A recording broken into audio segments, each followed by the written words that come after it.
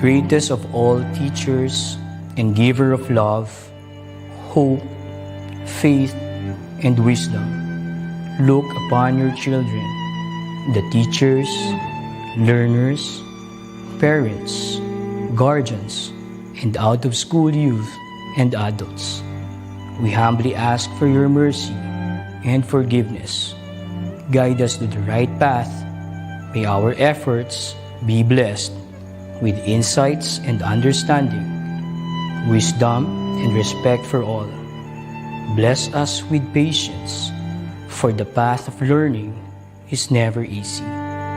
Bless our commitment to keep on learning new knowledge and experiences. Let your light shine upon us as we make our world a better place to live in. Amen.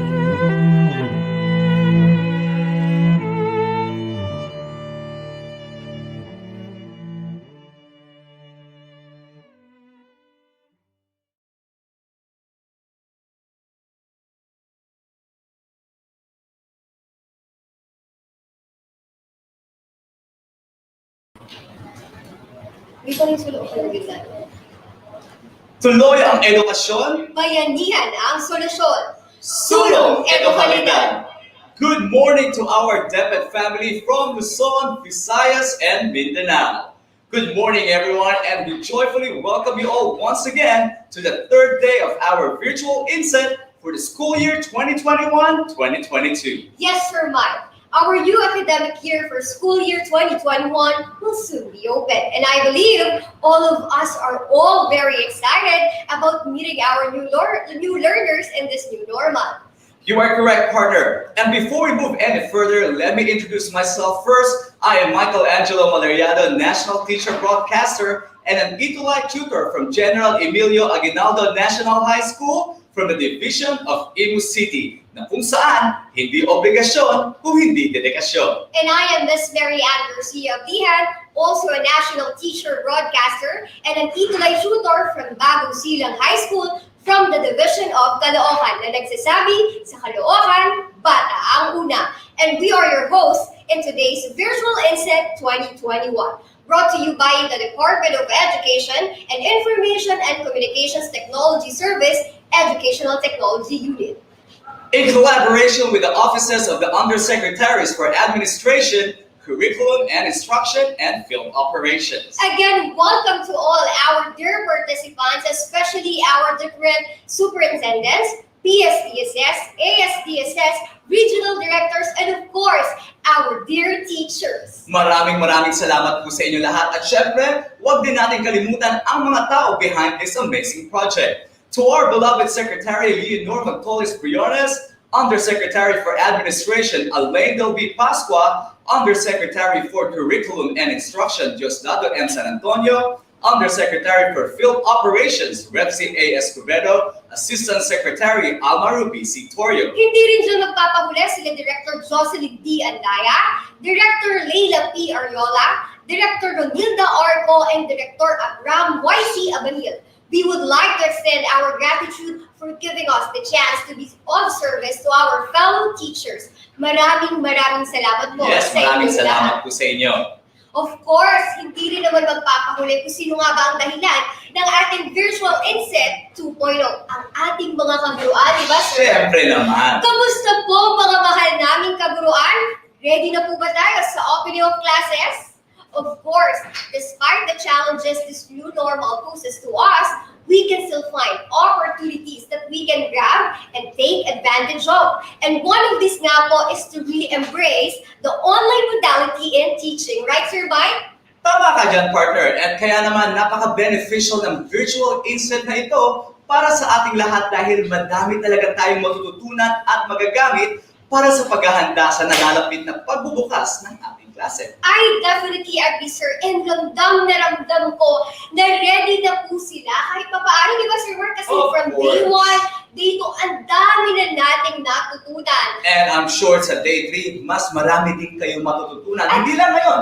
Meron din day 4 at day 5 pa. And we can also testify na ready na sila sa ating mga live comments, right, Sir Mike? Yes, and later on, just keep on commenting kasi mamaya babasahin namin ang inyong mga greetings or shoutouts, di ba? And also, Ma'am Mary Ann, huwag din natin kalimutan na ngayon ang simula ng Burmans. September na! Yes! Sino ang unang mo narinig? Kayo ba, mga teachers, sino unang nyo narinig? Si Jose Marichan ba ngayong umaga o si Mariah Carey? Ikaw, Sir Mike, sino una mo narinig? Si Jose Marichan eh. Wow. Ikaw? Parang narinig ko din si Jose Marichan na sumilip sa bintana. Oo, pero siguro mamaya after lang si Mariah Carey naman, di ba? Kayo ba? Pero, come on. This one, today, let's just have a good vibes. Ang dami na matututunan. Let's just keep the positive spirit, Yes. di ba? It's Burmans. It's a joy of love, Yes, sir. giving, at syempre, marami pang iba. Alright, and of course, I just want to remind our viewers na ang ating LMS will stay open until January 31st, 2022. Kaya naman, kasi alam ko, this past few days, nagkaroon tayo ng surge, di ba? Yes. Nagkaroon tayo ng parang traffic, and of course, we apologize for that, but we are already working on it, di ba? And syempre, pwede naman natin siyang balik-balikan para makumpleto ang iba pang ating mga activities.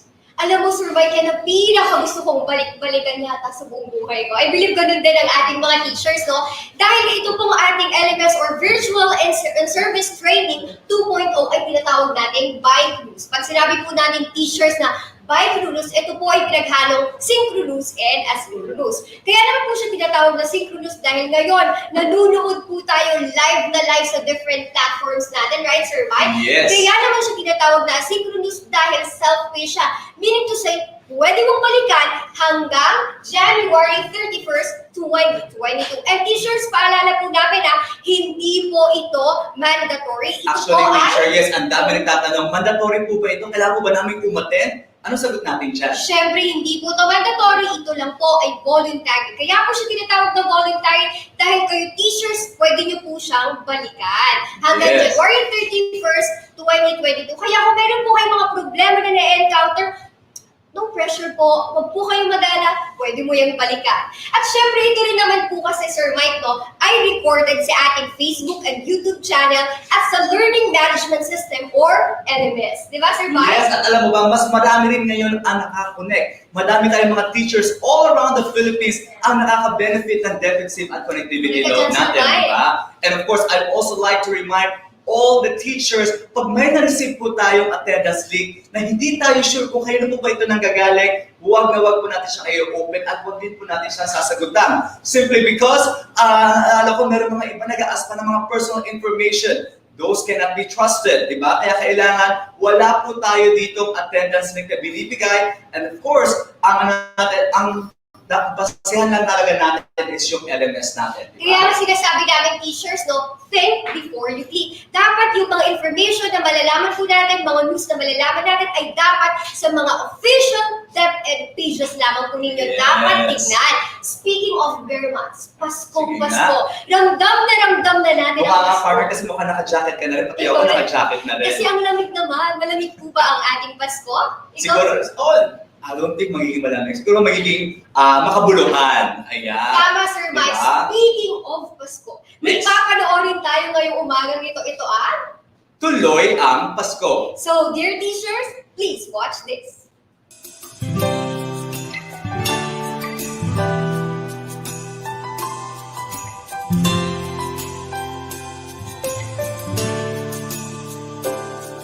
Ang tahimik nating mundo,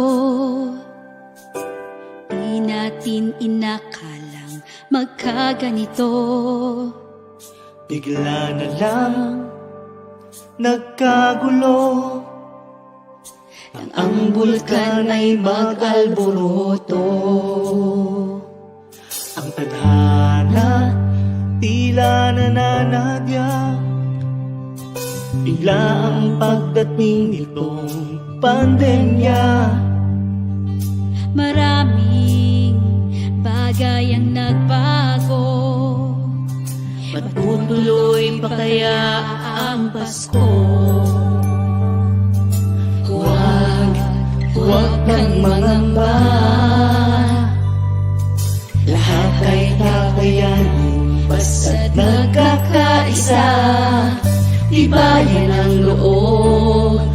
sa Diyos ay magdasal.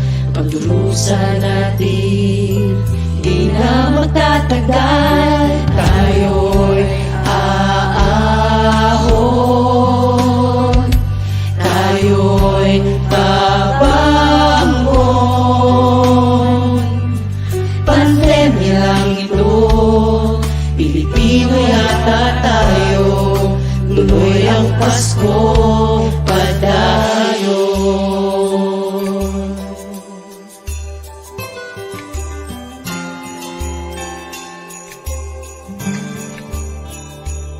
Sa pagsubok, tayo'y di bibigay.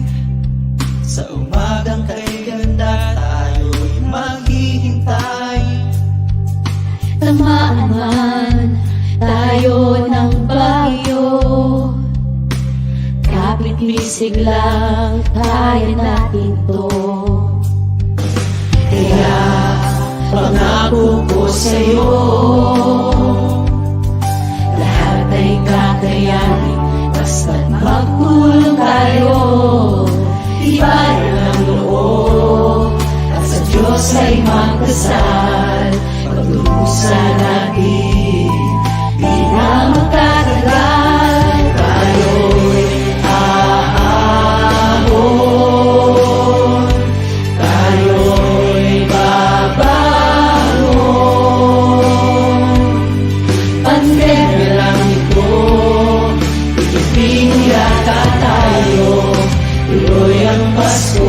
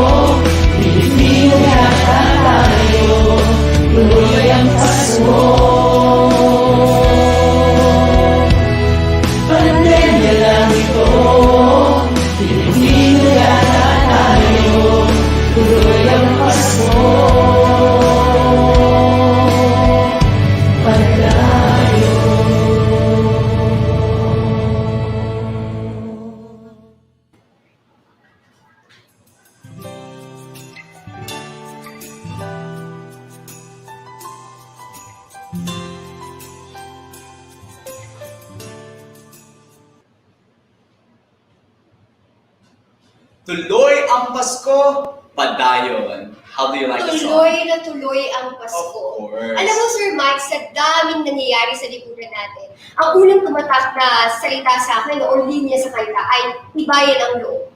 Bakit tibayan ang loob, Sir Mike? Kasi sa dami na ng hamon na ibinabato sa atin ng buhay, kailangan lang natin palagi tibayan ang loob. Kasi wala na rin naman tayong choice, kundi yun ang kailangan natin. Correct. Sa akin naman, siguro yung tayo aahon, tayo'y babangon. You know what? I'm so happy to inform everyone na ang nag-compose, ang sumulat ng kantang ito ay si Carlito Tandlas Jr.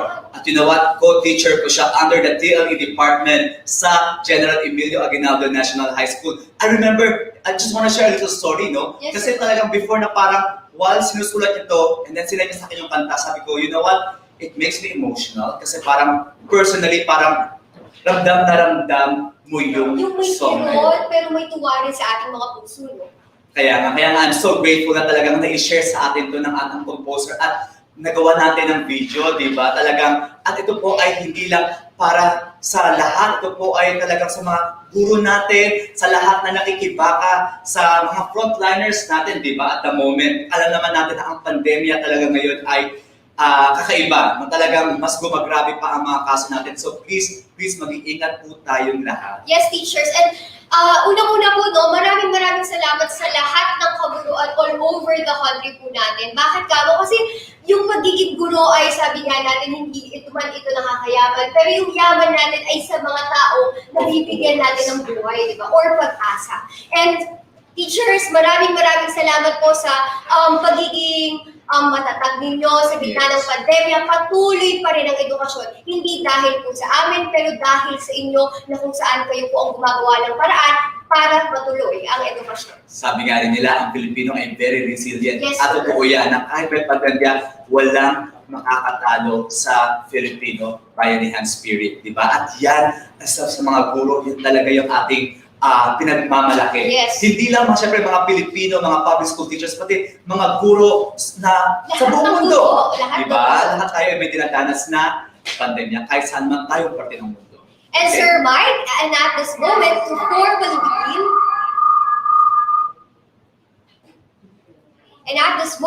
formally begin, our endeavor, may we call on the Education Program Lead of Microsoft Education Philippines. Moreover, she is the Education Program Lead of Microsoft Philippines, and aside from that, she drives the strategic growth and expansion of education transformation across the country through programs that support student skilling of employability, educator capacity building, and the digital transformation in academic institutions. And with the right tool and program, school leaders, educators, and students are given the opportunity to use technology that promote inclusive, accessible, and equitable education for all. She is passionate about how technology can empower lives and believes that relevant education combined with future-ready skills are key to economic progress and nation building.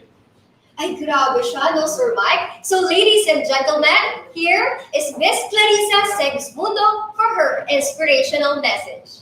Hello, Ma'am Clarissa. Hello po, good morning. Good morning, Hello. Ma'am. Hi, Sir Michael and Ma'am Mary Ann. Good morning.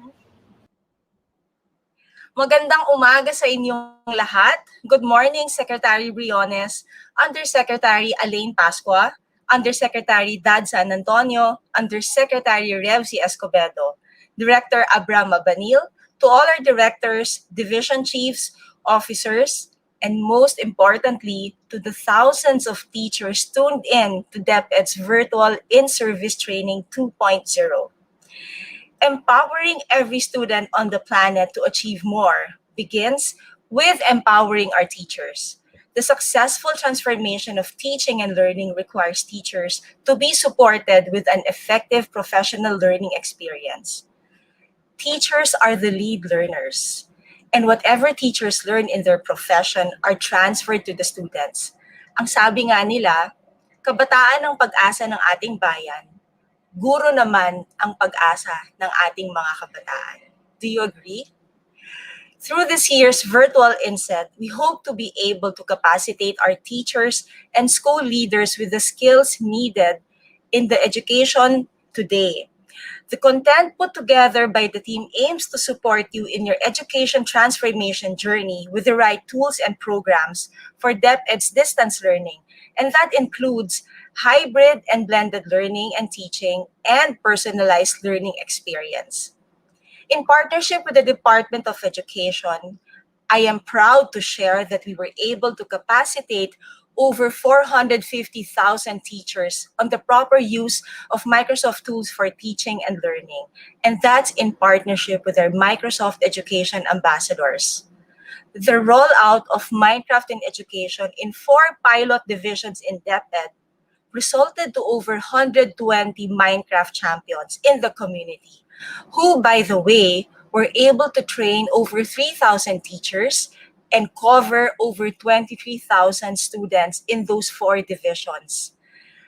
These programs will be replicated in different divisions in DepEd so that we can give access to all our 23 million learners to game-based learning through Minecraft. And I'm so proud to let you know also that this is recognized as a best practice in Microsoft Asia Pacific.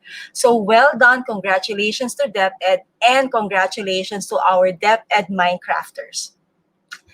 In partnership with DepEd EdTech Unit, Tech Talk and My Tech Talk, a weekly webinar on Microsoft tools for teachers and students, have now become a Saturday habit. And this program has reached over 2 million viewers nationwide. Congratulations, DepEd EdTech Unit, and to the team behind this. We listen to your feedback, and we will remain teacher and learner-centric when it comes to us crafting our programs in education. Inclusive content is now available in DepEd Commons and DepEd LMS. We have turned over 50 video tutorials on Office 365 delivered in English with closed captioning, and over 28 videos on Microsoft Teams delivered in Filipino with closed captioning. So, lahat ng ating mga guro at teachers pwede siyang i-access again in DepEd Commons and DepEd LMS. In the last 12 months, the joint effort of DepEd and Microsoft in teacher professional development have resulted to 60,000 certified Microsoft innovative educators in the Philippines. So congratulations sa ating 60,000 teachers who are now certified Microsoft innovative educators or MIE. Well done, keep it up, and continue to spread the message. Meron pong inisyu na memo recently ang DepEd, EdTech Unit, and ICTS encouraging our teachers to log into MEC and claim their MIE badge. So watch out for it. We will share more details with you in our sessions later on. So, I'd like to invite all our teachers to make full use of the available training programs and platforms jointly offered by DepEd and Microsoft. First, do sign up again to the Microsoft Educator Community.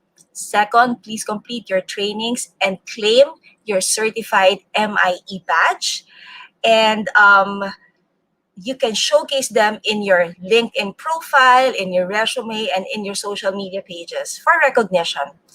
Let's embrace the beginning of the school year with the mindset of lifelong learning, training, and retraining. On behalf of Microsoft Philippines, thank you for the continued trust and partnership. Congratulations to DepEd and to the hardworking team behind this year's virtual INSET. Have an amazing morning. Thank you very much, Ms. Clarissa of Microsoft Philippines. By the way, Ma'am Clarissa, on behalf of DepEd Philippines, we would like to say thank you po, no? Kasi may narinig po tayo na sa sinabi ni Ma'am Clarissa na they will really help us, DepEd, us teachers in professional development and of course, upskilling our skills as well. Yes, napakahalaga yan, hindi lang sa mga students natin, but also upskilling the skills of our dear teachers, di ba? So, Ma'am Marianne, before we proceed, let's just have a short recap on the things that we previously discussed in our Day 1 and Day 2 virtual INSET. Let's also give them an idea of the things they will learn from our very competent speakers today in our Day 3 of the VINSET 2.0. Alam mo, Sir Mike, Day 1 pa lang, alam kong ang dami na ng mga teachers na natutunan, no? Talagang parang busog na Day 1 pa lang. Yes. And of course, bakit naman parang busog? Dahil nga po, ang mga tinopic natin during the Day 1 is all about the Canva, Grammarly, which are the resources na pwedeng gamitin ng ating mga teachers in the teaching and learning process. That's actually one thing that I want to learn on how to use Canva. Kasi I remember during the ETULAY Tutor, na parang there's one tutor na gumamit ng Canva in his presentation. Ang ganda. And that's definitely what I'm going to explore Yes, next. sir. Alright. And also on Day 2 naman, di ba? On Day 2, we learn about radio-based instruction. Di ba? Napaka-interesting niya. We also learn about the techniques and learning delivery style in conducting effective virtual classes. Napakahalaga niya. Ano ba? Tatayo lang ba tayo? Or mag-hello lang ba tayo in front of the camera? But there are actually so many different ways on how we can make our virtual classes fun. Alright, and also we also discuss about child-friendly approaches in empowering our teachers.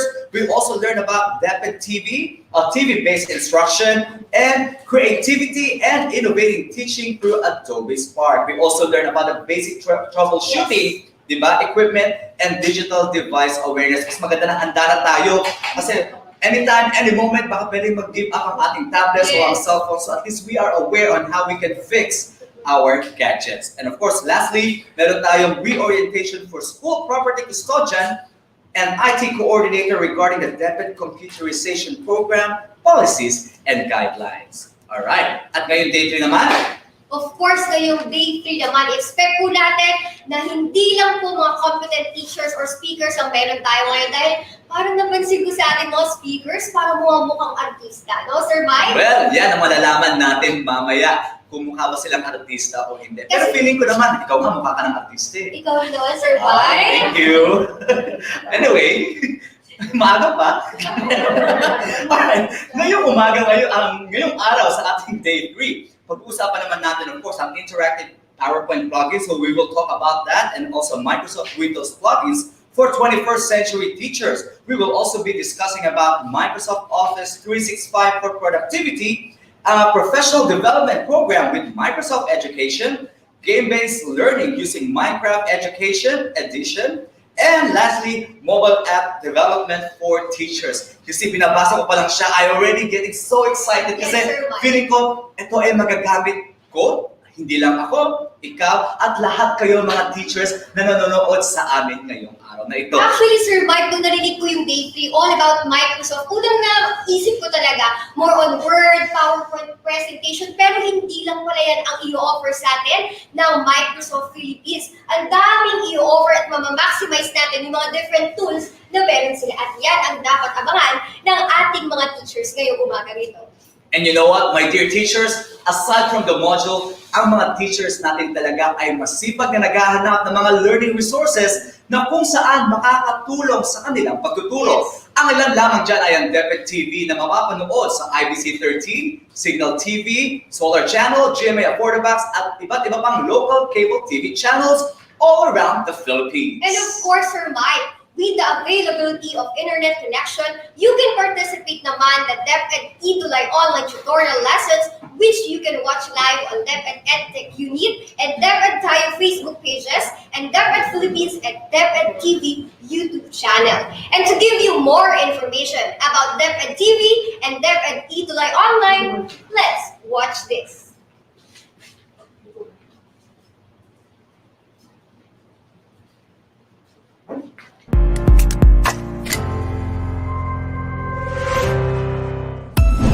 Maraming paraan para matuto sa kabila ng maraming pagbabago. Oops! Oo! Kami nga! Ang inyong mga teachers sa telebisyon, mas madalas nyo nang mapanonood at makakasama. Mas mahabang oras at maraming araw. Lunes hanggang Sabado mula alas 7 ng umaga hanggang alas 7 ng gabi. Dahil sa DepEd TV, magagawa nating ipagpatuloy ang pag-aaral kahit wala tayo sa loob ng paaralan.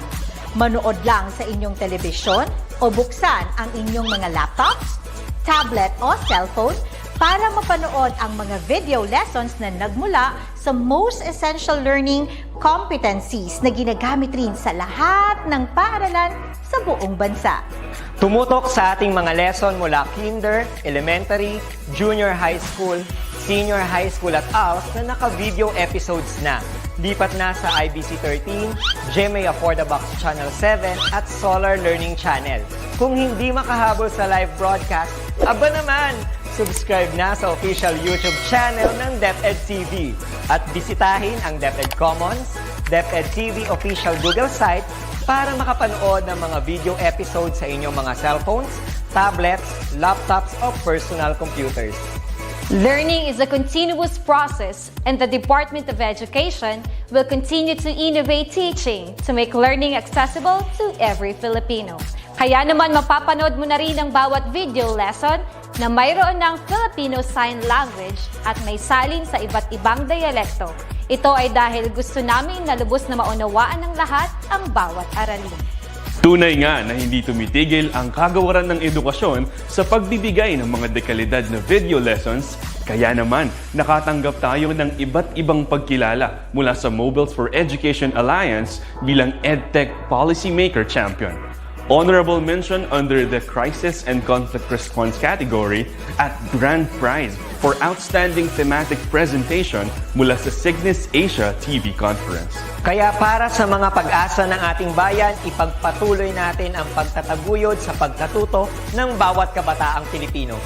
Ang komunidad at mga magulang ang kaagapay at ang DepEd TV ay gabay at tulay para sa edukasyong kailanman ay di tatamlay.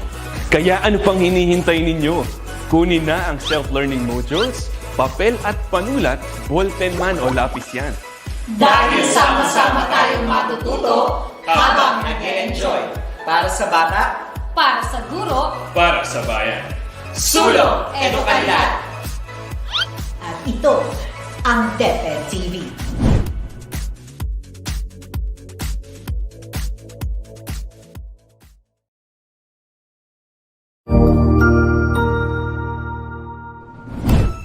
Isang masayang pagbati na may ngiti sa aking mga labi. Naghahanap ba kayo ng makakatuwang sa pagre-review ng inyong anak? Meron yan sa DepEd. Ang ETULAY Online Tutorial ay libre at handog ng ating kagawaran sa pangunguna ng OUA ICTS EdTech. Ito ay isang proyektong makatutulong sa mga mag-aaral, katuwang ang mga magulang o kasama sa kani-kanilang tahanan para masagutan at maunawaan ang mga modules. Hangad din ng programang ETULAY ang matulungan ang ating mga guro sa kanilang mga blended learning classes. Ang ating ETULAY ay mula kinder hanggang senior high school. Bukod sa academics, meron din tayong mga special programs gaya ng All is Wellness, Reading and Math Remediation, Storytelling, Mommy Tech Talks, Classes sa Gramatika, Speech Class, Financial Literacy, at marami pang iba. Pinalawig din ng ETULAY ang ating Alive program para sa mga mag-aaral mula grade 1 hanggang grade 3. Gayun din ay mayroon tayong ALS program at SPED tutorials na makasisigurong makakamit ng lahat ang inclusive education. May SPED hotline na rin para sa inyong mga katanungan patungkol sa special education. Kaya, subaybayan mula Lunes hanggang Biyernes, mula 9:00 ng umaga hanggang 7:00 ng gabi ang ating ETULAY. Sa ating pagtutulungan, maiaangat natin ang bawat isa. Ating itutulay ang pagkatuto upang di mapigil ang pag-aaral ng kabataang Pilipino. Itulay natin ito, sulong edukalidad.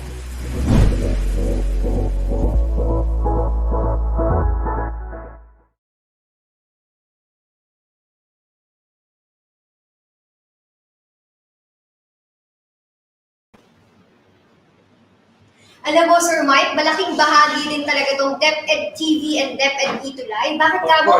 Kasi gagamitin din po ng mga teachers natin, supplemental activities or supplemental teaching and learning process nila to, di ba? Kumbaga saan, makakatulong sa kanila ito para mas mailapit natin yung mismong lesson or learning natin and education natin sa ating mga bata. Sabi nga nila, para sa bata, para sa bayan, we will really reach the unreached. Yes, I remember, teacher, actually ginagamit ko ito kasi I used to have an educational blog. So I used to write articles. So nilalagay ko doon yung mga modules ng bata para ma-access nila 24/7. At ano ang nilalagay ko sa ilalim? Yung mga DepEd TV videos. At meron na rin tayo ma-access natin sa mga DepEd TV videos sa Google site. Di ba? Hindi lang sa Google site, Sir Mike. We can also watch or we can also stream the DepEd TV and DepEd ETULAY sa ating mga different platforms. Yes, of course. Alam mo, ang laking tulong. I remember I also talked to someone from Batangas naman na talagang ginagamit nila at meron sa barangay hall nila. Yes. Meron pa silang schedule doon talaga ng mga mapapanood nila ng DepEd TV program. So, ang laki ng impact ng mga resources na ito at ang hope na bilang teacher broadcasters, us being teacher broadcasters, nawa ay nakatulong kami sa inyo para mas mapadali at mapabilis at maging effective din, di ba, ang ating pagtuturo. At alam mo ba, recently lang, nagkaroon ng DepEd TV audition for Batch 6. So sa mga mapipili po dyan, good luck po and see you soon. Speaking of teachers, alam mo ba, Sir Mike, ngayong araw na to, day 3, ngayong umaga, meron tayong 70K viewers. Wow! Thank you very much po. And I'm sure tataas pa yung 70K viewers natin na yan, okay? And of course, teachers,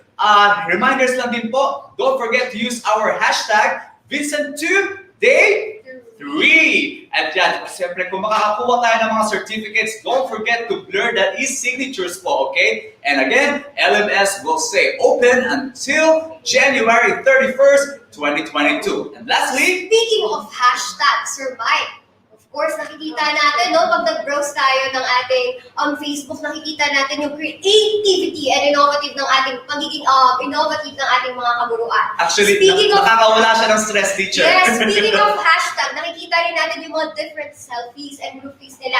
So, Sir Mike, andito na tayo sa ating selfie time. Oo nga, last time talagang naiingit ako kay Sir Avengel, kay Ma'am Pawi, kay Ma'am Carla. Yes. Ngayon naman, si-selfie rin ba tayo? Of course naman, Sir Mike, di ba? Kasi teachers, kailangan nyo din mag-selfie dahil malay nyo, kayo na po ang susunod namin i-propose o i-highlight sa aming VINSET for tomorrow. So, okay. Teachers, ready na ba tayo? So, ihanda na ang inyong mga camera at ang inyong mga pose. Ano ba ang una nating selfie? Of course, ang una nating selfie dahil Burbans ngayon, malapit na ang Pasko. Ang Pasko ay tungkol sa pagmamahalan. Wow! Pupusuan kita, Sir Mike. Wow! Thank you. Of course, ikaw din pupusuan ko din ako. Pupusuan din kita, syempre. Pupusuan ko rin kayo mga teachers at ikaw. Ayan. Sige na, start na tayo. Okay, teachers, ang una po nating pose ay ang ating heart sign. Okay po. Heart sign. Heart sign. Okay, yan. Alright, ready na po? 1, 2, 3, 4, 5. 5, 4, 3, 2, 1. Parang naging online selling na partner.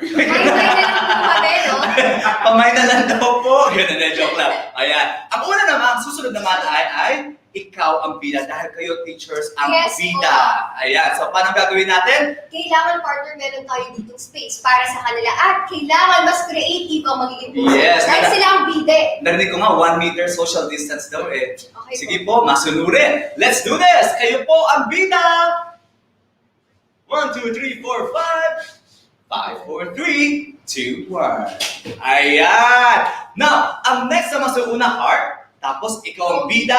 Photo bomber naman. Yes, so, sir. paano ang pose sa ating teachers? Let's see. I want to see your creativity here sa ating selfies ngayong VINSET 2, Day 3. So, gaganda lang tayo sa gilid. Oo nga pala. Kasi photo bomber lang. Photo bomber tayo. So, kayo ang bida pa rin dito. So, ready?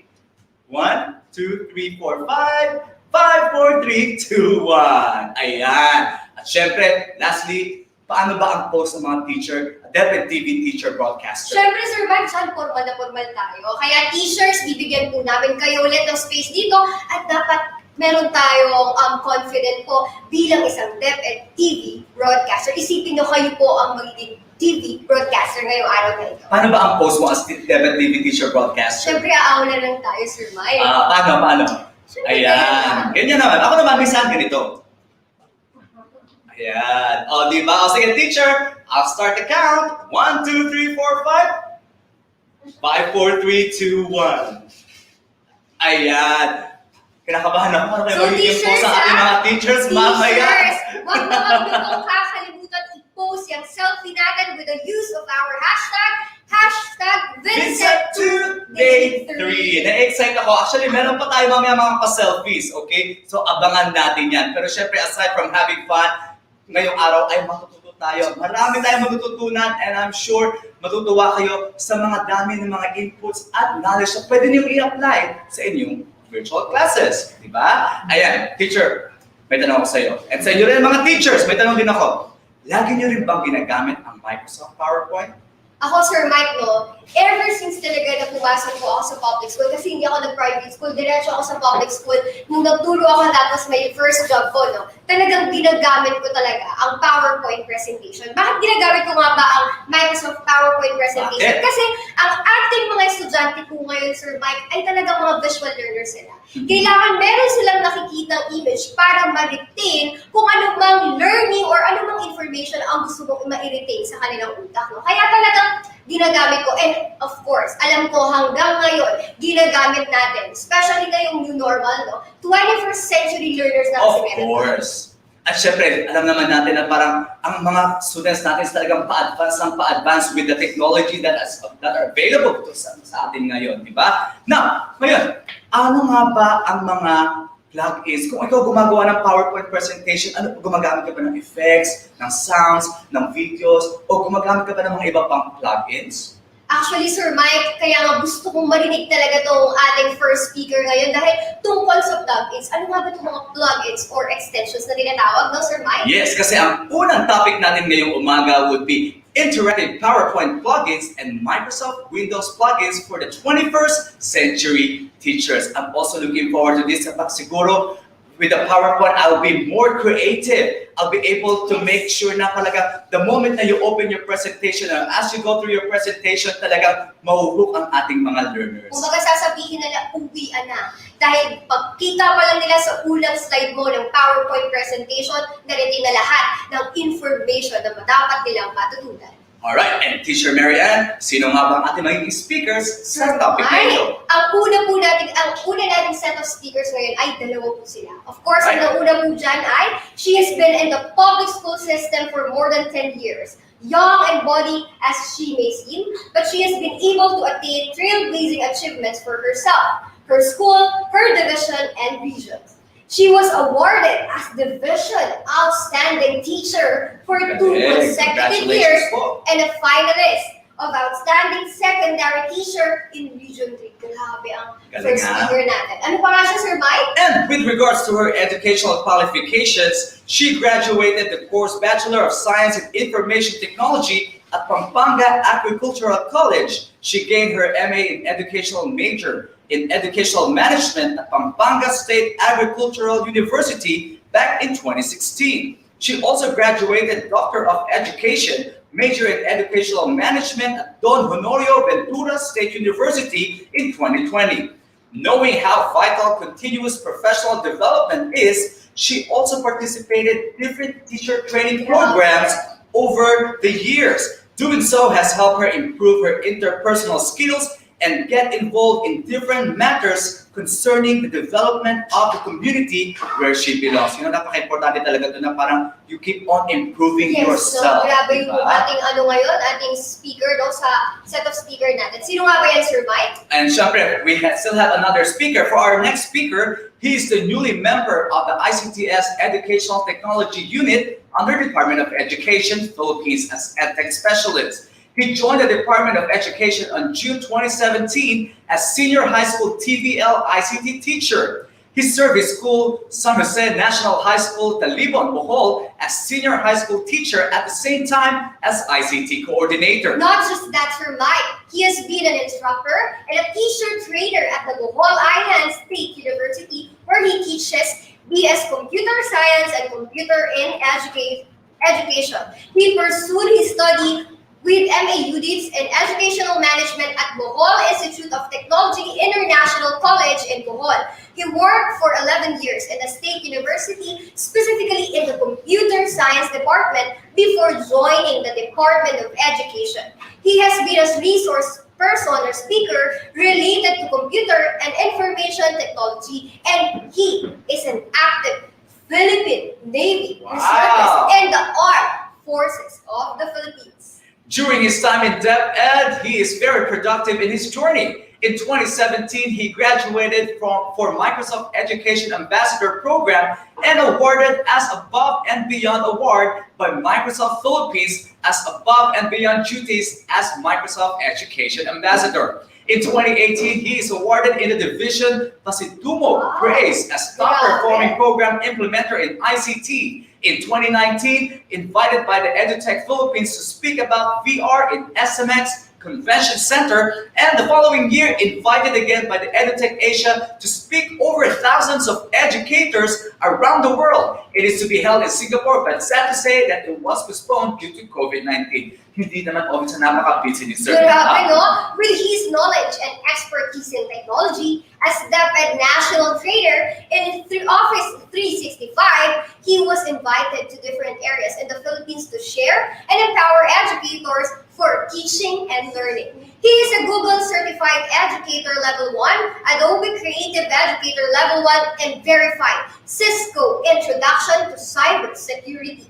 He is also conferred by the Technical Education and Skills Development Authority, or TESDA, as National TVE Trainer in Computer System Service, NC2, 2D, Animation, NC3, and Visual Graphics Design, NC3. Grabe ang ating mga speakers ngayong araw na ito, Mr. Mike. So without further ado, let us all welcome Ms. Remelyn Cruz and Mr. Glenn Perano.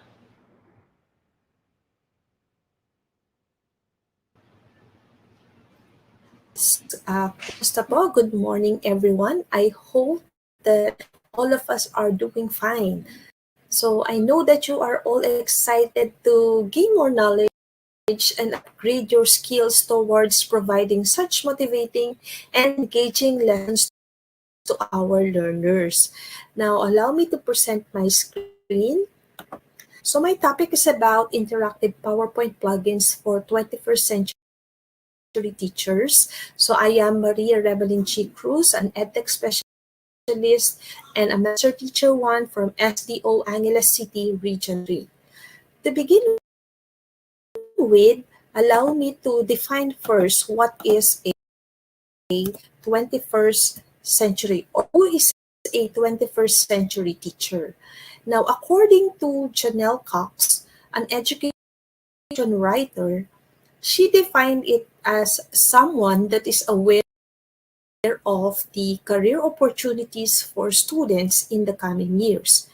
And they are always advocating forward thinking and to ensure that no students will left behind.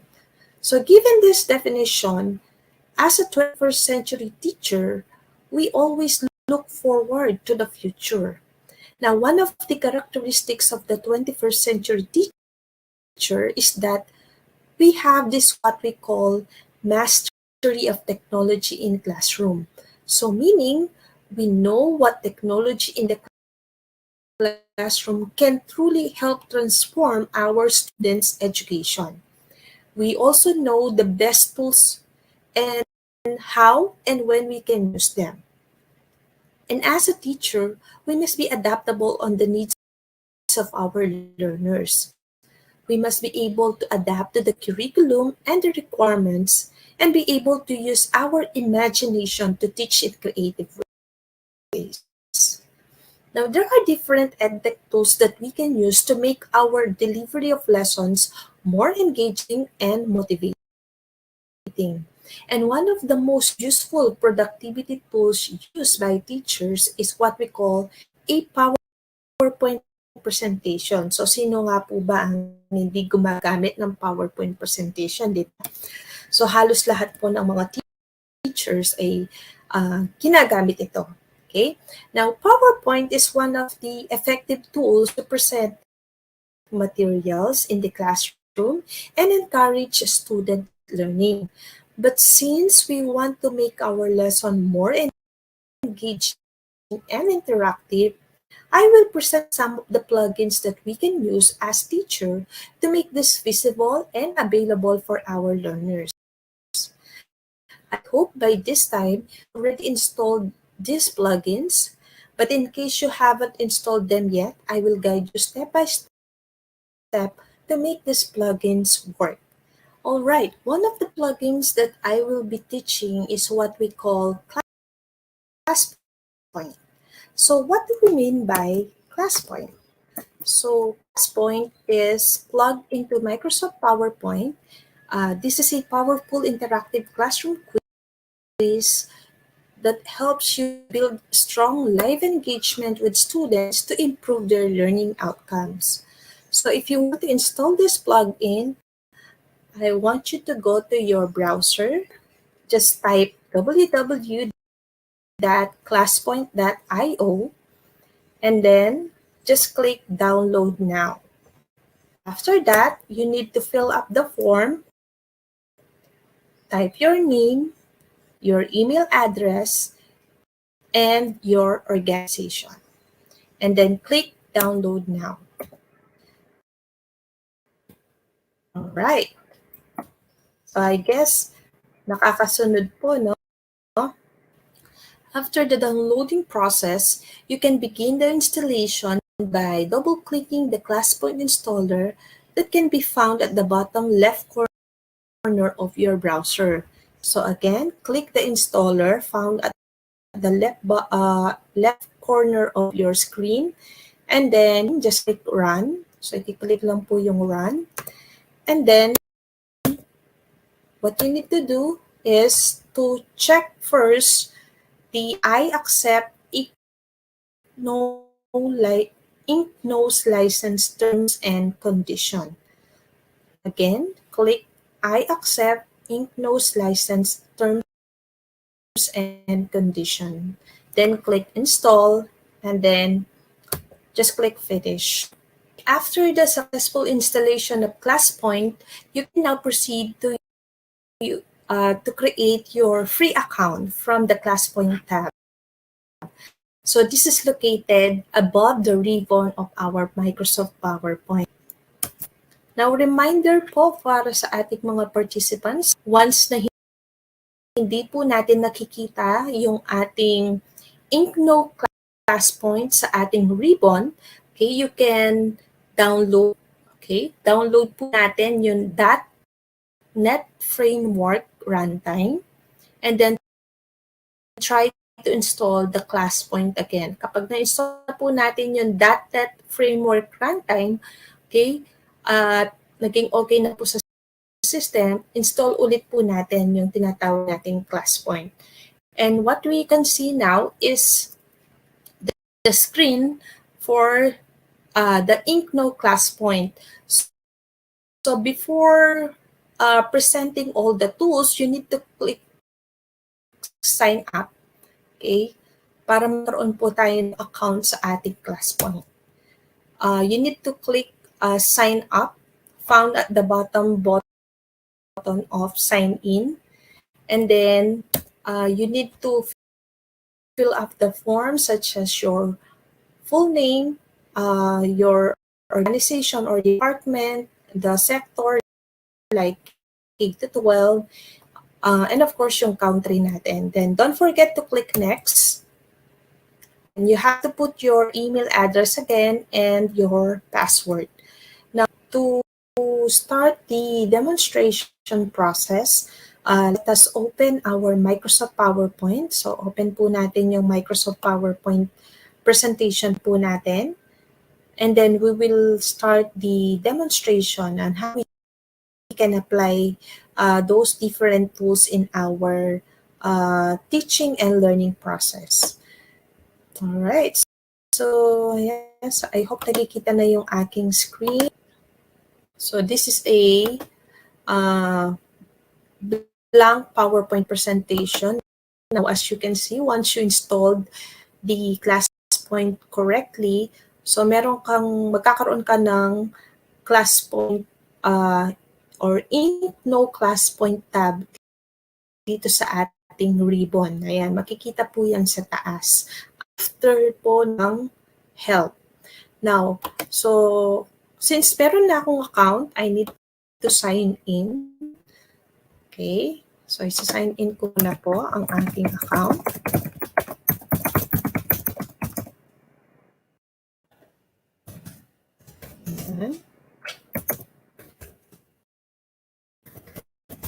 There you go. Ayan. So once you signed in, what you can see is a different tool in your PowerPoint. So ngayon meron na siyang annotation settings, meron na siyang interactive quiz. We also have the slideshow and of course the review and help. Now let's start first with what we call the annotation settings. Now, paano ba natin gagamitin si annotation settings? So for this particular activity, assuming that I already have my topic, okay, it's about introduction to graphics software for illustration NC2, okay, and this is intended for grade 10 students. So there you have it po. Okay, now, how do we use and make this ClassPoint interactive? So, all you need to do is to go to your ClassPoint and of course, gaya ng sinabi ko, no, once na nag-sign in na po kayo sa ating ClassPoint, you will receive these additional tools in your PowerPoint. Now, let's start with the annotation settings. So first on the list is the annotation settings. Now, as you can see, we have this different type of pens, okay, that we can use to annotate a specific slide. So paano siya gamitin? So first, you can customize this into your favorite color. Okay, these are the available colors po for our pens. Okay, and assuming okay na yan, so I will use red. Ayan. Now, how do we annotate? Now, we usually use the annotation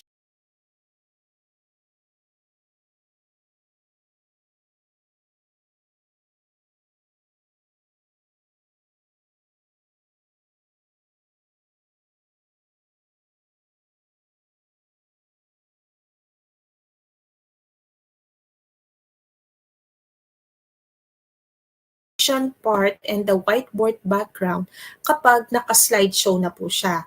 Now, to give you a preview kung paano siya gamitin, so click po natin yung slideshow or just press F5 on your screen. Start.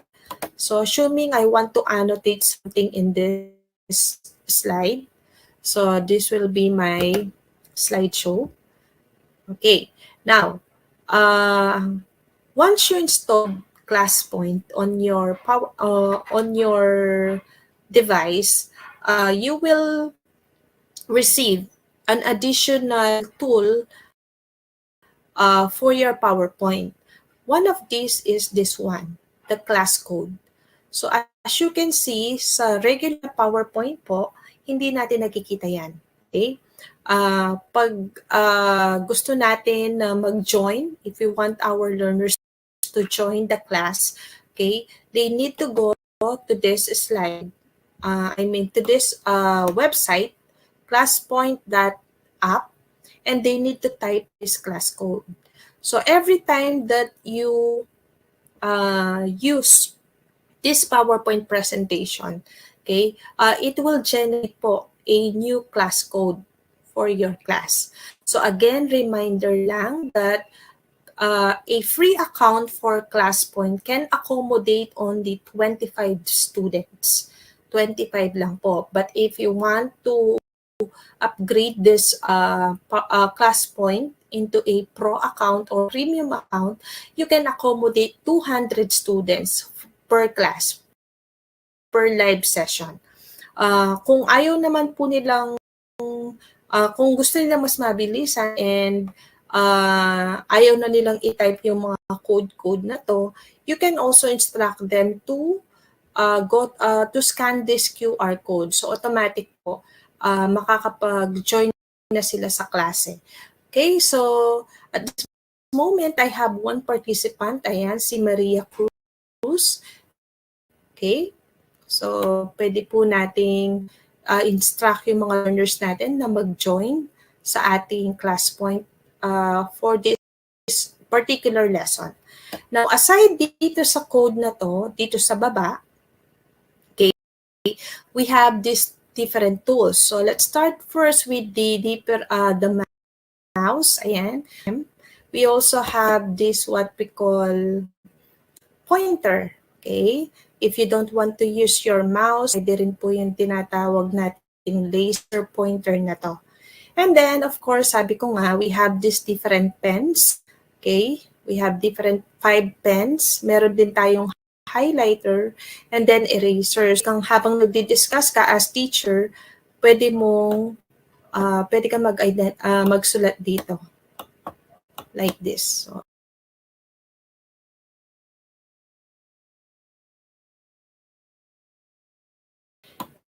and if you want to erase something, pwede naman po. Okay? Just click this one and then erase nyo lang po yung mga previously annotated slides nyo. So, pwede po yan. You can also highlight yung tinype nyo or drawing nyo by using this tool. So, eyedropper, highlighter, and then this one. So, para mas makita ni student kung ano yung dinidiscuss mo for this specific topic. So, ayan. You can use a highlighter, you can use different pen, and then you can also erase them kung ayaw nyo yung annotated part na yun. And then, what's good about this is that kapag nag-exit po kayo, okay, let's try to exit. Okay, Shumi, mag-exit na tayo. Okay, so lilitaw po yung tinatawag nating dialog box na to wherein you have this option. You can keep it or discard. Pag sinabing keep, ibig sabihin kahit ibig sabihin po nun, pwede natin, yung mga inannotate natin, yung mga sinulat natin dun habang slideshow siya, ay malalagay din dun sa slide. But if you want to discard, ayaw mo namang ilagay automatic dun sa slides mo, pwede naman, just click discard. But in this case, tingnan natin kung ano po yung itsura ng ating slides once we click the keep button. So click keep. So there you have it. As you can see, this is the annotated part. Ayan. You can delete this if you want. Ayan, pwede naman po. Okay. So that is what we call the annotation, or yung pag-annotate ng slides while in the slideshow mode. Okay? So after po ng annotation, we have this what we call whiteboard background. So under the whiteboard background, if we want to customize this, okay, by default we have 3 whiteboard background. Okay, so first the whiteboard, and then we also have the blackboard and the ruled paper. But just in case ayaw nyo po yung mga default na to, you can also customize your own background, whiteboard background. So what are the different tools mode of background that we can use? So, yung una is yung tinatawag na use an image. For example, I am a math teacher and gusto ko ang habang nag-annotate ako, ang pinaka-background na gagamitin is yung Cartesian. Okay, so example po, ayan, kunwari nag-save ako ng isang Cartesian plane sa aking desktop. So, I need to browse that. Click Cartesian and then open.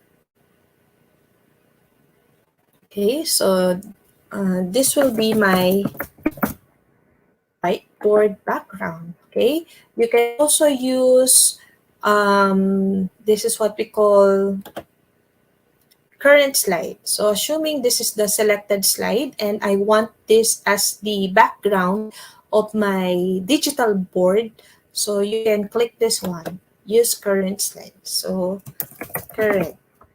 There you have it. So once done, once you customize or edit the settings of your whiteboard, paano siya gamitin? So again, you need to go to your slideshow. Okay.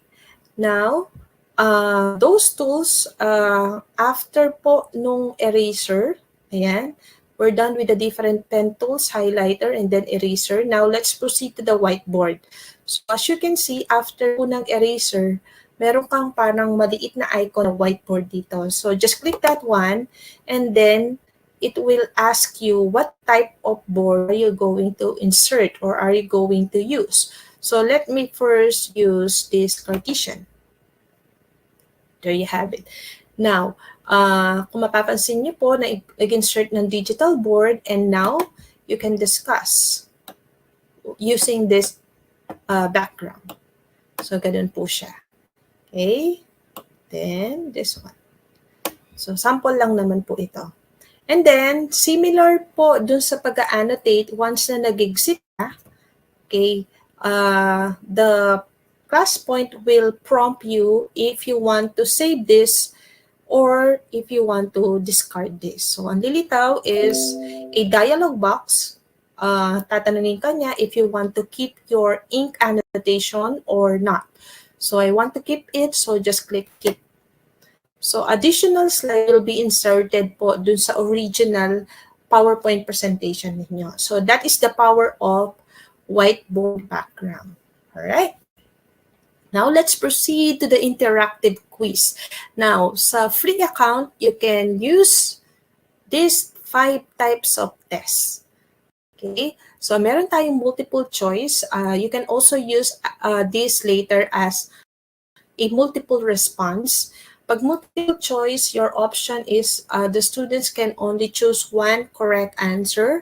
But if there's an option that if you want to use a multiple response, so later po ipapakita ko kung paano siya gamitin. We also have word cloud. So under the word cloud, para siyang Mentimeter, okay? This is very useful when you want to check the prior understanding of your learners. Ayan. O kaya pag nagpa-brainstorming, we can use this type of test. And then we also have the short answer. This is also used for parang fill in the blanks o kaya identification. So maganda rin po siyang type of test. And then this one is a slide drawing. Sa slide drawing naman, the students can draw depending on your instruction. So meron silang option that they can draw and then it will be sent on your screen later.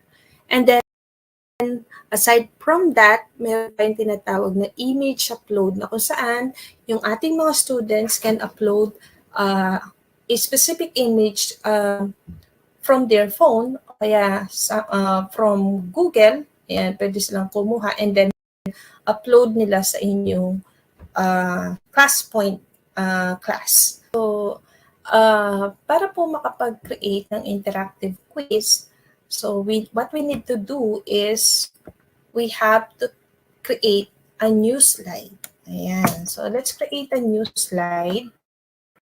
And then, kailangan po natin i-type muna yung quizzes natin, yung mga tanong sa ating slide. So, to do that, okay, so let me use this layout. Ayan.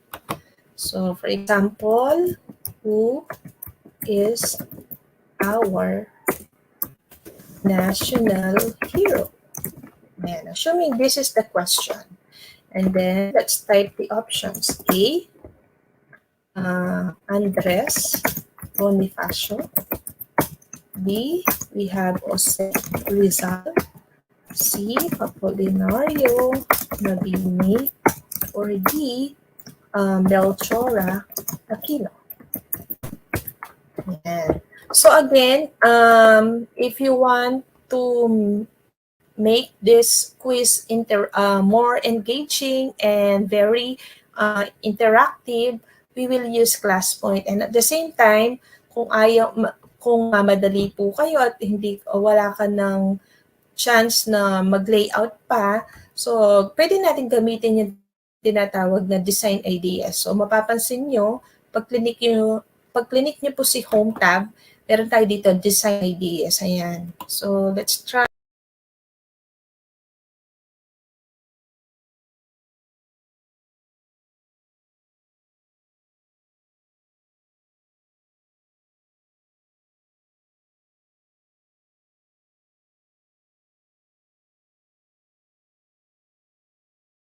Okay, now how do we make this slide an interactive quiz? Paano siya magiging interactive? So again, go to your ClassPoint. So all you need to do is to click one of these buttons. So let's start first with multiple choice. So click this one. Ayan. Now, once you click this multiple choice icon, we have this what we call settings. Okay, the settings for our interactive quiz. Let's start with the multiple choice. Now, the first one is the number of choices. Now, by default, ayan, nadidetermine na niya. Okay, by default, 4 yung kanya nadidetermine na number of choices. But in case that meron ka lang 2 choices, 6 choices, 3 choices or 5 choices, then you have to click that one. So halimbawa, in this case, hindi ko na po siya papalitan kasi we have 4 options. Ayan. Now, allow selecting multiple choices. Ito yung sinasabi ko po kanina that the students can determine or make responses multiple, okay, or more than one question, more than one answer. But in this case, since isa lang naman po yung correct answer, so i-let ko na lang na naka-uncheck siya. And then, meron ba siyang correct answer? Of course, has a correct answer. And then, don't forget po to select which among the options is the correct answer. So, letter B. Ayan. And then later na lang po yung ating tinatawag na competition mode. Okay, that will be the last part po.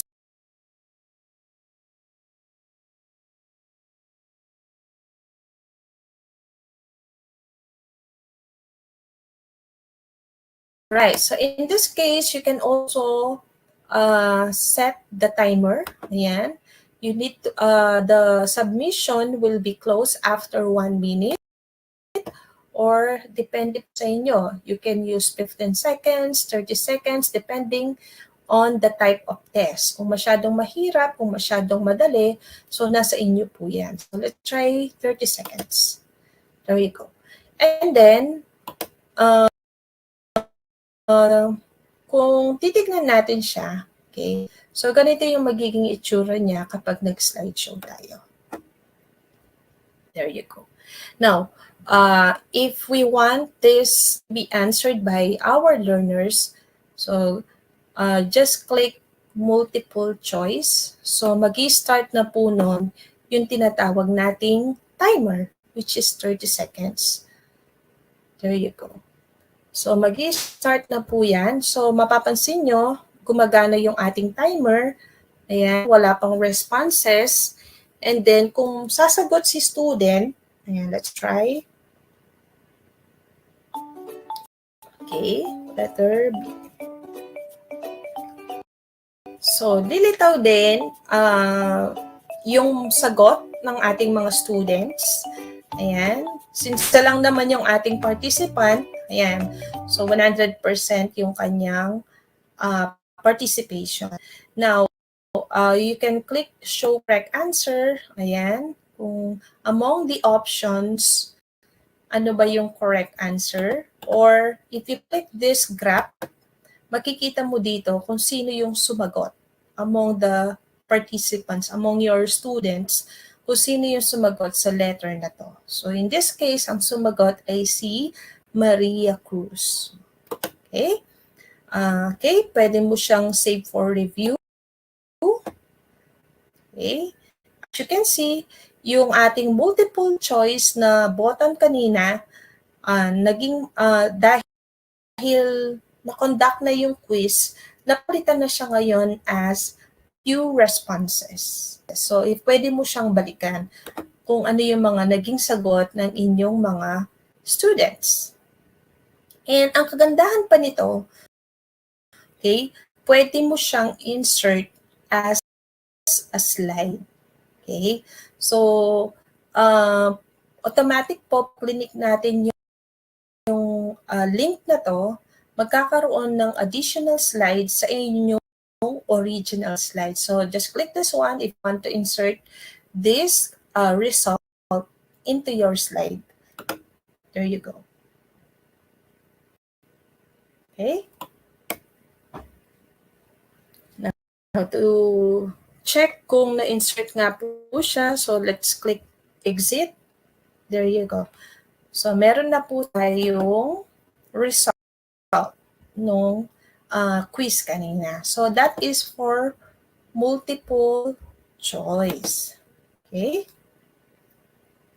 Okay, next. What about the word count? Okay? So, again, you can type your answer, question first. You need to type your question first. So, assuming the question is, since this is word count, okay, let's try to answer this one. What is your top 3 favorite fruit? Okay, so assuming this is your question. Okay, kung mapapansin niyo po, no, sa ating design ideas, Ayan, nagpe-present na siya ng mga pwede nating gamitin na template. So, let me try this.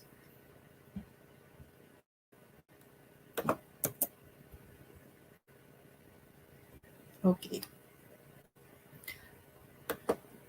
There you go.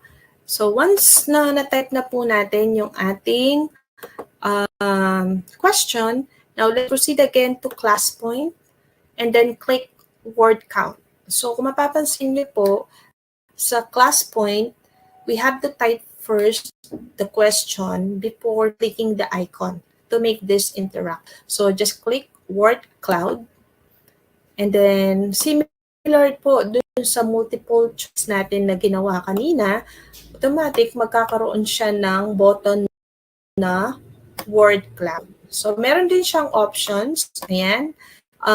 Limit number of submissions. Since I am asking 3 favorite fruits, okay, so ang ilalagay ko dito is 3. Okay? Ibig sabihin sa device po ng student natin, they can type their answers individually ng 3 beses. Okay? And then I can close the submission after 1 minute.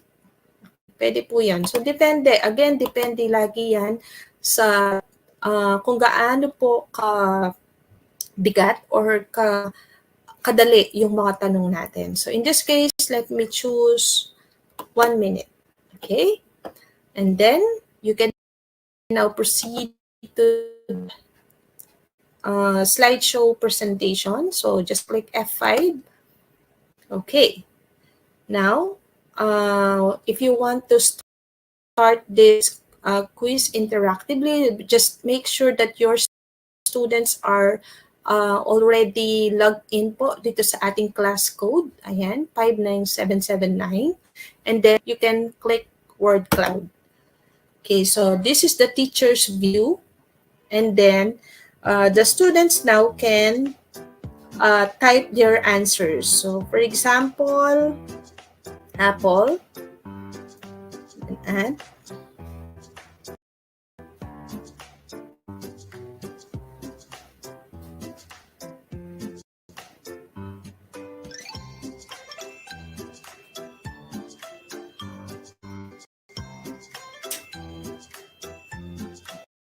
okay. So those were the top 3 that my students submitted regarding that question. Okay, so mapapansin ninyo, meron akong isang participant, meron din tayong tinatawag na timer. Kung okay na, you can close the submission. Ayan. And also, you can highlight the top answers. Okay, but in this case, since you only have 1 student, kaya ang nangyayari is lahat ng mga to ay top answers. So, similar po sa multiple choice, you can insert this result in your slide. And you can also save this for review.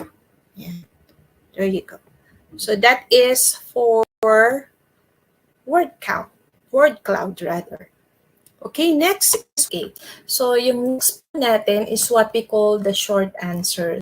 So short answer naman po, in this particular type of quiz, you can type open-ended questions. Now, at the same time, pwede rin gamitin ito as one of your kapag nagbo-brainstorming po yung mga learners natin. It's somewhat similar to word cloud, kaya lang yung mga sagot ng mga bata ay makikita mo individually.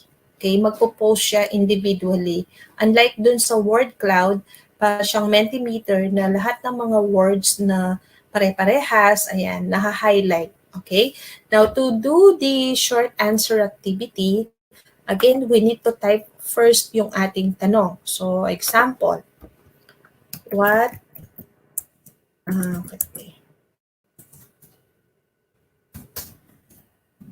are the devices that can manipulate data?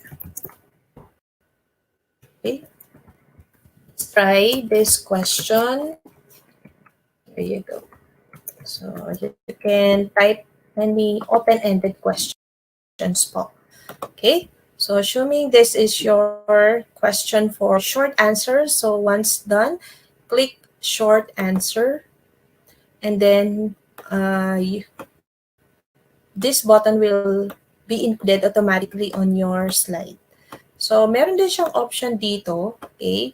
You can hide the participant's name kung gusto mong ang lilitaw lang ay yung kanilang sagot. Okay, pwede mong i-hide yung kanilang mga pangalan. Okay, let's try kung paano lilitaw kapag naka-hide.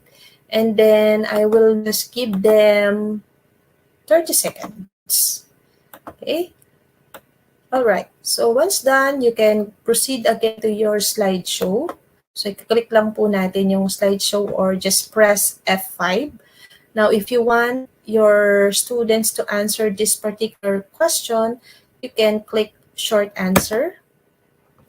So dun sa screen po ng ating mga learners, okay, ganito yung lilitaw.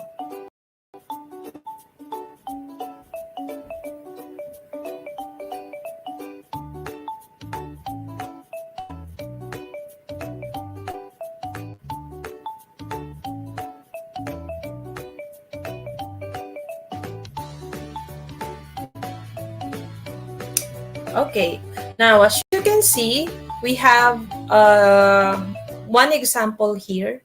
Okay, so yung isa sa ating mga student, ang sinagot niya is computer, tablet, and smartphone. Now, what's good about this activity, yung short activity natin, short answer activity, is that you can click like dun sa mga responses ng inyong mga learners. Pwede mo siyang i-delete once na baka merong foul na words na nilagay na sagot si student, pwede mo siyang i-delete. Kaya nga po yung kagandahan po nung naka-hide yung mga sagot or yung name ng learner is para maprotektahan din po siya. Okay, para hindi siya mabash. Pero of course, pwede rin natin balikan. Pwede na kung sa tingin natin yung mga responses nila ay okay naman, pwede natin i-show yung mga pangalan later. And then, pwede mo rin siyang i-download. So, nada-download po yung mga sagot nila. And similar to other type of activity, pwede mo siyang insert. Pwede mong insert yung result sa slide mo. And then, you can also review the responses once na tapos na lahat yung type of quiz na ginawa mo. Alright? So, that is for short answer.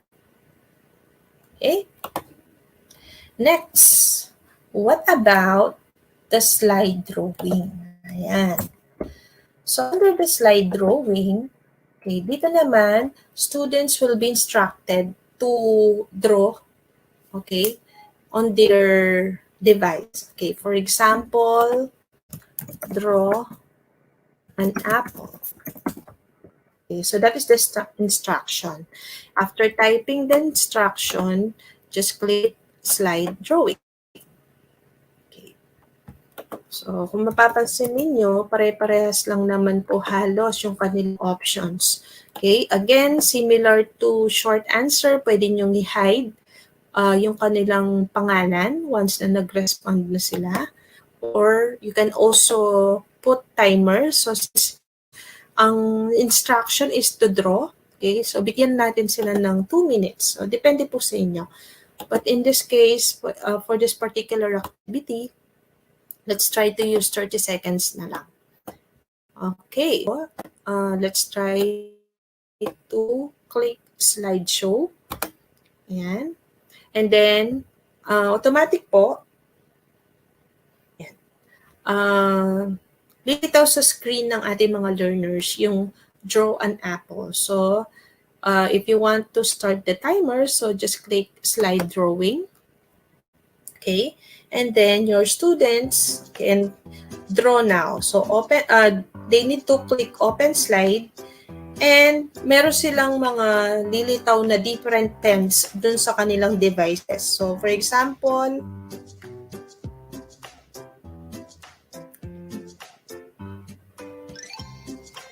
submit.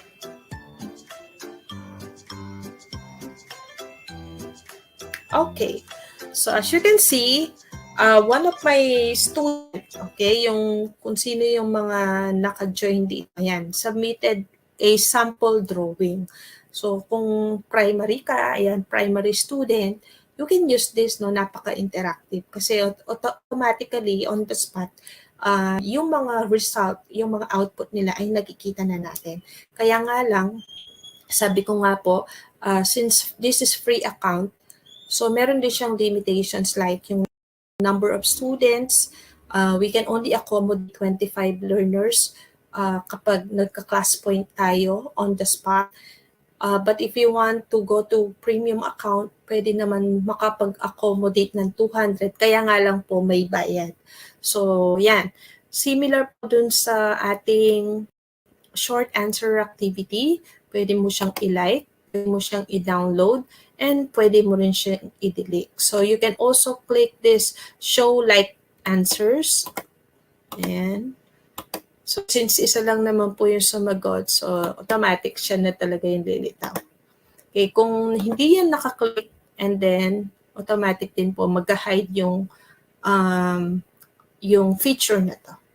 And then we can also save for review. So that is for slide drawing. All right. And last, we have this what we call image upload. Ayan. So sa image upload naman, you can instruct your learners dahil nasa bahay lang naman sila. Pwede naman po natin silang instruct na halimbawa if ang topic nyo is about family, you can instruct them to upload their family picture. O kaya, kung ang topic nyo naman po is different ingredients or ingredients of adobo, ayan, pwede naman pong mag-picture sila. Ayan, titignan nila sa bahay nila kung ano yung mga pwedeng ingredients ng adobo. And then, they will upload that picture using their smartphone or any device ginagamit nila. Right. So assuming our instruction is that we will instruct them to upload a picture of their favorite fruit. That is your instruction. Now, after typing the instruction or the question, you can click the image upload. Ayan. Then, as you can see, we have this button. All right. Now you can you also have similar options similar to short answer and slide drawing where you can hide the participants and also you can set the timer. So since mag-picture po sila and then mag-upload, syempre depende yan sa speed ng connection nila. Okay, or baka maghahanap pa sila ng kanilang favorite fruit. So you can give them ample time. So pwedeng 2 minutes, 3 minutes. Okay, but in this particular activity po, I will use 1 minute. Okay, and then to make this quiz interactive, of course, kailangan naka-slideshow po tayo. So again, you can press F5 or just click this icon. Ayan. So to start this activity, you can click image upload. Again, kapag kiniklik po natin yung mga buttons na to, so doon na rin nag-start yung timer natin. So just click image upload. There you go. And then let's try this in the okay. So, on the screen of your learners, magkakaroon po siya ng isang parang option wherein they can upload an image. Okay? So, click image and then this one. There you go.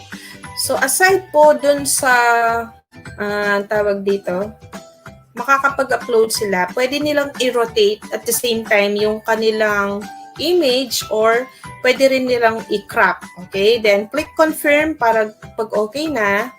And then, kikita po natin sa ating screen, once na-uploaded na yung file, makikita natin yung output ng bata. Ayan. So, as you can see on my screen, pwede rin po siyang i-like, ayan, or i-heart. Pwedeng i-download or i-delete. So, yan.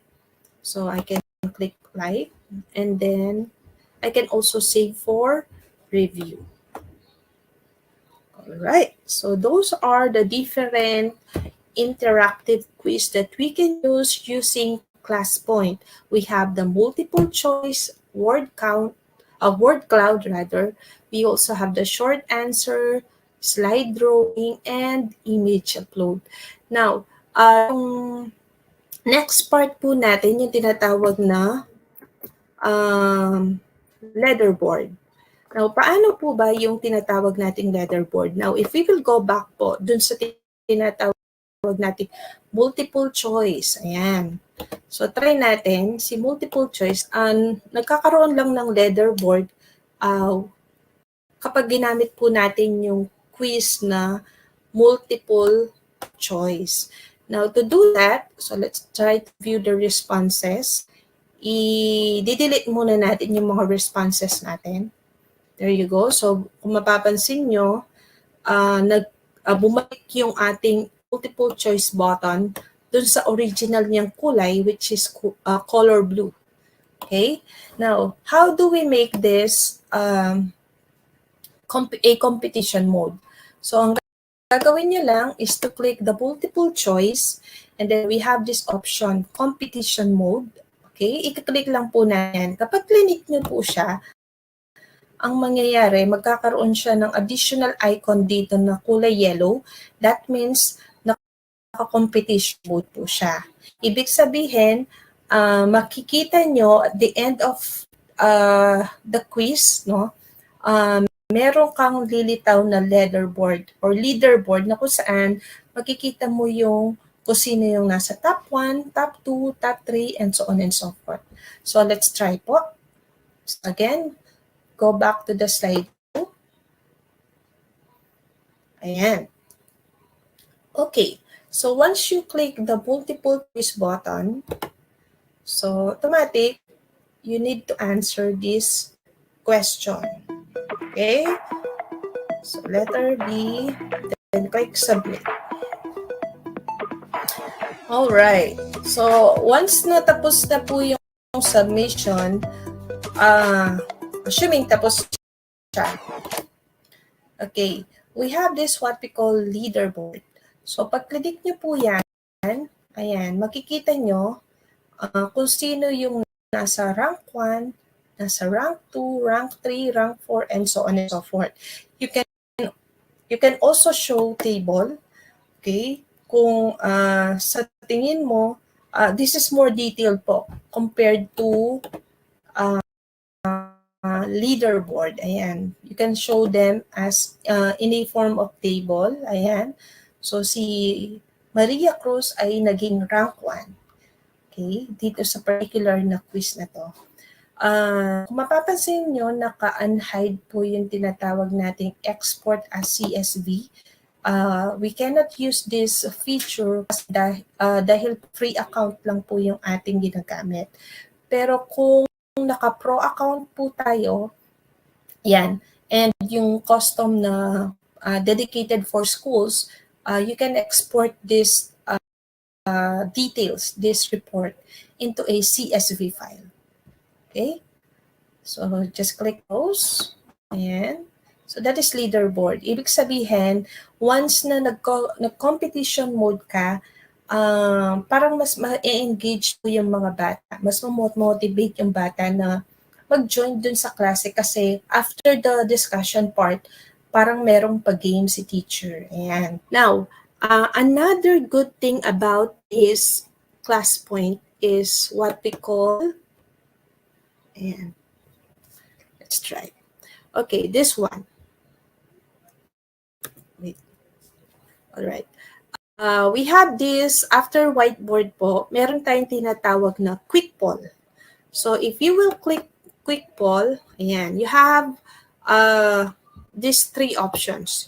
You can ask your questions on the spot. But you don't have to type the question on your slide.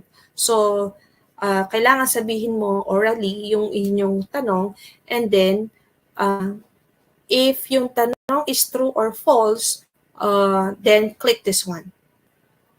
Ayan. So, si student yan, magkakaroon ng additional na option dun sa kanilang device.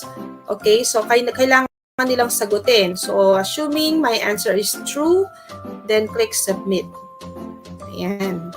So, kung mapapansin ninyo, on the spot, meron ng poll, meron na rin tayong mga sagot. Okay, makikita na natin kung yung mga responses ng ating mga learners. So, that is what we call quick poll. Aside po dun sa tinatawag natin true or false, pwede rin naman ang tanong is nangangailangan ng sagot ng yes, no, unsure. So, depende po yan sa tanong natin. Meron tayong feedback levels. Ayan kung strongly agree na naintindihan nila yung topic or baka naman hindi naintindihan. So, it's up to you kung paano po natin gagamitin yung quick poll na to, but make sure that the question is appropriate if or false siya, yes, no, unsure siya, or kailangan ng feedback from them. We also have this what we call pick a name. So it's like wheel of name. Ayan. Kung saan, di ba po, parang meron tayong roleta na during recitation, ginagamit natin yon para lahat makapag-participate. So sa class point, meron din siyang tinatawag na pick a name. So if you will click this one, after po ng quick poll, yung tao na icon na nakataas ang kamay, lilitaw yung option na to. This one. So if have different participants po, then kung 25 yan, there will be 25 boxes. Now, if you click that button, this box, lilitaw kung sino yung magpa-participate. So depende sa tanong nyo po. So, kung gusto mong sumagot si Maria Cruz, pwede. And then, you can also reset them. Okay? Ayan. So, that is what we call pick a name. Ayan. Para siyang roleta or wheel of names. Pero nasa loob na po siya ng class point. But again, sabi ko nga po, reminder lang po na 25 lang po yung capacity niya per presentation. Okay?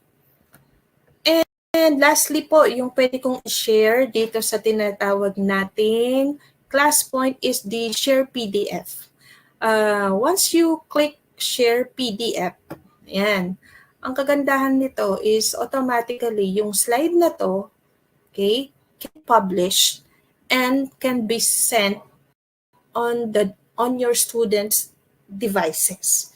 Ayan, so ang kailangan lang nila is kailangan lang po nilang scan yung tinatawag nating QR code. Ayan, kung mapapansin ninyo sa screen ko, nung clinic ko po yung share PDF, okay, nag-publish siya and then nag-create siya ng ganitong QR code.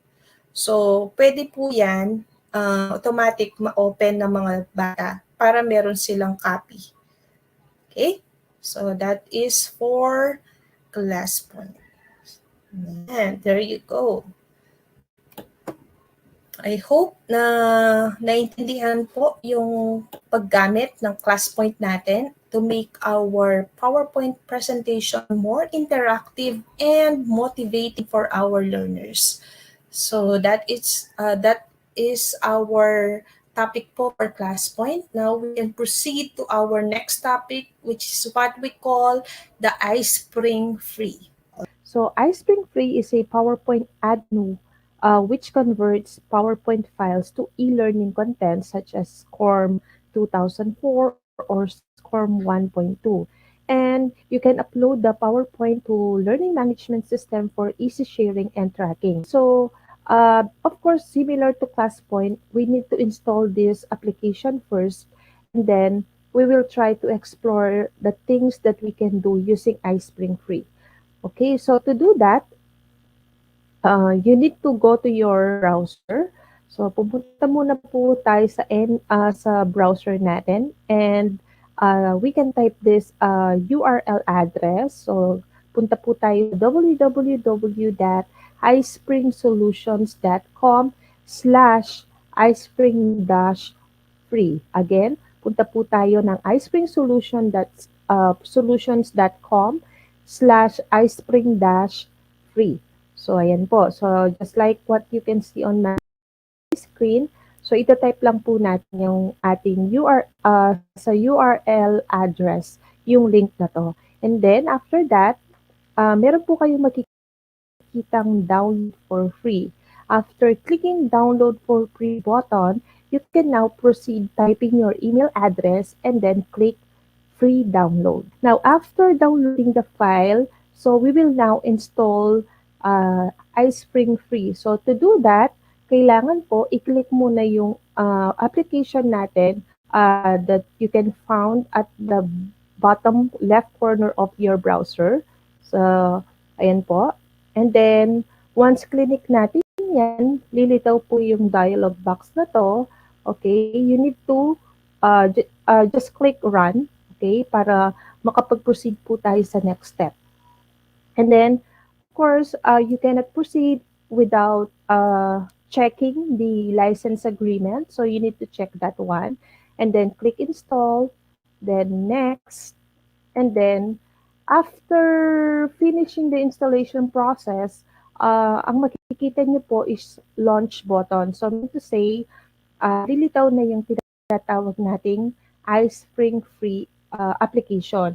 But instead of clicking the launch button, I suggest that you click the close button. So, ang gagawin po kasi natin is mag-i-start po tayo dun sa PowerPoint, and then we will create that PowerPoint presentation into an interactive learning material. So, after that, once na nag-open po kayo ng inyong PowerPoint lesson, okay, or isang PowerPoint presentation, makikita nyo na po that an additional tab is given to you, okay? So, yung kanina, class point, ayan, kung mapapansin niyo po, sa tabi po ng help, meron tayong class point, and then, after class point, meron din tayong iSpring Free 9, okay? So, under the iSpring Free 9, okay, we have these things. We have these tools. So, we have the quiz, YouTube, web object. We can also preview the slides, and we can also publish them into a Scrum package o kaya an HTML5 package. Okay. Now, for the demonstration part, allow me to give you an example. So, in this case, I have this PowerPoint presentation. Okay, so since sabi ko nga po dun sa feature ng iSpring Free, we can only accommodate 15 slides. Okay. So, I already have 10 slides here na kung saan compact talaga yung lesson. So, meron akong cover page and then the introductory part, okay, ng lesson ko for this specific competency. And of course, yung references na ginamit ko to produce this learning material. Okay, so usually po, di ba, kapag nagle-lesson tayo, okay, so meron tayong pre-test, then discussion, then post-test. So, ganun din yung gagawin natin dito sa ating learning material. Okay, so using PowerPoint and iSpring Free. So, before reading this information, students needs to conduct an activity first in a form of quiz or pre-test. So, to do that, so let's create a new slide. Okay, ayan po. So, example po ito ha. So, all you need to do is to go to iSpring Free and then click quiz. So, again, punta po tayo ng iSpring Free and then click quiz.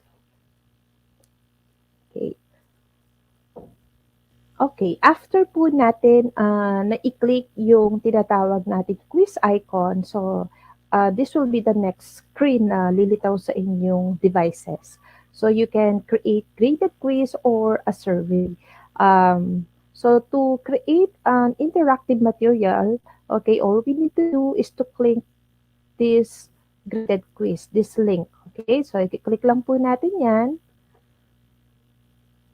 Ayan.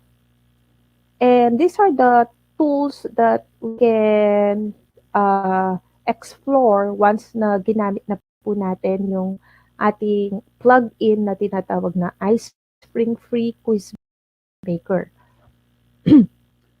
Okay, so as you can see on my screen, okay, we have these different tools that we can use when we produce our interactive material. And to give you a tip, no, para mas maging mabilis po yung paggawa natin ng material, the first thing that you need to do is to create an introduction slide. So under the introduction slide, there are 3 slides that you can insert. We have the intro slide, the user info, and the instruction slide. So in this case, okay, I will suggest that you use the user info and the instruction slide. So later po makikita nyo kung ano yung magiging itsura once na gagamitin na ng student yung ating material. So let's start with the user info. Okay? So just click user info. And then, as you can see on my screen, ito yung pwede natin hingan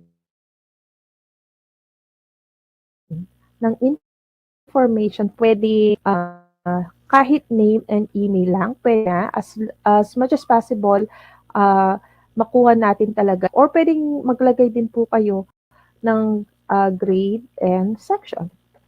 Ayan.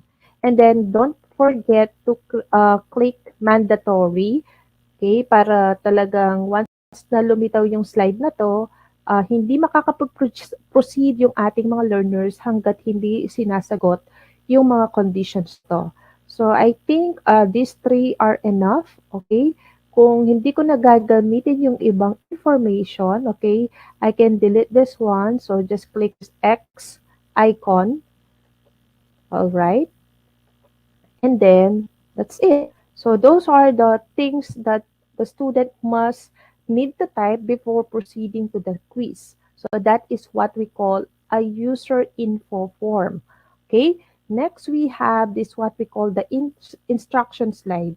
So, under the instruction slide, okay, pwede kang maglagay or pwede nyong i-customize itong description na to. So, ito yung lilitaw na parang pa-instructions mo sa inyong mga students. You can also upload a audio file wherein i-record nyo po yung sarili nyo and then i-save nyo dito sa device and then you need to add that audio file into this iSpring Free Quiz Maker. So in that way, hindi lang sila yung magbabasa, meron ding magbabasa para sa kanila. So that is the introduction slides. Okay, before proceeding to the quizzes, the next thing that you need to do is to go to the properties. Okay, properties. Okay, so pag click po natin si properties, ito naman yung mga options that we need to set. Okay, we have the main properties, quiz scoring, question properties, and then the reporting. So let's start with the main properties. So sa main properties, you need to type the title of your quiz. So in this example, let's rename it as Pre-Test Lesson 1. And then I will just leave this as it is. And then meron din tayong option dito. We call it as time limit. How many minutes can student answer this particular pre-test? So, since 5 questions lang naman po yan, okay, so siguro bibigyan ko lang sila ng 5 minutes. Okay, so pwede nating edit yan. And then, after that, after ng main properties natin, we can now proceed to quiz scoring. So, this time, isa-set natin paano ba yung scoring type? Is it by passing score or none? Or pwede rin naman meron kang requirement na to get a passing score, kailangan maka 80% siya dun sa total number of items na nilagay ninyo. So, pwede rin naman ilagay as 100%. Yan. So, kung gusto nyo po na talagang bago sila kapag-proceed, kailangan naka 100 muna sila. Pwede po yun. And then, question properties. Ito yung medyo kung gusto mong maging strict, so dito mo siya pwedeng lagyan ng restriction. So, just click question properties. Okay, first is yung scoring. For every for every question, ilan po ba yung ilalagay nating score niya? So, in this particular activity, lalagay ko na lang 2. Okay, so instead of 10 points per question, gagawin ko siyang 2 points per question. Now, meron din tayong option dito, penalty for an incorrect answer. Meaning to say, kapag sa number 1, tama yung bata, and then sa number 2, mali naman siya, so automatically deduct yung kanyang total score. So, yan. Kapag gusto niyo pong talagang maging strict, pwede po yan. Pwede natin siyang iset. So, in my case, hindi ko na siya isi-set. And then, next naman is reduce the points for the question after each attempt. Kasi meron tayo ditong number of attempts. Mapapansin niyo po sa screen. We can, ibig sabihin, the students can take the quiz unlimitedly. Pwede rin naman 3 times lang. So, depende sa restrictions na nilagay ninyo. And for every attempt, kung masyado po tayong strict, habang nag-a-attempt na maka-perfect score si student, na ma-minus naman siya. So, pwede natin lagyan ng points dito sa part na to. Okay? So, for the restriction part, ayan, number of the attempts. So, I will try to use unlimited. Okay? And limit to answer the question. So, ilang oras per quiz or per question ang ilalagay natin? So, 1 minute ba per question? It's up to you. Pwedeng 30 seconds, pwedeng 5 minutes. Depende po sa type of question na nilagay ninyo. And then, automatic, magsha-shuffle din po yung mga choices natin.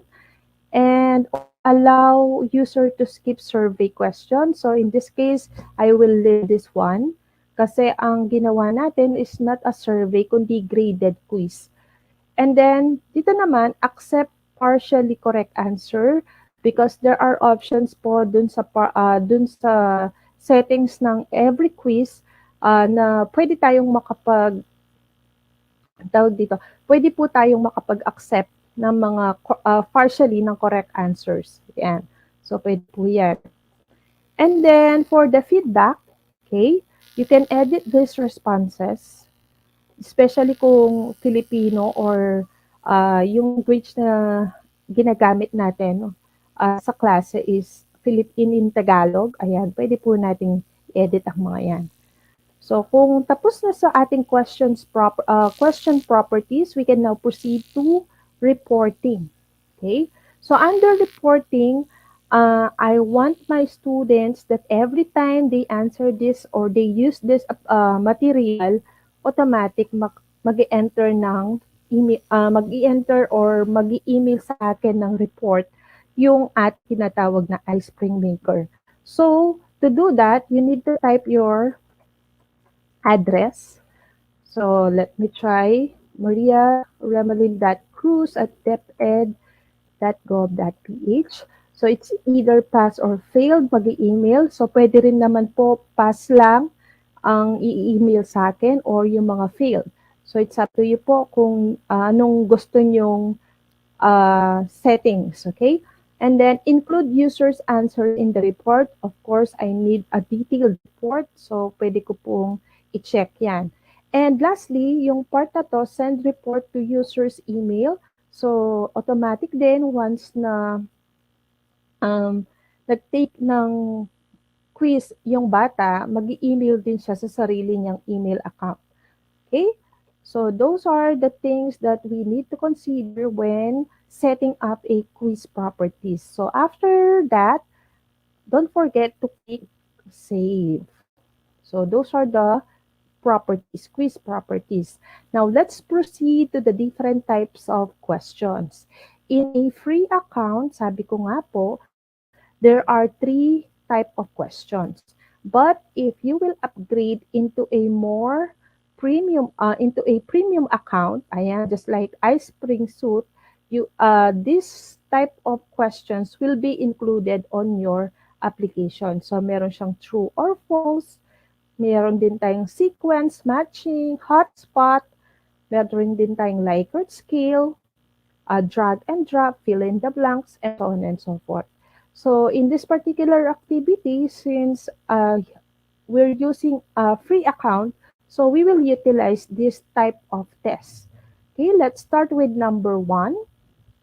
The first one is multiple choice, wherein the students can only select one correct answer. So example, the question is, who is our national hero? For example po. And then let us try to type the option. So let's try Andres Bonifacio. And then the second one is Jose Rizal. And Melchora Aquino. And lastly, if you want to add more, you can add that 10 options. Okay, let's try General Luna. So in this particular activity or quiz, the correct answer is Jose Rizal. So don't forget to check this choice. Kasi kung hindi po natin napalitan yan, so automatic, by default, ang una niyang i-consider na correct answer is the first option. So you need to click the correct answer, and then as you can see, we have this score, okay, and the feedback. That once the student got the correct answer, this will become your feedback. Once na mali naman po siya, this will become the feedback, okay? And also, at the right side corner of your screen, we have these settings that you can limit the time, okay, from 1 minute if you want to reduce this. So, pwede nyo i-edit po ito dito sa side. And then you can also click couple answers. So, meaning to say that every time the students using this type of material, so automatic nagkakaroon ng shuffle ng mga sagot. Okay? So that is for what we call the multiple type of test. Now, meron din siyang options that you can add an image, okay? Depending on the type of question, you can also include video or you can also add audio, okay? Wherein you can record your own self, and then you include that audio file into your device and then insert it. Okay, so that is multiple choice. Now, aside from multiple choice, we also have the multiple response. So let's try multiple response. As you can see, ito bilog, okay, wherein option button lang po siya at isa lang ang pwedeng maging tamang sagot. In this case, pwedeng more than one ang tamang sagot. So just click multiple response. Okay, so this is our second question. So, which of the following is not an ingredient? Let's try this. Of adobo. Okay, let's try first. We have chicken. And then we have onion, soy sauce, and then carrots, and lastly, we have cabbage. So in this particular question, the correct answers are carrots and cabbage. So, yan. Let us set these two options as the correct answers. So now, you can also include image, video, and audio. And also, for options, so you can also include or add pictures on it.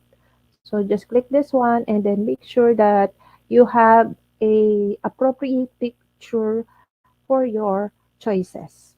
And then again, meron tayong 2 points. This is the maximum score. And then we also have the feedback. So again, you can customize this anytime. It's up to you if you want to use our native language or yung ating medium of instruction talaga, which is English. And also, you can set the time limit, okay? If you want, you can set it into from 1 minute to 30 seconds na lang. Pwede naman po. Click shuffle answers, automatic.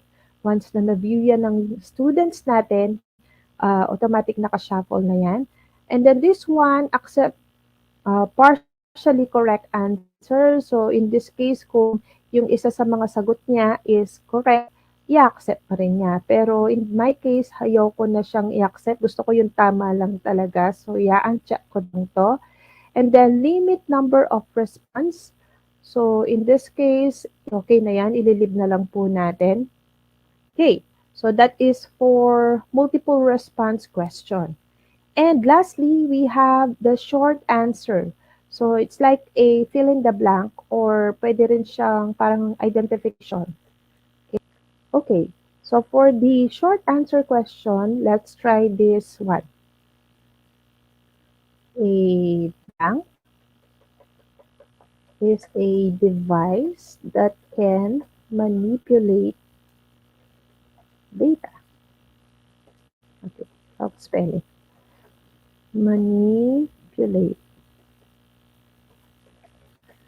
data. Okay. So what are the correct answers? So in this example, the correct answer is computer. And then you can also add another acceptable answer. This time I will type the correct answer in a caps lock. Okay, yung capital lahat. Pwede rin naman po na yung una is naka-capital. So depende po yan kung paano mag-respond yung ating mga students. Now, you have this option that you can restrict, okay, this type of question as a case sensitive.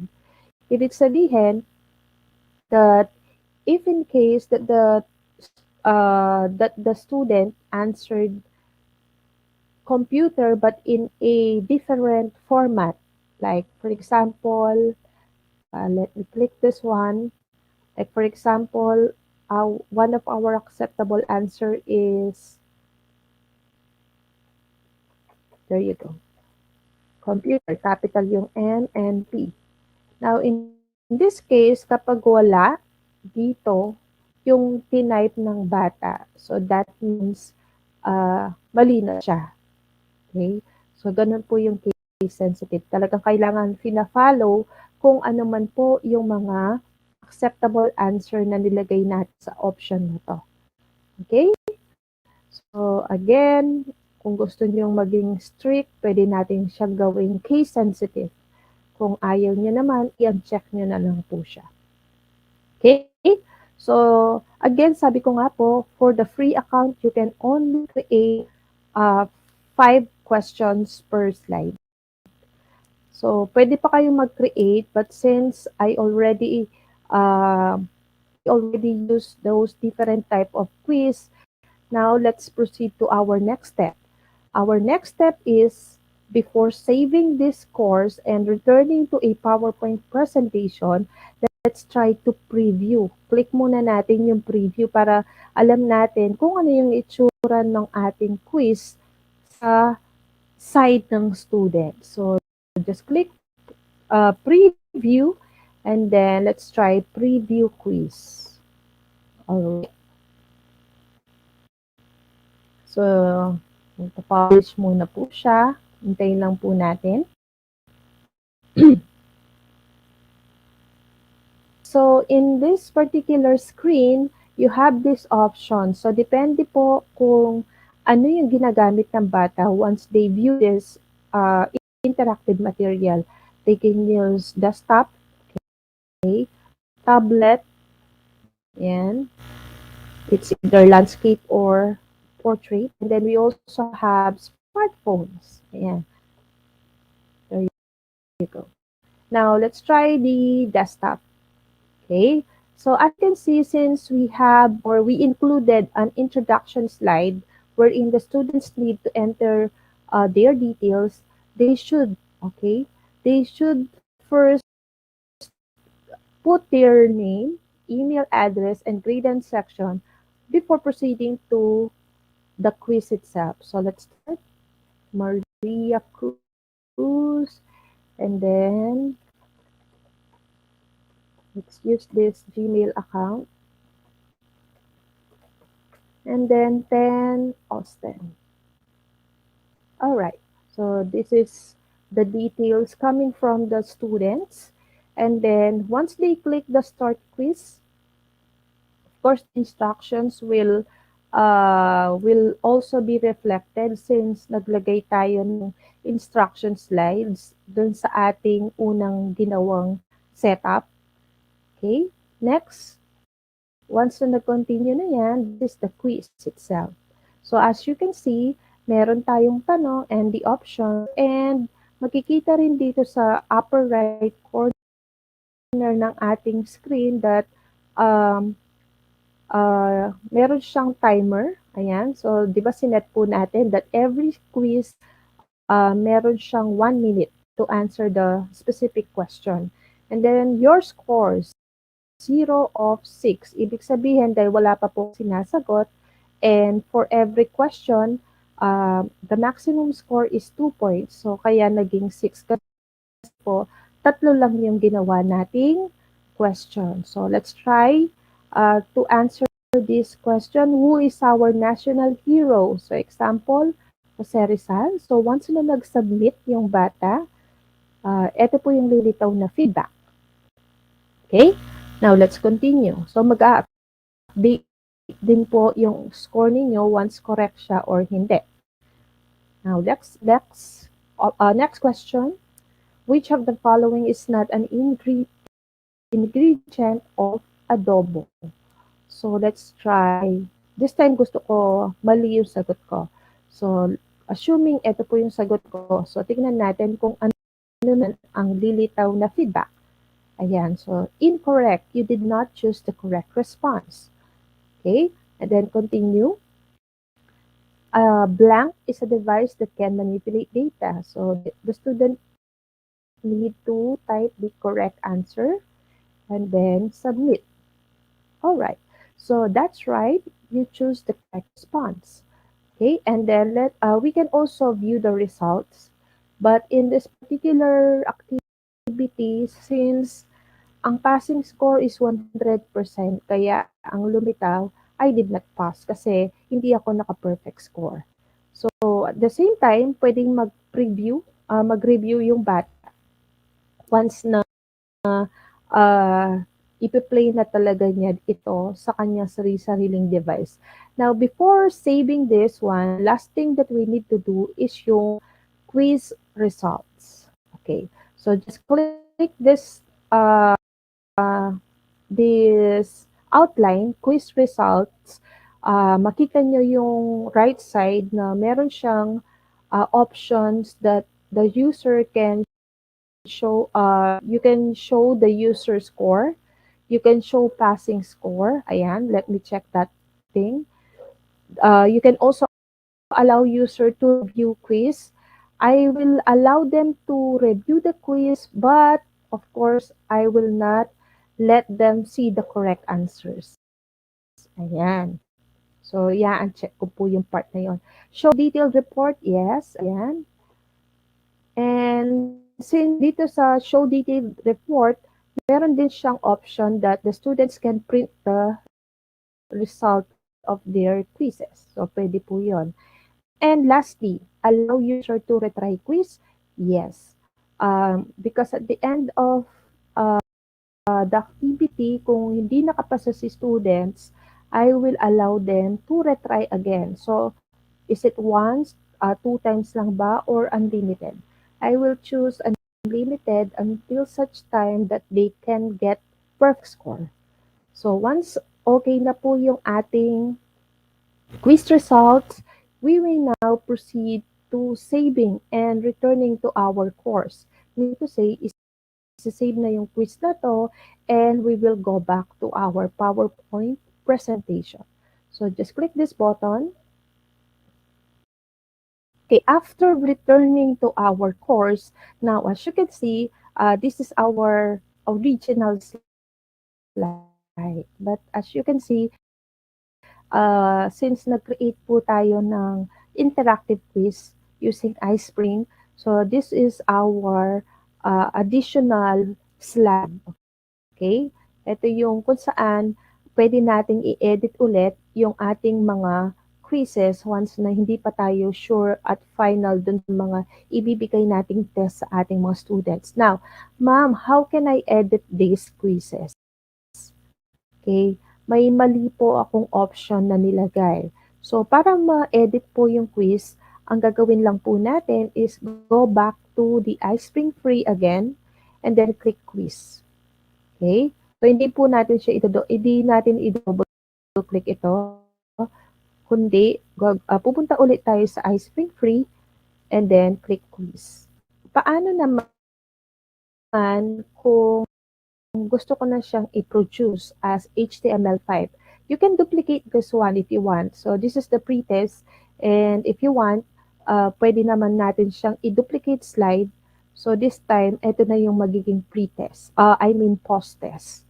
Ang gagawin nyo na lang is edit na lang po yung mga quizzes na kailangan i-edit pa, or pwede rin po tayong magdagdag. Ayan. So, after po nun, okay, we can now proceed dun sa pagpapublish ng ating presentation. It's either into a SCORM file or sa HTML file. Okay, so try clicking publish. Okay.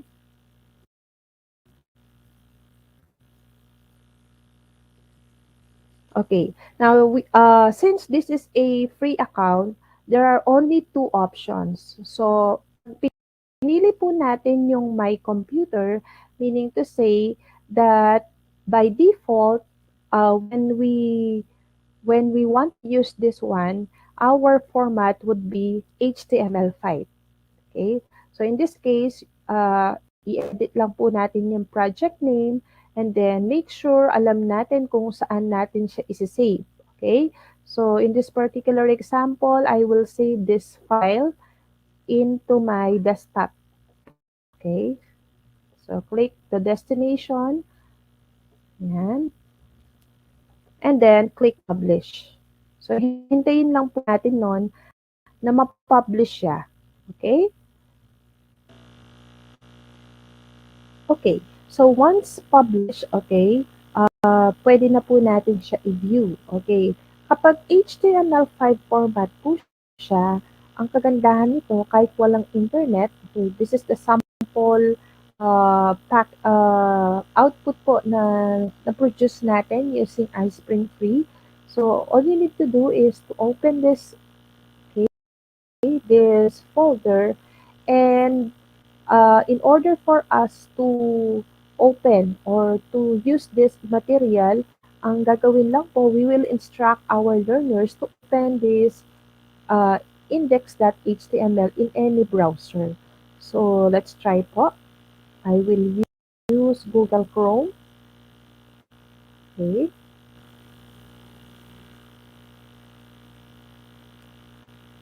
Kahit walang internet, pwede pong magamit ni learner yung ating material na to. So, this is our output using HTML5. Okay? Ayan. So, again, we need to type the name of the learner. Okay? In this case, hindi po siya magsasend ng report kung walang internet yung bata. Okay? Pero magagamit pa rin niya yung material. Pero kung gusto talaga natin at i-require natin sila na kailangan when they need to use this material, they need to go to an internet cafe or kailangan meron silang internet connection para ma-send sa atin yung report ng kanilang quiz. Now, what if I want to upload this material to our learning management system? So this time, instead of saving this as a HTML5 format, ipapublish naman natin siya using SCORM. Ayan. So let's try. Since meron na po tayong DepEd LMS, we will try to upload this package sa ating DepEd LMS. So kanina, we use my computer. So this time, we will use LMS. So just click this one. And then make sure that we will use the LMS profile as 1.2 kasi yun yung requirement ni LMS. Okay. So click SCORM 1.2 and then again, don't forget to create a project name. Ito yung parang lilitaw na pinaka-folder name and then saan siya masisave. And then after that, just click publish. Okay. So after po ma-publish as SCORM, so ang lilitaw na format po ng isang SCORM is naka-zip file siya. So parang ganito po siya. So ayan, sample lesson with quiz.zip, naka-compress na po siya. So yun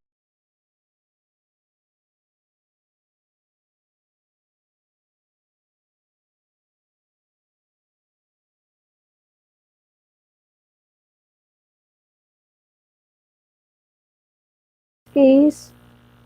Yan. So we have this detailed report as long as yung mga sagot ng bata, isisend niya rin po sa inyo. So ganun po yung magiging pinaka-report once na ginamit ng bata ito online. So I hope po that these two powerful tools or powerful plugins ay nakatulong po sa ating mga teachers.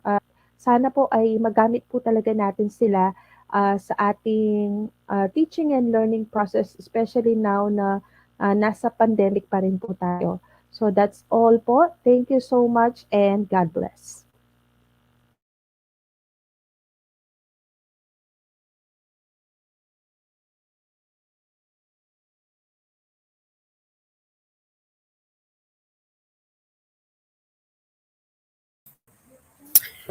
Alright, so thank you so much Ma'am Rimalyn Cruz. Napaka-interactive po na discussion po natin with regards on the iSpring and the other plugins po na in-integrate po natin ni PowerPoint presentation. Alright, so let me introduce first myself. I am Glenn Horanio from San Jose National High School, a senior high school teacher too, handling ICT subject. Okay, so hindi natin patatagalin pa po, proceed na po tayo kasi we are running out of time po sa presentations po natin. So pagpasensyahan nyo na po yung medyo mataas lang po yung two plugins po natin ni Microsoft PowerPoint presentation. So ang discussion ko po ngayon or this morning is focus on the Windows system internals. So hindi naman siya masyadong plugins. So si Rimalyn Cruz po, kung nag-take up po siya ng plugins, ini-integrate po niya sa Microsoft PowerPoint presentations. Yung sa akin naman is, gagawa naman tayo ng system internals at ipaparan po natin sa ating Windows operating system. So do not worry po kasi ang system internals po natin or utilities na gagamitin po natin ngayon is pwede naman po siyang mag-run sa mga lower versions po ng operating system. Okay? So let me share my screen po. So, include po lang po yung audio para makapag-play po tayo ng audio po later. So, share ko muna yung screen.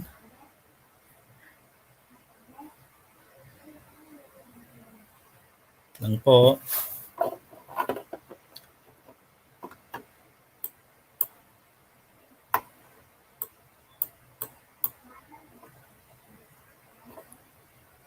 Ayan, so nakita na po ba yung screen ko, sir? Sir Neil?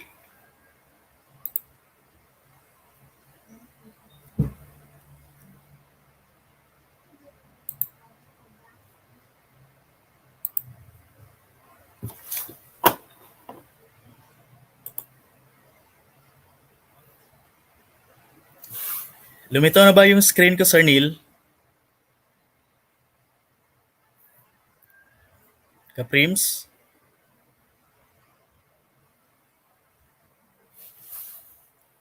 So, tingnan po natin. Sandali lang po. So, okay, so nakita naman po ni Kaprims po. Nakita naman po sa ating team sa backend po na nakikita na po yung screen. Okay? So, the system internals po is a website was created in 1996 by this Mark Rasinovich. So this holds the advanced systems utilities and technical information. So ginagawa po itong particular utilities. Tinatawag po siya na utilities kasi ang dami naman pong utilities po na nakaspecify po at that serves a specific purpose in a particular uses po ng different tools. Okay? So whether you an IT pro, you're a teacher or you're an educator or developer, you'll find this system internal utilities to help you manage those jobs, okay, or professions na saan po kayo nabilong. Okay? So yan po yung i-discuss natin ngayon. Okay? So ito po yung tinatawag natin na Zoomit. So Zoomit po or Zoomit, ito po yung Zoomit. Okay, so meron po tayong version na version 2 or version 4.5 or 4.52. Okay, na version. Ito po yung gagamitin po natin. So mag-focus muna tayo sa sa specific na utility. Alright, so ang objectives po natin this morning. So at the end of the session, you are expected to gain another set of tech tools or utility for education, specifically Zoomit. So we can focus only in Zoomit utility. So in Windows system internals, ang dami kasi mga utilities and tools na pwede nating isama. Okay, kukulangin tayo ng isang araw pag take up natin lahat ng mga utilities belong to the Windows system internals. Okay, so may mga networking utilities, process utilities tayo, security utilities, and so on and so forth. So ang dami talagang mga utilities. So, ang pangalawa po nating objectives is to appreciate the power of technology as aid for personal and work-related productivity. Alright? So, kasi po, sa panahon po natin ngayon, kailangan So, i-appreciate natin yung power of technology. Hindi lang i-appreciate, we have to embrace it na parang maging productive po tayo sa ating ginagawa. Okay? So, yun po yung objectives po natin. Right, so Zoomit, it is a screen zoom and annotation tool for technical presentations. That include application demonstrations. So ano po ba yung kahalagahan ng Zoomit? So si Zoomit, this is a tool that help us teacher or educators to make annotations. So this is an extra information associated with a particular point in a document or other piece of information in real time. So pwede tayong magsulat, mag-draw over and top of any other applications. So kumbaga, yung kanina na presentations po ni Cap Primalin, sa PowerPoint presentations po niya, ini-integrate po niya yung class point, yung iSpring doon sa sariling mismong application ni PowerPoint presentations. So hindi na po siya pwedeng lumabas doon sa PowerPoint presentation niya.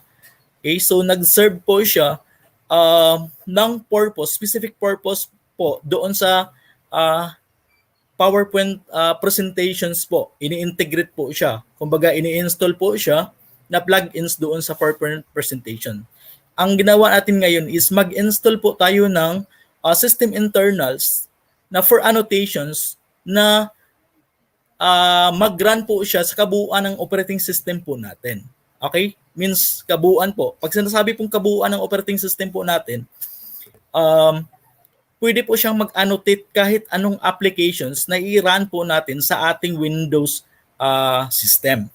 Okay? Or sa sarili nating computer. So later on, makikita po ninyo yung kahalagahan or napaka-importante po ng Zoom Meet applications sa isang utilities na to para sa ating mga teachers. Right? So ang Zoom Meet po, it runs on a tray and activates using hotkeys. So ito po yung tools na to, it's very simple lang. So this particular utility doesn't require much space on our hard drive kasi maliit lang po talaga ang Zoom Meet. Okay? So napakaliit lang po. I think nasa 917 kilobytes lang po. So maliit lang po talaga ang ma-occupy na space dito. So aside it, only have installs run in the background. Okay? So pwede po kasing automatically run in the background or pwede po kasing mag-run lang po siya once kung kailan po gusto po ninyong mag-run ang Zoom Meet na to. Okay? So move around while zoom and row on zoom image kasi po pwede po tayong mag-change ng background po natin sa Zoom Meet talaga. So kahit anong applications pwede nating gagamitin si Zoom Meet kasi nakaran po siya sa ating Windows system. Right? So next po is it works on all versions. So nagra-run po siya ng kahit anong versions po ng Windows natin. So you can use pen and pot or Zoom at drawing on tablet PCs. So kung mayroon po kayong tablet PCs dyan, nagra-run po yung Zoom Meet natin, pwede po siyang mag-run kahit nasa tablet PCs po tayo. Okay? So ang napakaganda nito, it works on all versions of Windows.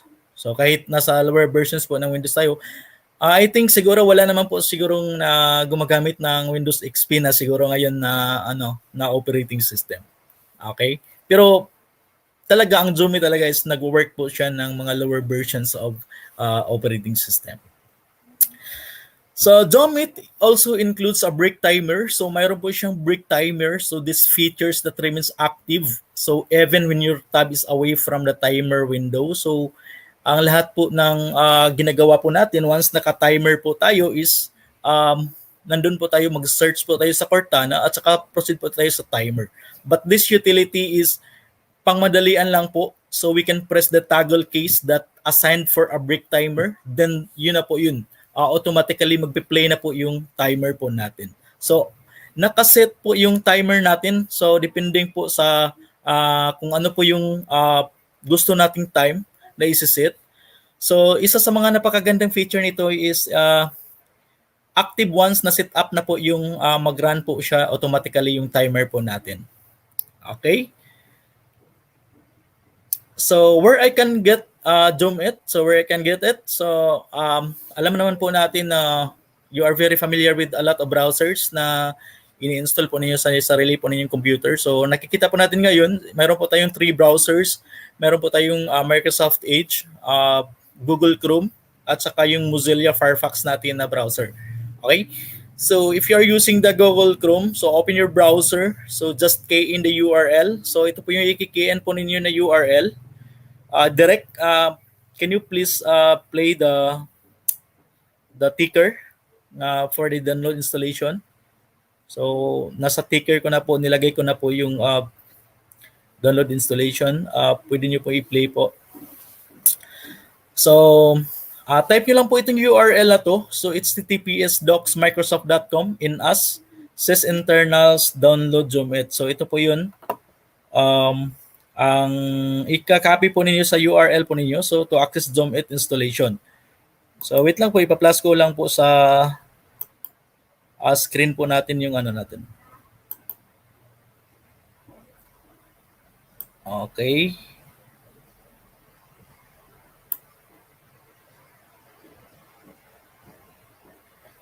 So it's tvdocs.microsoft.com. So in system internal /downloads Zoom It. Or you can just search the Google. So Google niyo lang po, search po niyo yung Zoom It version v4.52.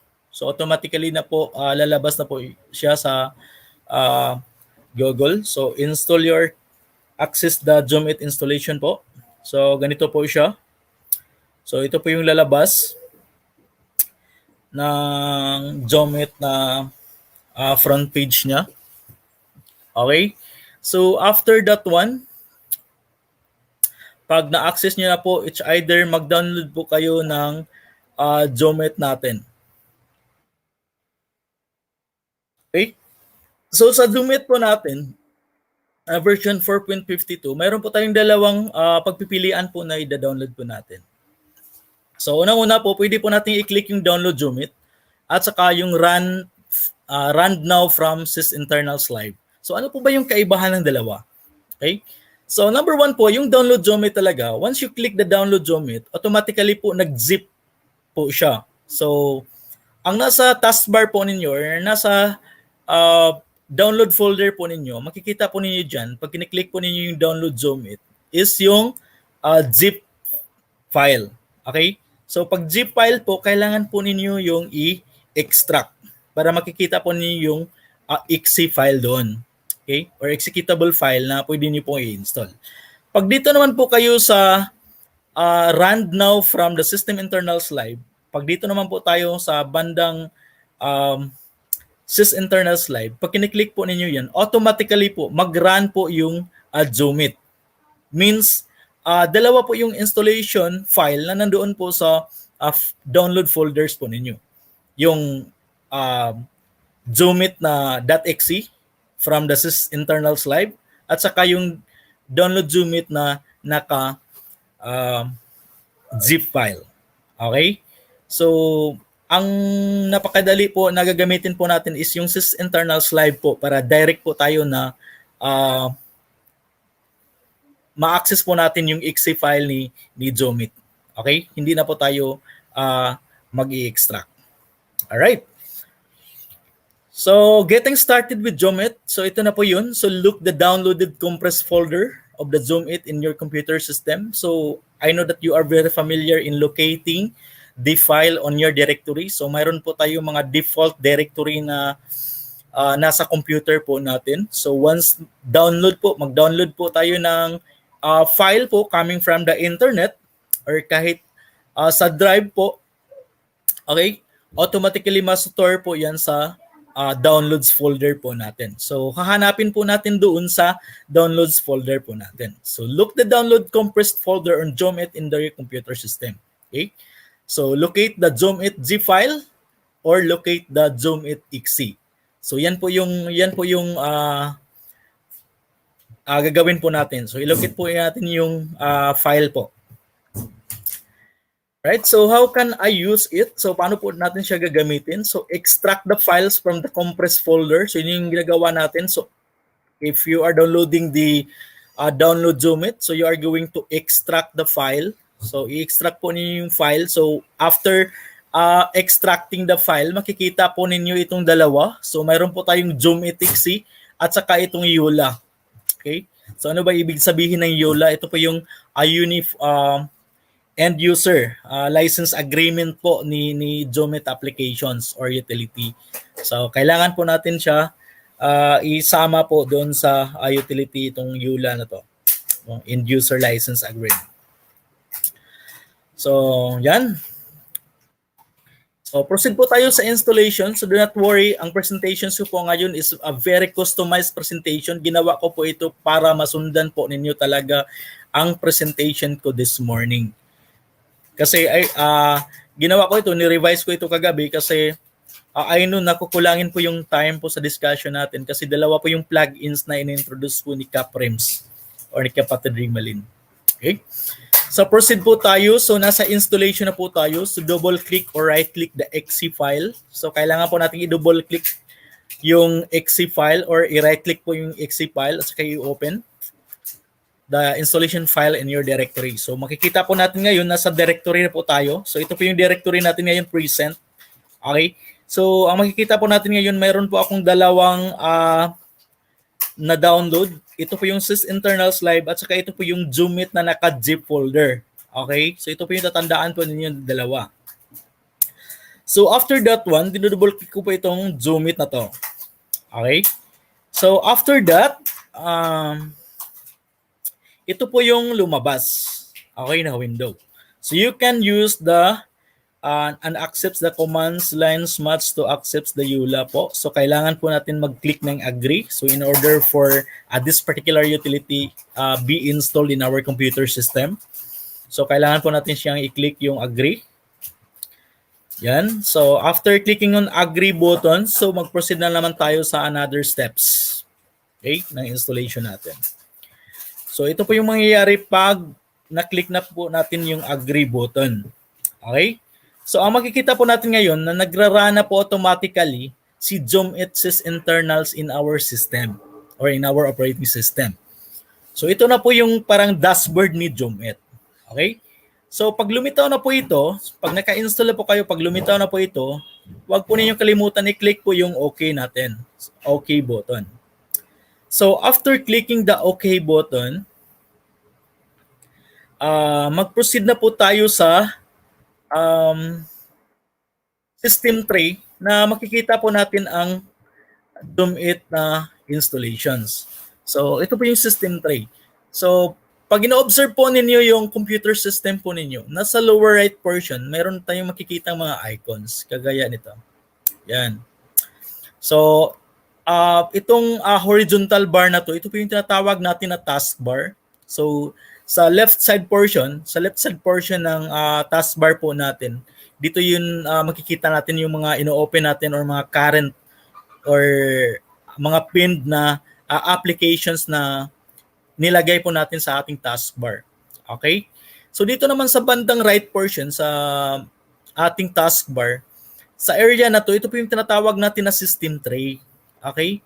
Ito po yung tinatawag natin na system tray. Pag kiniklik po natin yung system tray arrow up, lumabas yan na yung tray po.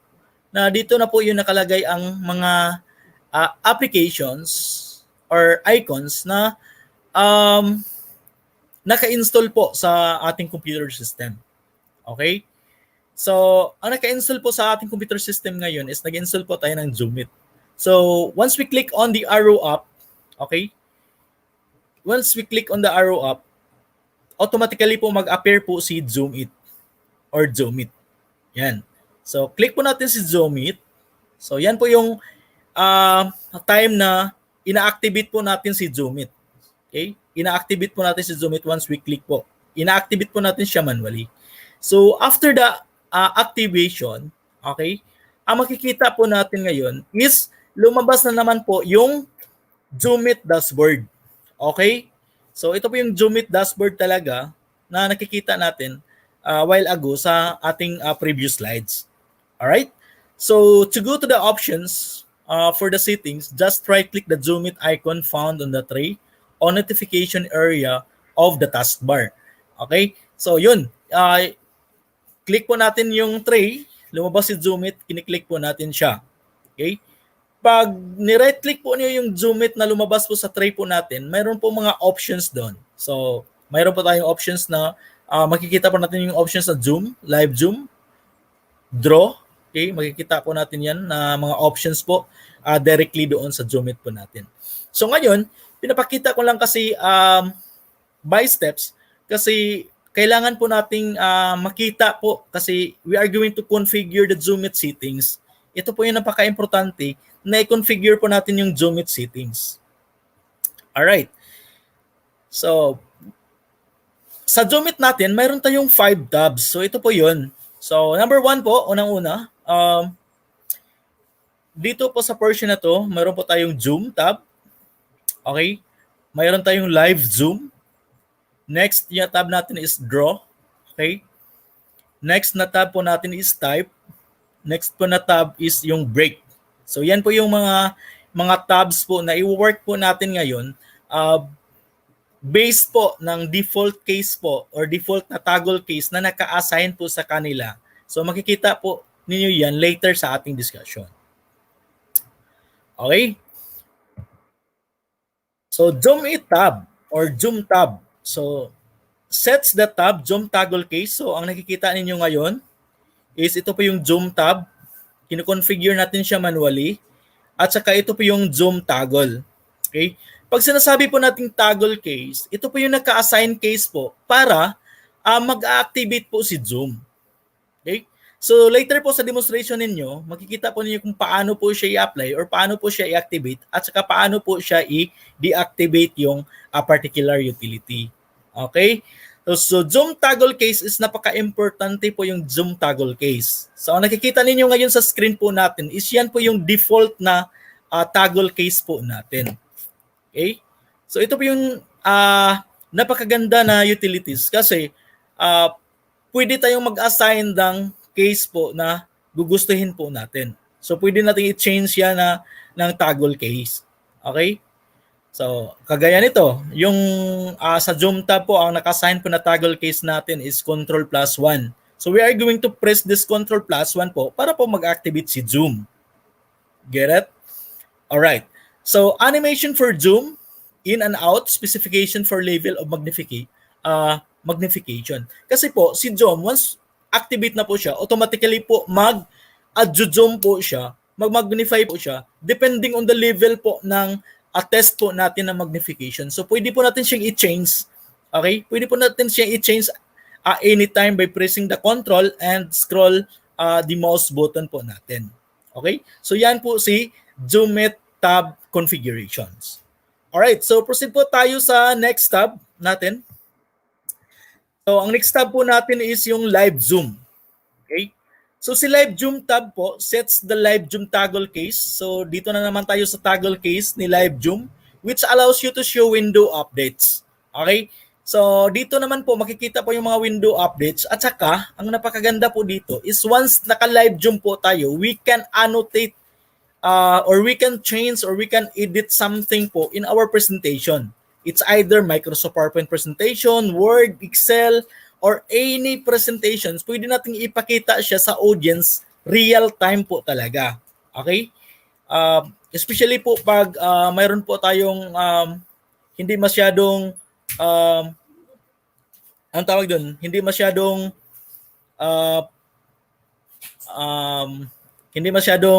gagana or gumana yung mata ng audience natin sa malayo. Okay? Yun, so pwede natin i-activate si live zoom sa ating demonstration. Okay? So lahat ng applications po yan, pwede natin siya i-apply. Alright. So next tab naman po is yung draw tab. Okay, ito naman pong draw tab.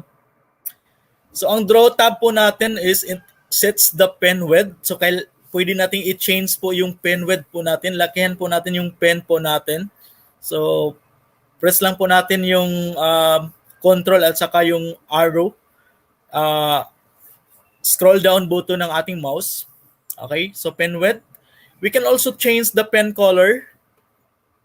Okay, straight the line drawing, clears the screen for a sketch pad or drawing without zoom. So yun po yung mga features ni draw tab. So ano po ba yung how to change the color? Okay? So to change the color po, in our laptop keyboard, in our desktop keyboard po, mayroon po tayong character dyan or alphabet. Okay? Pag sinasabi po na red po yung color, we can easily press the R. Okay? Pag press po natin ng R, automatically red color po siya. Pag pinipress po natin yung letter G, naka-green color po siya. Pag pinipress po natin yung blue or letter B, automatic nag-change po yung pen color na blue. So, in real time po, makikita po ng audience natin yan. Okay? In real time.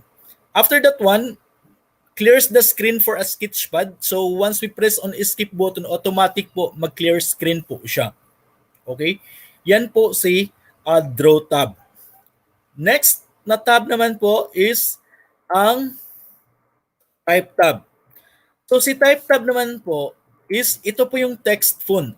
Kasi, sa draw tab po natin, kanina, pwede po tayong mag-press ng T for text. Pag text naman po, automatically, pwede po tayong mag-type.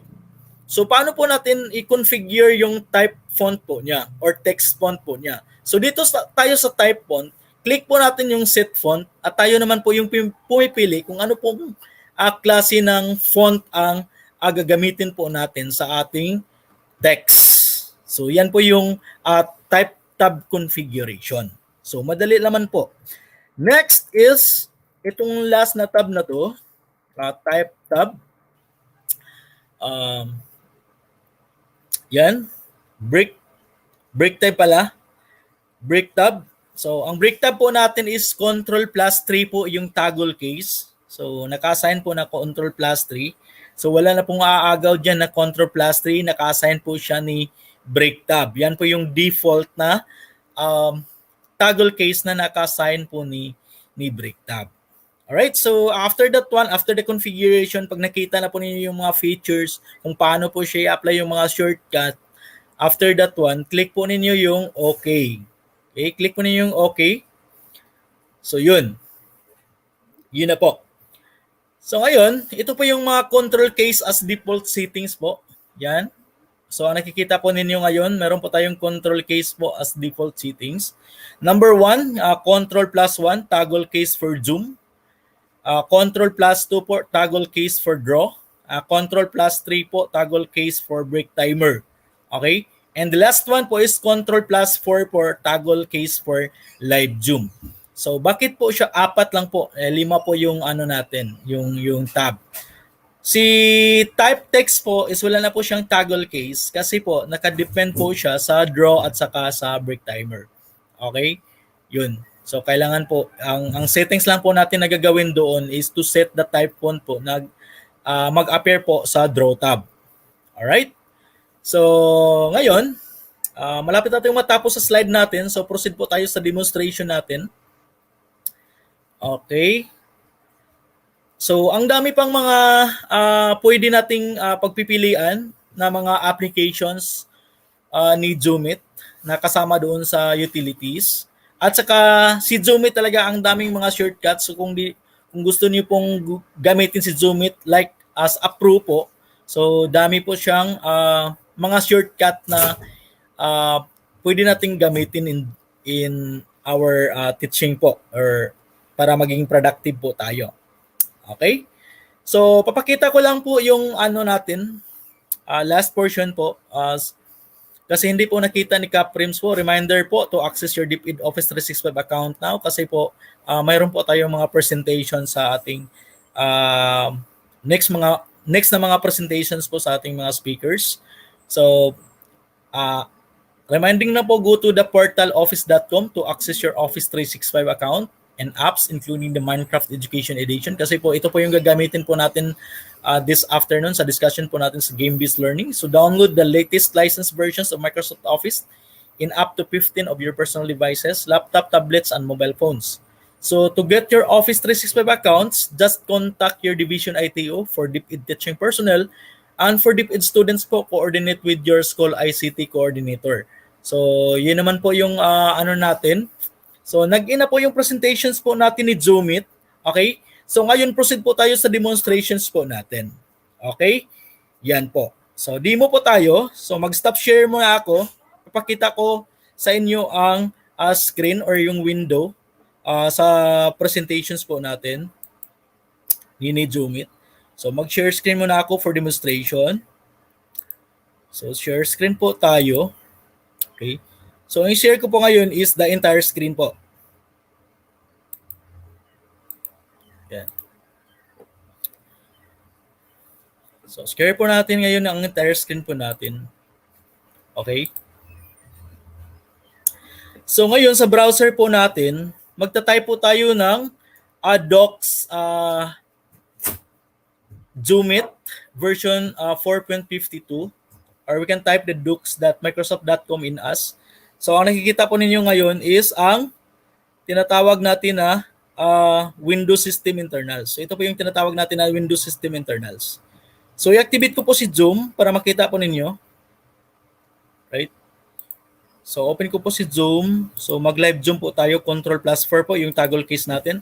So, when I press Control plus 4, yan, automatic po mag-adjust si Zoom. Okay? Yan. So yan po yung access natin. So Microsoft.com in Access Internals. So ito po yung Windows Internals po natin. Yan. So ito po yung sinasabi ko kanina na ang daming utilities po na napaka-importanting utilities na hindi pa po natin alam na napakaganda pong gamitin na utilities na ito. So dito po sa downloads area, okay? So sinasabi ko na kanina na once naka-live Zoom po tayo, maka-integrate po tayo automatic or in real time po ma-feel po natin yung dating Okay? Kahit naka-zoom po siya, pwede nating i-click. Yan. So, click po natin yung zoom. Yan. After that one, automatic po nalalabas po yung mga applications po or mga utilities po dito sa side na to. So, in real time po, nag-adjust po siya. So, hanapin natin si Zoom It. Yan. So, ito po si Zoom It po. So, click po natin si Zoom It. After that one, automatically, we will be redirected po dito sa slide na to or dito sa page na to.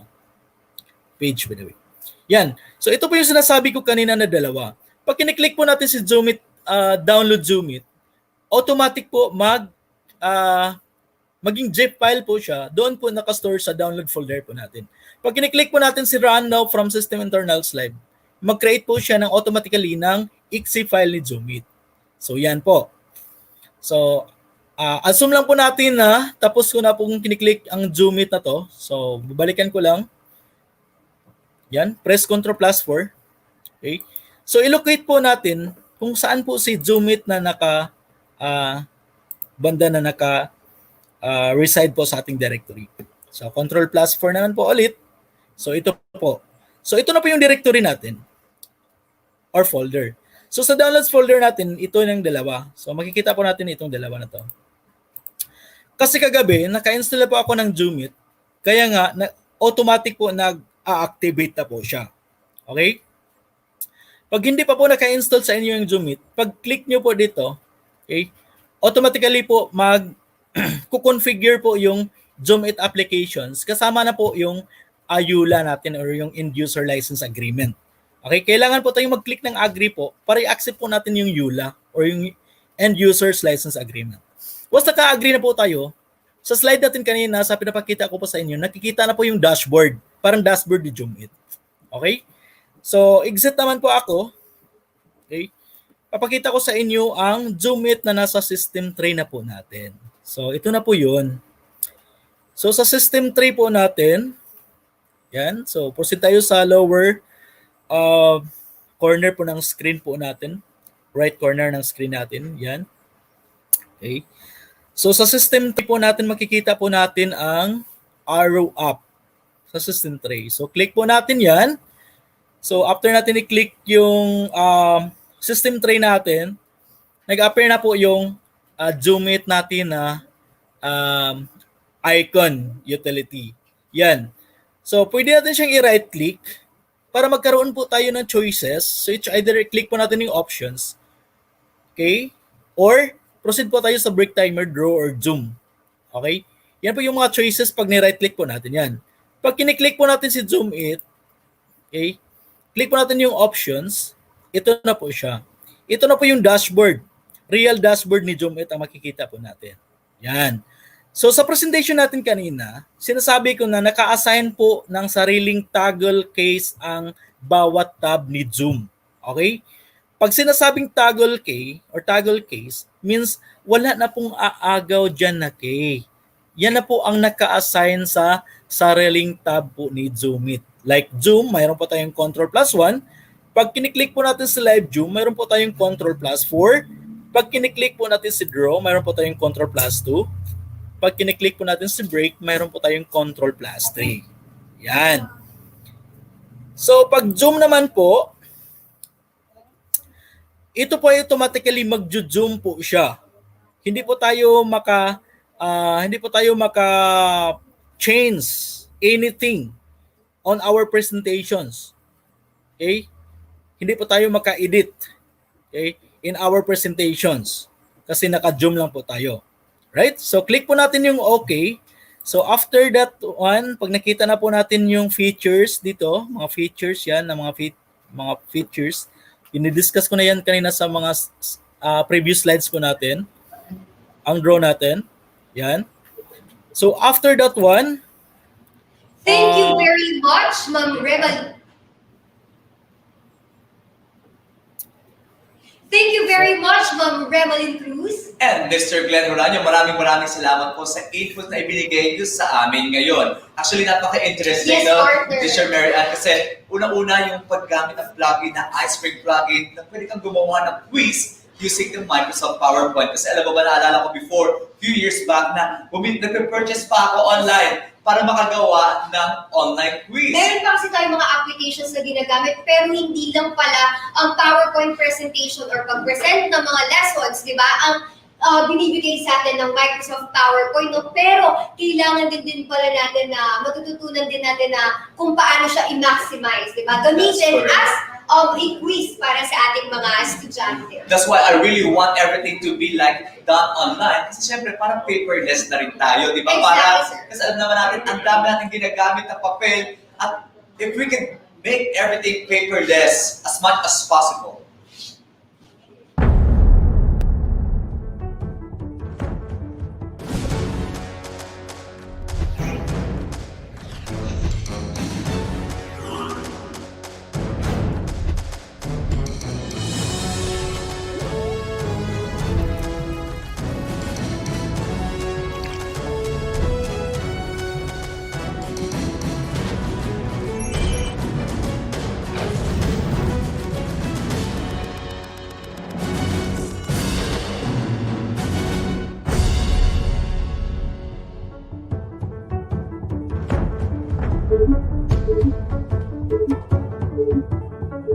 if we would analyze the baseline of the reach of radio, this is 85%, free TV 88%, digital cable and satellite TV, that is 47%, and internet 63%. We would see that if you use TV and radio, you would already reach 100% of the entire population. This is the conclusion arrived at by Kantar. Even though free TV is 88% and even though radio is 85%, when you combine the two, you reach 100% of the population. See, we have to start with ourselves. There is life beyond modules. There is education beyond face-to-face. There is DepEd Radio. There is DepEd TV. Kami ay nagpapasalamat at nagpupugay sa inyong katapatan, sa inyong tungkulin bilang mga guro. Kami, kasama ng buong kagawaran, ay nakikiisa sa pagpapatuloy ng edukasyon kahit na sa gitna ng pandemyang ito. Sa mga minamahal namin mga teacher broadcasters, saludo po kami sa inyong lahat. Malaking pasasalamat po. Laban lang, mga teacher broadcasters. Alright! Haharap ako sa kamera upang magturo.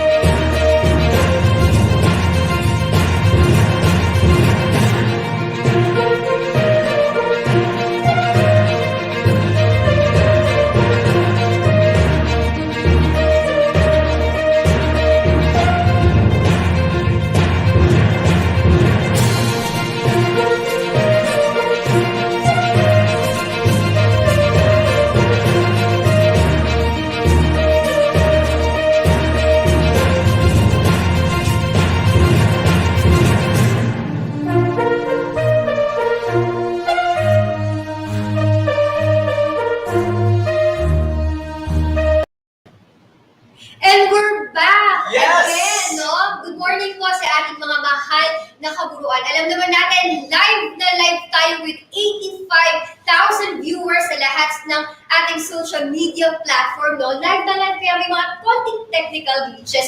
Pero mga daming kaburuan, huwag nyo kami iiwan. Yes, salamat. Andyan pa rin kayo at nanonood sa amin sa oras na ito. By the Teacher way, Mary Ann, Thunder, yes, ilan ba ang ating viewers at the moment? sabi ko nga kanina, 85,000 pa rin Wow, sila. Ganyan, that's a lot. yung init na nararamdaman natin kayo sa kanila. And thank you very much po sa ating 85K viewers at the moment. And I really hope na masamahan niyo pa rin kami hanggang hapon. Siyempre, hindi namin kayo iiwan. Kaya Yes naman. walang iwanan, di ba? Yes. Di ba? Walang iwanan? sa day Ayan. three. Alright. Okay. And siyempre, let's just go back. Thank you very much nga pala sa ating speakers kanina, si Miss Remelin Cruz. And of course, si Mr. Glenn Hurado. Maraming salamat po. Ang dami po naming natutunan sa talk na binigay niyo, lalo na yung pag-maximize ng Microsoft PowerPoint presentation. Yes, and I also just wanna recap lang a little bit, Yes, Kasi sir. kanina gumamit tayo ng ice cream plugin sa Microsoft PowerPoint. Tulad nga nasabi ko na talagang gumagamit ako before, or nagpe-purchase ako ng Microsoft, not Microsoft, but I mean, ng online quiz para may ibigay sa aking mga students. Pero now, you don't need to spend too much dahil you can use this plugin using Microsoft PowerPoint. In addition to that, Teacher Mary Ann, meron din tayong Zoom It Yes. utility na kung saan ito ay ginagamit sa ating part ng operating system utilities natin. So, I mean, napakadaming possibilities na pwedeng gawin, di ba? Alam mo, Sir Mike, sa sobrang daming natutunan natin ngayon, no, we will upload the presentation of Sir Glenn po sa ating LMS po, no, sa ating Learning Management System. Kaya kung meron po kayong mga konting gusto nyo na kunin yung presentation ni Mr. Glenn, o kaya naman may hindi naintindihan dahil sa ating mga technical glitches Yes. or sa inyong internet connection, maaari nyo pong i-browse ang kanyang presentation sa ating LMS. Of Ngayon, course. Carter, alam ko gustong-gusto or marami nang gustong magpa-shout out. Ngayon, mag-shout out naman tayo. Alright, sa mga patuloy na sumusuporta sa amin, hello po sa English Department Head Cristel Escadera, Manuel A. Santos, MNHS, from Carla May Castro. Of course, hindi rin magpapahuli ang aming SDO Caloocan. Nangunguna dyan ang aming superintendent po, si Ma'am Nadette Lusaria.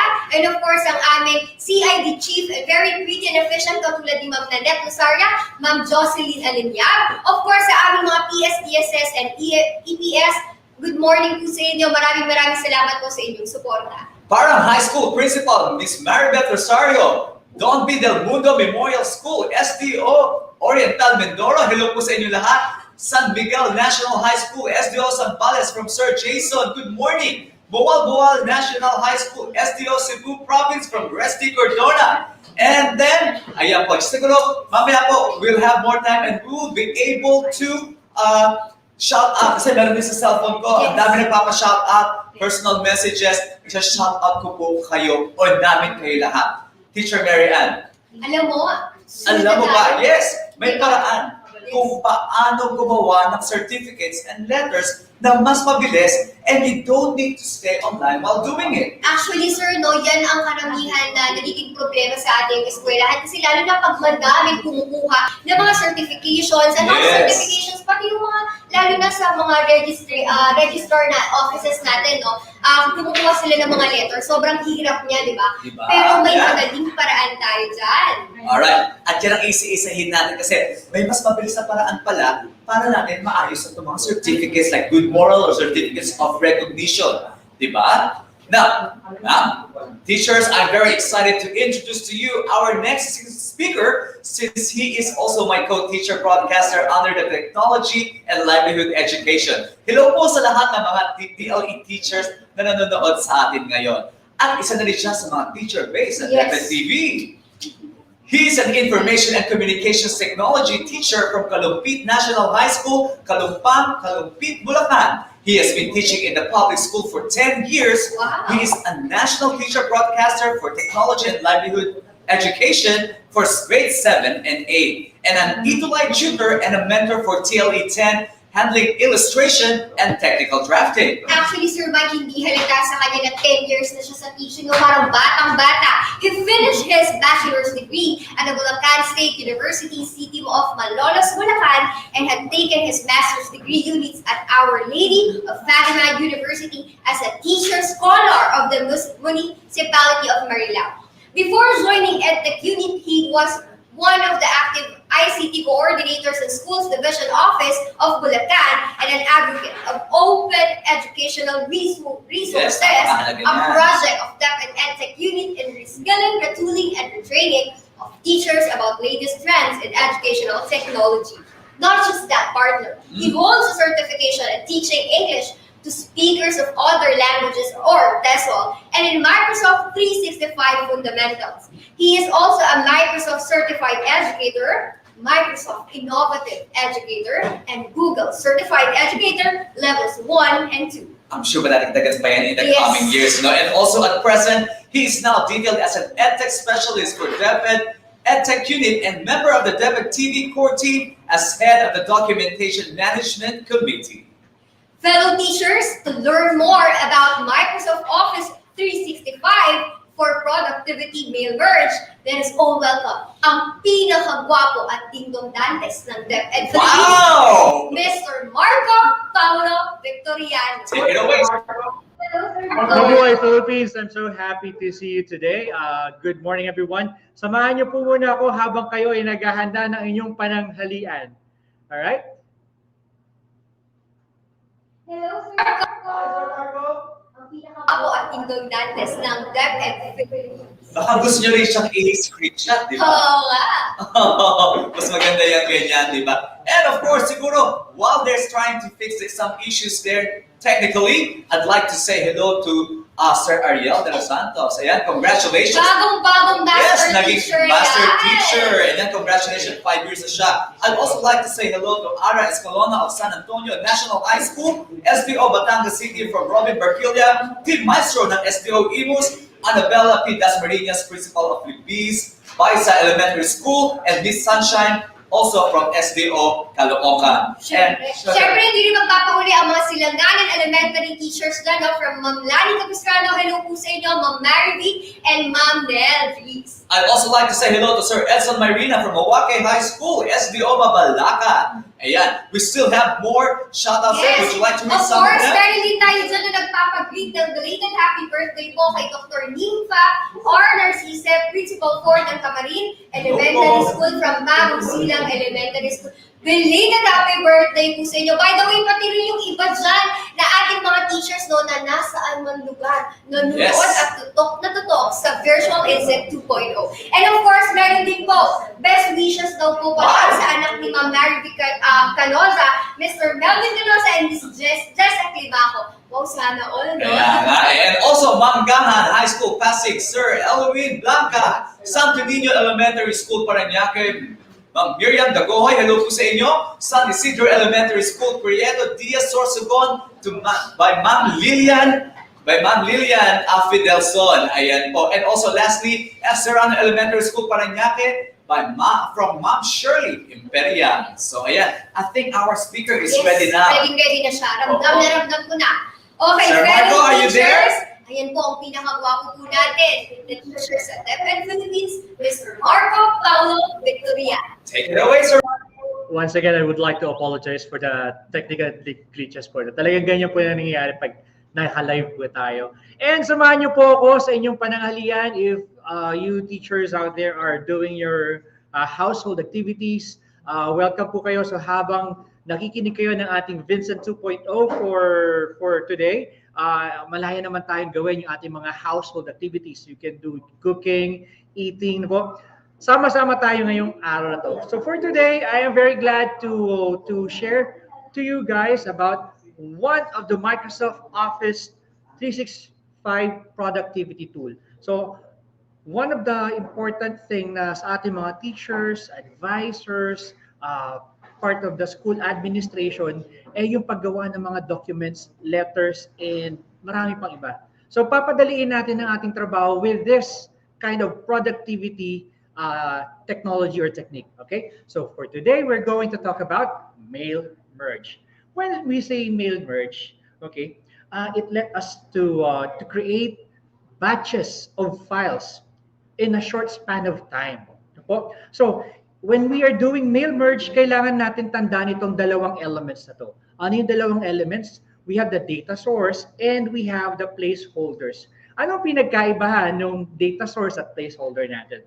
Always remember, pagka sinabi nating data source, para tong database. Okay? It can be a spreadsheet. Alright? So, yung spreadsheet na yon naglalaman ng mga data. Kaya nga data source ang tawag eh. Naglalaman siya ng data para gamitin natin sa ating mail merge. Yon ang paglalagyan ng ating mga placeholder. Ano naman yung placeholder? Yung placeholder na tinatawag natin ay naglalaman ng mga information na ilalagay natin sa ating mga letters. And I hope na kayo pong lahat dyan ay nakapag-download na ng materials natin. Yesterday, ginawa na natin assignment natin or homework natin yung ating mga materials. So for now, if hindi nyo pa po na-download yung materials natin, okay lang yan. Makakapaghintay tayo, no? Maghihintay namin kayo. But if you have the materials, tara na, gawin na natin, no? Saan ba natin magagamit yung mail merge? Especially sa offices, sa school natin, kahit naman naka-virtual tayo ngayon, hindi naman nawawala yung physical papers, no? Magagamit natin mail merge in making letters, email, certificates, directory, or envelopes and labels. But for today, ang pag-uusapan natin ay paggawa ng letters and certificates. Kasi for now, my topic is all about offline. No? Offline po muna tayo kasi hindi naman nawawala yung pag-create natin ng documents. Alright? Now, syempre, in discussing this, kailangan may susundin tayong DepEd order. So ano yung dalawang DepEd orders na susundin natin na nakapaloob dito yung mga gagamitin nating materials or mga letters. So for the DepEd Manual of Style, meron tayong DO30, nagko-contain niya ng 120 pages, pero hindi na natin iisa-isahin yan. Pinapakita ko lamang po sa inyo yung legal basis kung saan natin pinattern yung ating mga documents. And meron pa po tayong isa, which is the DepEd Order 31 Series of 2019 na naglalaman ng Department of Education Service Marks and Visual Identity Manual. Naglalaman lamang yan ng 96 pages. Hindi na natin iisa-isahin dahil ipapakita ko naman yung ilang laman noong DepEd Order 31. Now, ano ang nilalaman ng DepEd Order 31? Nandiyan yung letterhead and stationery. Since 2019, sinunod na po natin itong pattern na to, no? Kasi DepEd order. No po. So, later on, if you have downloaded the materials, nandun na yung draft actually. Pwede nyo na po yung i-edit at isunod sa template po ng school ninyo. Now, nilalaman ng Visual Identity Manual ay yung letterhead. No po, mahalaga yan. Even the font size, the font type, okay, the font style, nandun sa ating DepEd Manual of Style. Yan yung pinaka-Bible natin in making letters and other documents. Now, laman din yan yung proper template and proper format for certificates such as Certificate of Appreciation, Certificate of Participation, and Certificate of Appearance. Yan ay pwede nating ibigay sa mga teachers natin every after seminars. No? Then, of course, every after, bago matapos yung school year natin, alright, gumagawa tayo mga ICT coordinators, advisors, teachers, part of the admin staff ng mga certificates gaya ng Certificate of Completion. Certificate of Completion kapag yung learner natin ay magtatapos ng kindergarten, grade 6, and junior high school. So ito yung mga samples natin. Nandiyan na rin yung format na kailangan natin sundin. Again, saan po natin makikita yung mga format na yan? Nasa DepEd Order 31 Series of 2019. So guided tayo. Now, napakagaling na Microsoft Office 365 kasi alam nyo ba na itong apat na to ay magagamit natin in making documents for productivity. Kaya nga siya tinawag na productivity tool para mapabilis ang ating trabaho.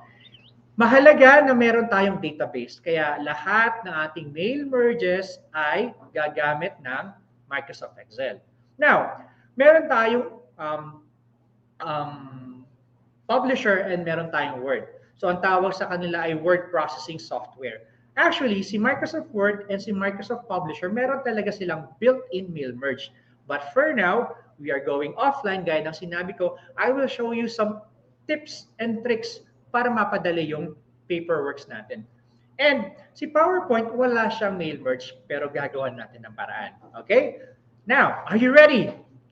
I hope ready na kayo lahat. So for our activity 1, I will showcase kung paano natin mapapadali yung ating trabaho. Now, since nabigay ko na yung link sa inyo, I want everybody to open their sample activities. Now, anong laman ng activity na pinadala ko sa inyo or shinare ko sa inyo? So for now, meron tayong ito. Sabi ko nga, ano yung mga materials na kailangan natin gamitin? The materials na kailangan natin gamitin ay yung Certificate of Good Moral and the data source, yung Excel format. Okay.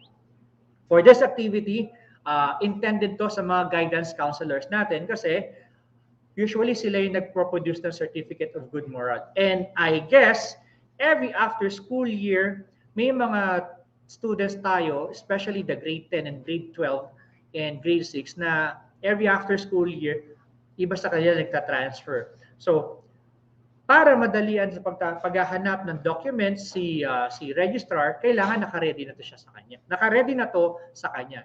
Now, let's open. First, we need the data source. Yung data source may mga pangalan na yan. Ano? Kung nakita nyo man yung pangalan po ninyo dito, pahiram lamang po muna. Yan. So, yung Excel natin, naglalaman ng different spreadsheets. Meron tayong good moral, completion, and parents' consent. Alam nyo, napakahalaga nito eh.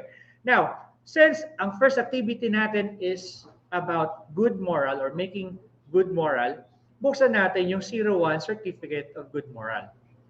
Sabi nga natin kanina, ang isang mail merge or pag mag-mail merge tayo, kailangan may 2 elements. Again, what are those 2 elements? The placeholder and what you call the, excuse me, data file. Alright? Oh, sorry. Yan talaga. Ang dami ko na-click. Live kasi po tayo. Data source. Now, how are we going to perform the mail merge? As you can see, my dear fellow teachers and educators, may nakikita kayong mga tags. Alright?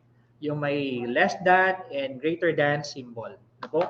And as you can see there, nandiyan na yung ating heading and then ready-made na yung template natin para hindi na tayo magta-type. Right? So now, as you can see here, meron tayong tags for complete name of the learner. Okay? Kasi doon natin i-merge yung pangalan ng mga learners natin. If you're going to look doon sa ating data source, napakaraming pangalan yan. We have 50 names doon sa ating data source.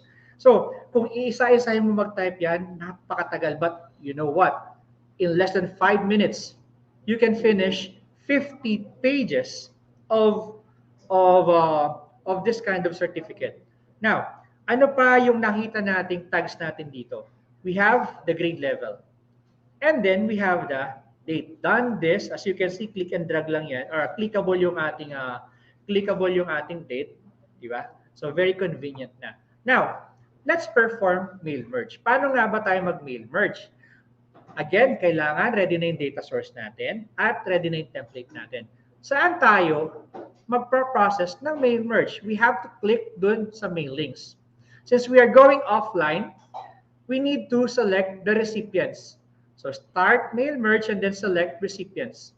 Now, sa list, kailangan natin ng use an existing list. Bakit use an existing list? Yung existing list natin ay Excel file. So therefore, when we click that, kailangan alam natin kung saan nakasave yung ating data source or yung Excel file. Now, this is our database, yung pinaka-Excel natin. Now, click on that. As you can see, meron 3 tags na lumabas. The completion, the good moral, and the parents' consent. Anong sheet ang kailangan natin? Since ang gagawin natin ay parents' consent, we have to click on the parents' consent and then click OK. Then OK. Word was not able to open. Ganyan talaga pagka live, may technical glitches. Ulitin natin.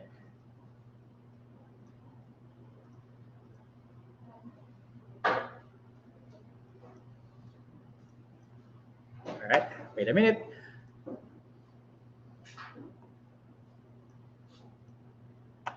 So again, buksan natin yung ating file. I don't know. Example, and then again, data source. Parents consent. Okay, since nagkakaproblema tayo, gawa natin ng paraan. Kopyahin ko yung name sa ating good moral, doon sa ating data source. Alright? Copy. And then magkikreate ako ng new data file or data source natin. Yan. So since nag-create ako ng data source, then save ko to. Kailangan nakasave yung data source natin na kasi pag hindi siya nakasave, ang mangyayari, hindi pa siya mariread ni Microsoft Word. So ipapangalan ko na lang dito ay consent. Yan, consent. And then, isa-save ko dun sa drive kung saan nakalagay yung aking activities. Then click save. Yan. So close ko muna tong isa. There you go. Then, minimize ko lang nito. So now, again, sa mailings, select recipient and then use an existing list. Right? And then, punta tayo sa directory kung saan nakalagay yung ating consent. There you go. Then click OK. Daran! May nangyari na kasi na-activate yung ribbon natin. Now, first, kailangan dito sa complete name of the learner, kailangan lumabas dyan yung name ng learner. Now, saan natin siya makikita? Dito sa insert merge field. So as you can see, meron tayo ng dalawang options. Complete name of learner and the grade level. So syempre, complete name of the learner.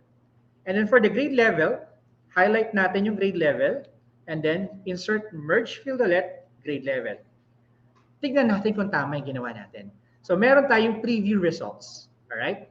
When we click preview results, kung meron tayong 50 learners kanina, therefore, 50 yung makikita natin. And automatically, kung ano yung grade level na in-specify natin, napapalitan din yung grade level. Now, once we're done, we have to click Finish and Merge. Alright? Meron tayong 3 options dyan. Meron tayong Edit Individual Documents, meron tayong Print Documents, pero hindi naman natin kailangan i-print agad. No? Kung hindi pa naman kailangan, huwag na muna natin i-print agad. I-store muna natin sa storage device natin. So therefore, Edit Individual Documents. And then, click All. All, kung gusto natin yung 50 na letters natin, ma-generate agad. Pero kung gusto natin yung current record lang, kung ano lang yung nakikita natin sa window natin, yun yung lalabas. So for now, let's click All. Again, we have 50 learners na nandito. Then once I click OK, 5, 4, 3, 2, 1. Actually, wala pang 1 second. Meron na akong 50 documents. Alright? Palakpakan! Yan. So, yan. Alright? Now, since hindi natin ito ipiprint, kasi hindi pa naman kailangan, alright, anong pwede natin gawin? Pwede natin itong i-save as PDF. Okay? Bakit ipi-PDF? Para hindi na natin ma-edit pa. O kaya, for final na siya kasi. No? So, yan. Thank you nga po pala kay Sir Jesse Borja, ang aking principal sa Kalupit National High School. Now, meron na tayong parents consent. Pwede nyo pong gamitin yan na template po ninyo sa inyong eskwelahan. Pwede nyo pong gamitin yan. Wala naman pong copyright yan. Ibinabahagi po natin sa iba yan. Palitan nyo na lamang po yung, yung pangalan ng school, saka po yung footer natin. Alright? Learning? I hope nakatulong po sa inyo. Isa sa pinakamahalagang bagay na ginagawa ng mga ICT coordinators ay yung Certificate of Completion. Ako po kasi, teacher po ako ng junior high school. So every time na magkakaroon ng completion or recognition or ng graduation or ng moving up ceremony, syempre hindi naman sila makakapag-moving up kung wala pa silang certificate. Now, one of the common problem ng mga ICT coordinators ay yung bulk ng trabaho sa paggawa ng Certificate of Completion. Now, for the second activity, ang materials needed po natin ay the sample certificate of completion, yung Word, and of course, the data source po ulit. Now, balikan natin yung ating materials. Right? So, let's have sample certificate of completion, Word. Open natin yan ulit. Diba? As you can see, doon sa ating template, ready-made na yung mga content. Right? So, sa ating certificate of completion, base sa ating DepEd Order 31, ang kailangan lang na makita doon na symbols or signs ay ang DepEd seal and the symbol or yung logo ng SDO natin. Kailangan mas malaki yung DepEd seal compared doon sa ating SDO logo. Now, again, you can use this para sa inyong template. If not, it's okay lang kung meron po kayo sariling template. Alright. Usually sa school namin, meron kaming 400 plus learners. At ang bawat classroom, bawat section ay merong 40 learners. Now, very tasky yun sa mga advisors kung sila pa gagawa. No? So malaking tulong to sa kanila kasi with the short span of time, 3 minutes, nagawa na natin yung 400 learners natin. So again, proceed tayo sa mailings. And then, kung mapapansin nyo yung ating ribbon, yung iba naka-grade pa kasi wala pa silang pakukunan ng content. Now, again, select recipients, use an existing list kasi may database na tayo, and then, buksan natin yung data source. Sana this time gumana kasi kanina hindi gumana. Pero again, yung data source natin, tayo mismo ang nag-encode niyan. Alright? So since this is the certificate of completion, click natin yung certificate of completion. Gumana yung certificate completion data source natin kasi nag-activate yung ating data source, yung ating ribbon. Now, ano ang mga papalitan natin dyan? Ang dami yan. The name of the learner and the LRN. Kadalasan, ang mga teachers natin, isa-isa kung mag-type. Pagka isa-isa tayo mag-type, napapagod tayo. Pag napagod tayo, kadalasan yung LRN nagkakamali. To avoid errors at hindi masayang oras na paggawa natin, kailangan ma-practice po natin ang paggamit ng mail merge. Ano po? So very simple lang yan. Again, yung name of learner natin, kailangan nating palitan. Hinighlight ko po kasi diyan tayo maglalagay ng placeholder natin. Yung placeholder, again, yung may less than and greater than symbol. Now, insert merge field, complete name of learner. And then for the LRN, ilan po bang digits yung LRN natin? Mga advisors, mga teachers, 12. Alright? 12 digits po yan. So, minsan, nalilimutan nating palitan sa dinami-dami ng type natin, sayang ang papel, sayang ang ink, sayang ang resources. So, with this mail merge, naiwasan natin yung pag-aksaya. Now, nalagyan na natin mga placeholders natin. Greetings po kay Ma'am Zenia Mostoles, ang aming SDS dyan sa SDO Bulacan. Again, to check, click natin yung preview, nagkalaman na. And ito ang LRNE, Learner Patrick Openia. No? So, 50 ulit yan. And then, kung tapos na tayo, click Finish and Merge. Click Finish and Merge. Edit individual documents. All, then click OK. Tingnan nyo, ang dami yan. Alright? Diba? From one document, na-multiply natin siya instantly into 50 documents. Alright? Medyo kakapusin tayo sa oras. Bibigyan ko kayo ng homework. Ano yung homework natin? Yung publisher. Alright? Yung publisher, sana kapag nag-upload kayo, try nyo yung publisher kung paano nyo ma-activate si mail merge kay publisher. Pero, bago kayo iwan, gamitin muna natin syempre yung certificate of recognition gamit si PowerPoint. Right? Sabi ko nga kanina, hindi natin magagamit si PowerPoint kasi wala siyang mail merge capability. No? So, as you can see, meron tayong signature dito sa baba. Tapos, ito yung signature natin, dalawa, di ba? As you can see, mayroong white background. No? Matatakpan yung pangalan na nasa ilalim. So, paano natin matatanggal yung white background? Alright? Paano natin matatanggal yung white background?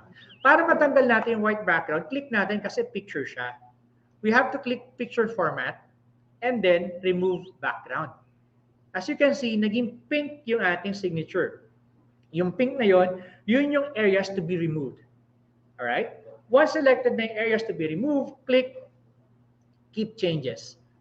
And there you go. nawala yung white background, naging transparent siya, therefore, kitang-kita na yung pangalan ko. Ganon din yung gagawin natin sa isa. And I hope sa bahay you can practice that. Commonly, no, pagka nag-attach tayo ng digital signatures or e-signatures, nahihirapan tayo mag-edit. Kailangan ipi-PNG pa natin from a certain program or application.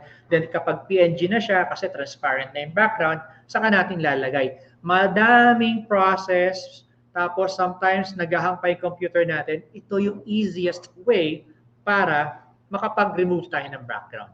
Right? Again, doon sa isang signature, shoutout po sa aking head teacher, Violeta De Leon. Kung mapapansin nyo, some of the letters ay may pink area. So meron tayong marked areas to keep and marked areas to remove. So marked areas to keep is para i-keep niya yung ibang part. Ayan. So click-click lang hanggang mawala yung mga pink part. So kung wala na, kung visible na yung blue line, click natin, keep changes. Ta-da! Now, as you can see here, merong 1B de la Cruz. Okay? Mamaya, lalagyan natin siya ng placeholder. So, ngayon, buburahin ko siya. Burahin natin kasi hindi naman natin siya magagamit mamaya. May hirapan tayong takpan siya. Now, meron tayong tatlong presentation here dito, no? Meron tayong tatlong slideshow. Hindi po pala nakikita. Patawarin niyo po ako. Ayan, ulitin ko. Balikan natin. Hindi lumabas. Alright, balikan natin. Recall po natin.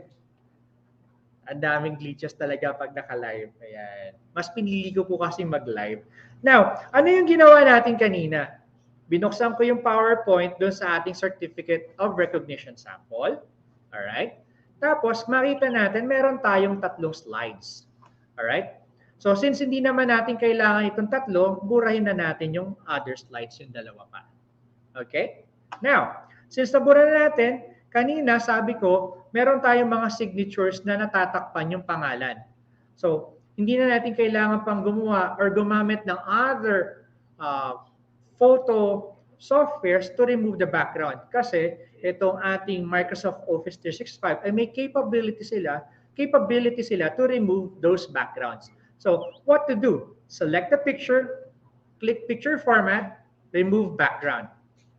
Alright? Yung pink area, yan yung mga areas to be removed. And then click keep changes. As you can see, nawala yung white. Alright? Now, itong isang signature natin, may white background pa din or may white part pa din. So again, remove background doon sa ating picture format. And then, since merong pink area doon sa letters, we have to click mark areas to keep. Alright? Sige. Sundan natin yung letters. Kapag nakita nyo na blue na yung letters natin, so, click keep changes. And nawala yung background natin. So, dito, tatanggalin natin pangalan ni Juan de la Cruz. Naging guide lang naman natin to. So, magagamit natin to kapag meron tayong classroom recognition. No, kasi yung classroom recognition awards naman natin, customized ni advisor yan. So, here, we can save this as JPEG or picture. So, save natin yung slide number 1 natin as picture. So, paano mag-save? Click File, and then Save As, and then from the options, click JPEG. There you go. And then, hanapin natin yung folder location, click Browse, ilalagay natin siya sa Sample Activities, then click Save. Wala po itong picture dun sa inyong material sa all slides. Kung gusto lahat nyo ng slides ay ma-save, or kung gusto nyo yung first slide lang, just this one. Alright? Now, since Microsoft Word and Publisher lang ang may capability to do mail merge, kailangan natin magbukas ng Microsoft Word. There you go. Since some of our certificates ay naka-landscape, let us apply necessary formatting. No? Kung kailangan nating pag-aralan yung formatting, don't worry, sooner or later, babalikan natin yung basics ni Word, Excel, PowerPoint. But for now, okay, gagabayan ko po muna kayo. So, yung orientation natin, gawin nating landscape, and then insert picture. Anong picture ang insert natin? Yung picture from the PowerPoint. Saan natin makakuha? Saan natin makikita? Makikita natin yan doon sa materials natin. Ayan. Now, ayan, meron na tayong picture dito. Ang kulang na lang dito is yung ating placeholder. Alright? Let's do some text wrapping in front of text para ma-move natin. Huwag niyong kakalimutan yun na pag naglagay kayo ng picture para na-navigate niyo yung picture natin doon sa ating Word file or doon sa ating Word, Microsoft Word, kailangan yung picture i-click po natin and then wrap text and then in front of text. Tanda po natin lagi yan. Now, kailangan natin maglagay ng placeholder. Anong tool to put a placeholder? So, insert, lagay natin dyan is yung text box. Lagay tayong text box. There you go. And then, apply necessary formatting. There you go. Nilalakyan ko na yung font size. Alright? And then, lagay ko lang ng tags, name. Alright? Saan ako kukuha ng name? Medyo litan ko konti. Saan ako kukuha ng name? Kukuha ko ng name doon sa ating data source or doon sa ating Microsoft Excel. Okay, there you go. Now, again, let's do mailings. And then, start mail merge doon sa ating select recipients. Use an existing list. Okay. Browse natin yung ating data source. Click natin yung data source. Since this is certificate, kuha ko ng parents consent. Ay, hindi rin gumagana yung parents consent ko. Ulitin ko. Yan. Ulitin natin. Alright, consent. Sir, may grade level yan Okay. Name lang naman ang kailangan mo. So, since name lang naman ang kailangan ko, insert merge field ko lang is complete name of learner. Napansin nyo, medyo malaki yung ating font style, hindi nagkasya sa box. So, syempre, we need to do necessary formatting hanggang sa magkasya siya. Yan. Kaso sir, merong line yung ating text box. Tanggalan natin ang line yung ating text box. Okay, picture format. Tapos, tanggalan natin ang line, shape outline. No outline. There you go. Now, balik tayo sa mailings. And then, check natin kung walang lumalagpas na pangalan. Yan, 50 names po yan. If wala namang error, walang lumalagpas na pangalan, at satisfied na tayo sa formatting natin, click natin Finish and Merge, Edit Individual Documents. Then click OK. Daran! Nakikita niyo yung productivity natin, di ba? And with using mail merge, bumibilis yung trabaho natin, na-avoid natin yung too many typings, na-avoid natin yung clerical errors, kaya intended po talaga ito sa mga registrars, admin staff, teachers, advisors, na hanggang ngayon gumagawa pa rin ng mga manual documents. Alright? Hindi naman pa siya nawawala sa panahon ngayon No? If you have questions, please feel free to message me on my email o kaya sa EdTech Unit, pwede po kayong mag-message doon para matulungan po namin kayo. Alright? So, now, since binigyan ko kayo ng homework, hindi po tayo gagawa ng email kasi we are going offline. No? Kapag diniscuss natin yung email, online na yon. So again, yung real documents ang ating pag-uusapan. Ano homework ninyo? I-try nyo po doing mail merge using Publisher. Okay? Bago tayo magtapos, tandaan po natin, quality education can be achieved when one is eager to learn and is innovative. I am Sir Marco Paulo Victoriano, your EdTech Unit Specialist.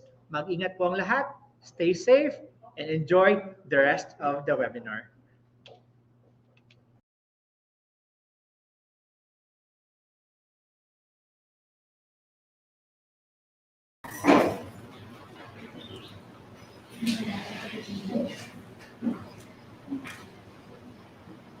Thank you very very much, Sir Marco, for this very interesting and informative topic. Alam mo, partner, kahit napakaikli lang ng topic ni Sir No, pero nandun na lahat-lahat. Nasa kanya na ang lahat.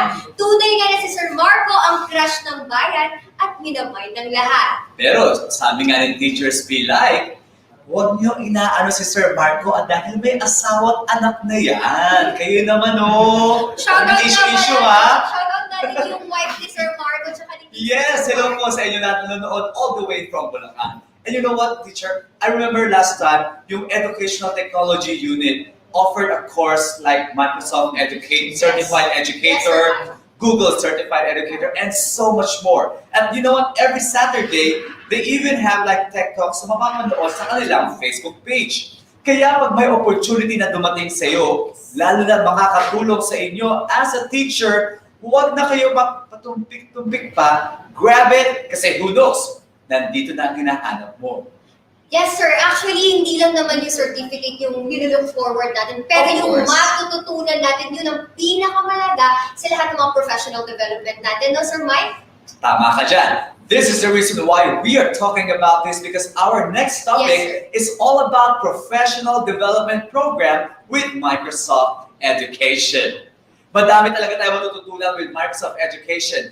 Ano-ano nga ba ang mga ito? Huwag natin patagalin. Yes, Sir Mike. And to join us, of course, here is Sir Mark Anthony F. Hansal, the project lead of DepEd Online at isa sa pinakagwapo ulit ng DepEd TV teacher broadcaster. And syempre, sasamahan siya dito. Okay, our speaker also to join with Sir Mark Anthony Hansal. She is a BA Communication Arts graduate. Currently, she is supporting Microsoft Philippines in handling programs around educator professional development and supporting both public and private schools in their digital transformation journey.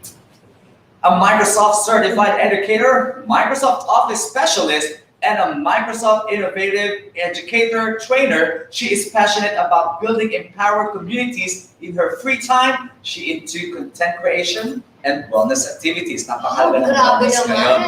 So once again, thank you so much. Here are our speakers, Sir Mark Anthony F. Hansal and Ms. Grace Ko. Hello po sa inyo. Good morning po. Hello, Sir Mark Anthony Hansal and Ma'am Grace Ko. Hello, Sir Michael and Miss Mary Ann. Good afternoon. And hello, Miss Grace. Good afternoon, ang ating Tita G. Pasok. Magandang tanghali. Hello, Sir Madge. Yes, and of course, magandang tanghali sa ating mga minamahal na mga kaguruan. Welcome po sa ating virtual INSET 2.0. At tayo ngayon ay nasa session, ang topic na pag-uusapan natin ay tungkol sa professional development. Time check, alam namin na 11:52 na. And alam din namin kung gaano ka-flexible at kung gaano ka-talented ang ating mga teachers. Yung iba dyan baka sumusubo na o baka nagluluto o nagpe-prepare, Miss Grace. Yes. Yes, working lunch ito, Sir Madge. Pero again, di ba, I think pwede nila itong panoorin ng on-demand or replay, di ba, just in case tinatawag sila ng kusina. Di ba?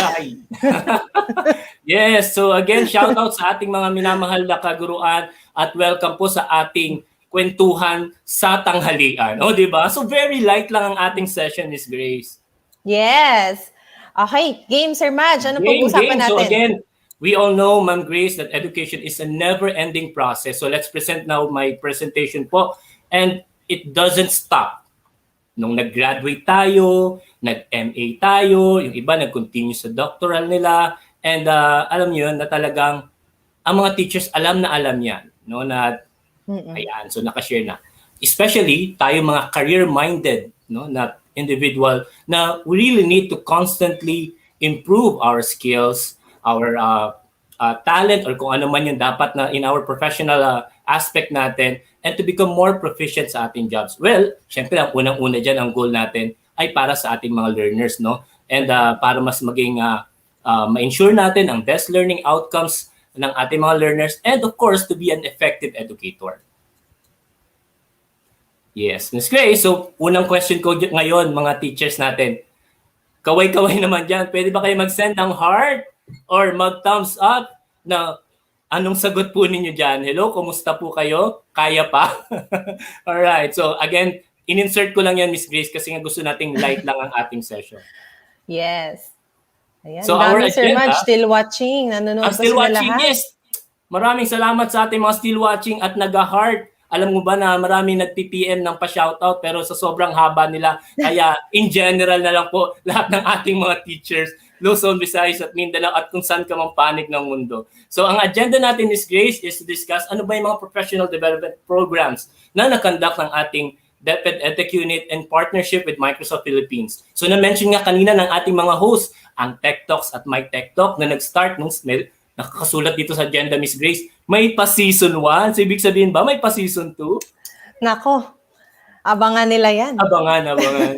Yes, so nag-start tayo this year. This year na February hanggang August. And then we will also share yung ating Microsoft Education Ambassadors 2021. So nagkaroon tayo ng memo dyan, nag-announcement tayo dyan, may parang selection committee tayo dyan, at talagang dumaan sa butas ng karayom kung sino man ang mga nakapasa. So later on, may announcement din tayo dyan.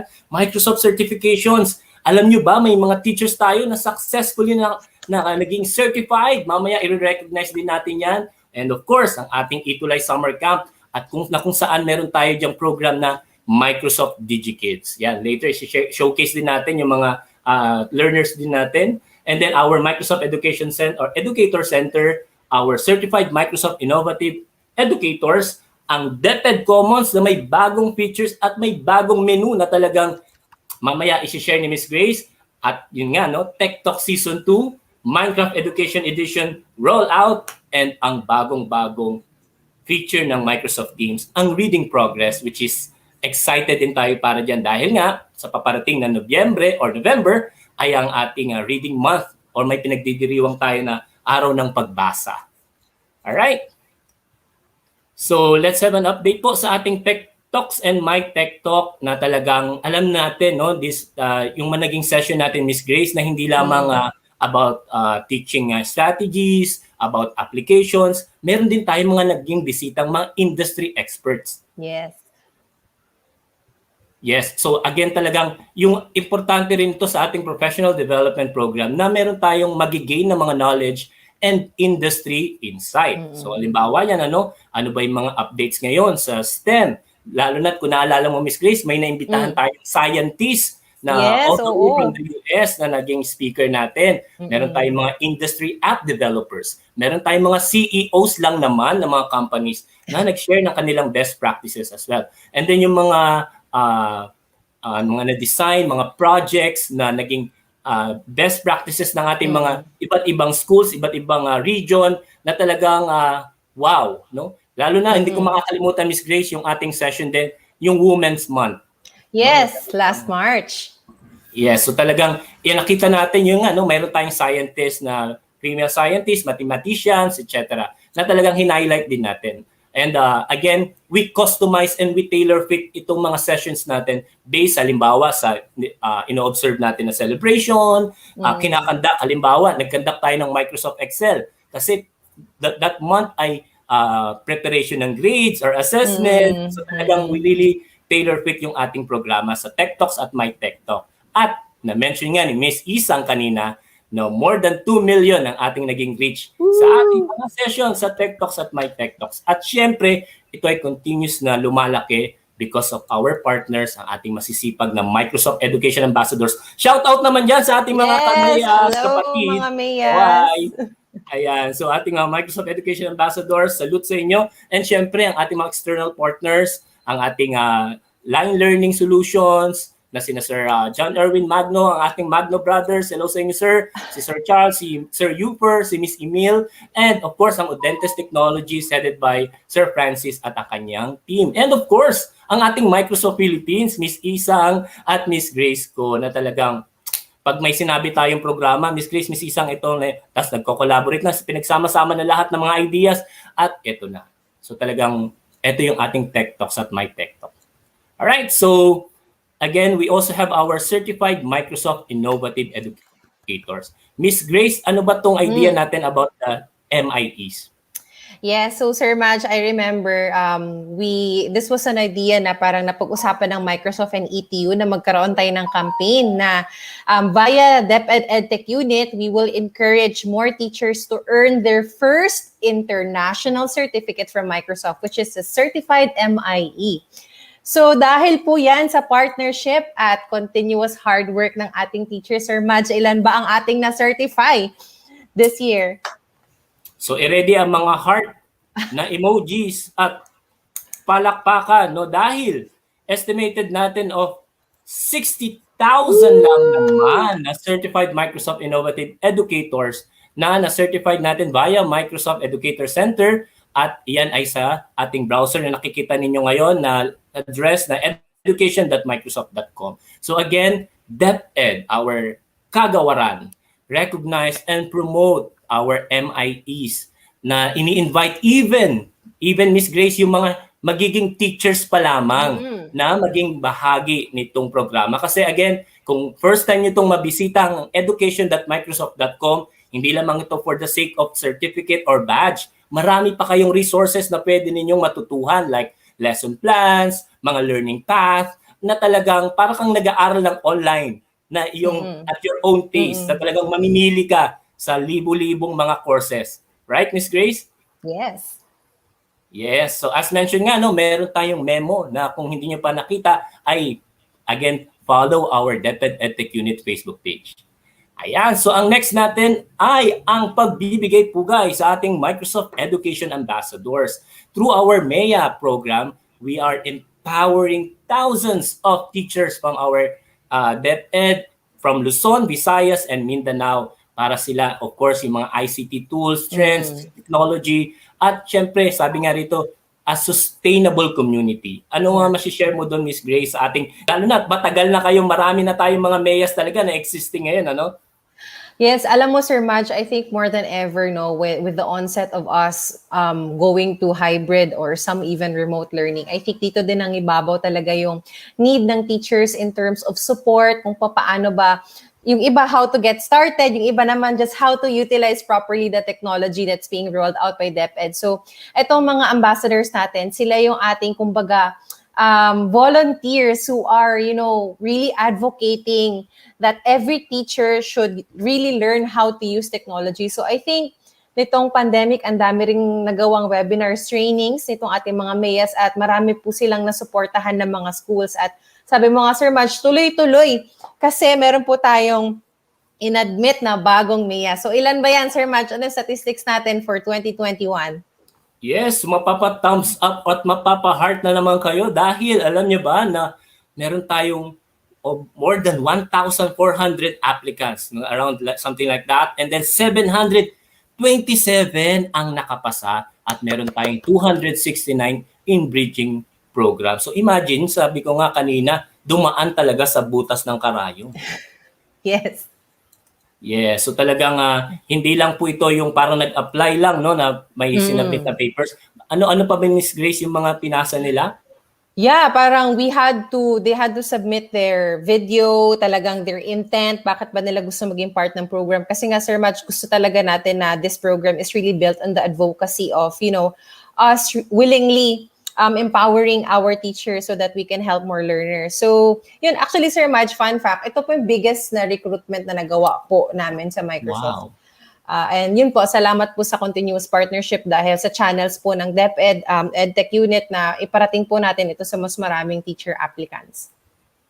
Yes, and congratulations, syempre. Ngayon pa lang, kinocongratulate na natin sila kahit alam natin na mayroon pang next stage wherein they need to conduct their own training sa kanilang respected na, or sa kanilang mga respective schools or division, or even sa kanilang department o kahit sa kanilang group, no, ng mga teachers, dahil pwede nilang i-conduct yung required natin na number of trainings para sa mag-proceed at maging at ma-recognize na maging Microsoft Education Ambassador. So, kapit lang sa ating mga MEAs to be at ngayon pa lang isang mainit na pagbati, mainit na yakap na hug para sa inyo. Kasi alam natin, Miss Grace, just to share lang, nung meron tayong face-to-face ay meron talagang program kapag graduate ka ng MEA. Pwede mo bang i-share yun, Miss Grace?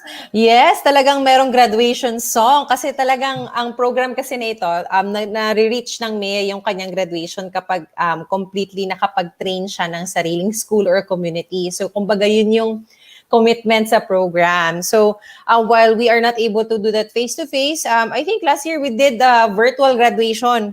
So really exciting kasi itong bagong MEAs natin, hopefully makapag-teach din po sila at train ng mas maraming teachers this year. Yes, so talagang excited tayo dyan. And we look forward in the soon na magsama-samang muli ang lahat ng Microsoft Education Ambassadors. Yee! Ayan, so habang nagsasalita tayo, nakabantay din ako sa comments. May mga Bitcoin dito. Pasensya na, binablock ko po kayo. Doon po kayo sa marketplace ni Facebook. Anyway, so next proceed tayo. We have the Microsoft Skilling Certification Program. So na-mention nga natin na we will equip our teachers. Although unti-unti lamang po kasi mahirap na sabay-sabay lahat magpa-certify. Kahit yun ang pwedeng maging goal natin in the future na lahat ng teachers natin sa DepEd ay Microsoft certified. So, lumabas tayo dyan ng memo about the certification program natin. Ayan. At so, nag-offer tayo ng Microsoft Office Specialist and Microsoft Certified Educator. Can you share, Miss Grace, ano ba yung mga parang naging experience natin during, kasi ito ay hindi lang nag-exam agad, di ba? May training program. Siyempre, parang nag-coaching, nagkaroon ng session talaga, kahit virtual. At even yung pagpo-proctoring ay ginay talaga sila hanggang matapos ang exam.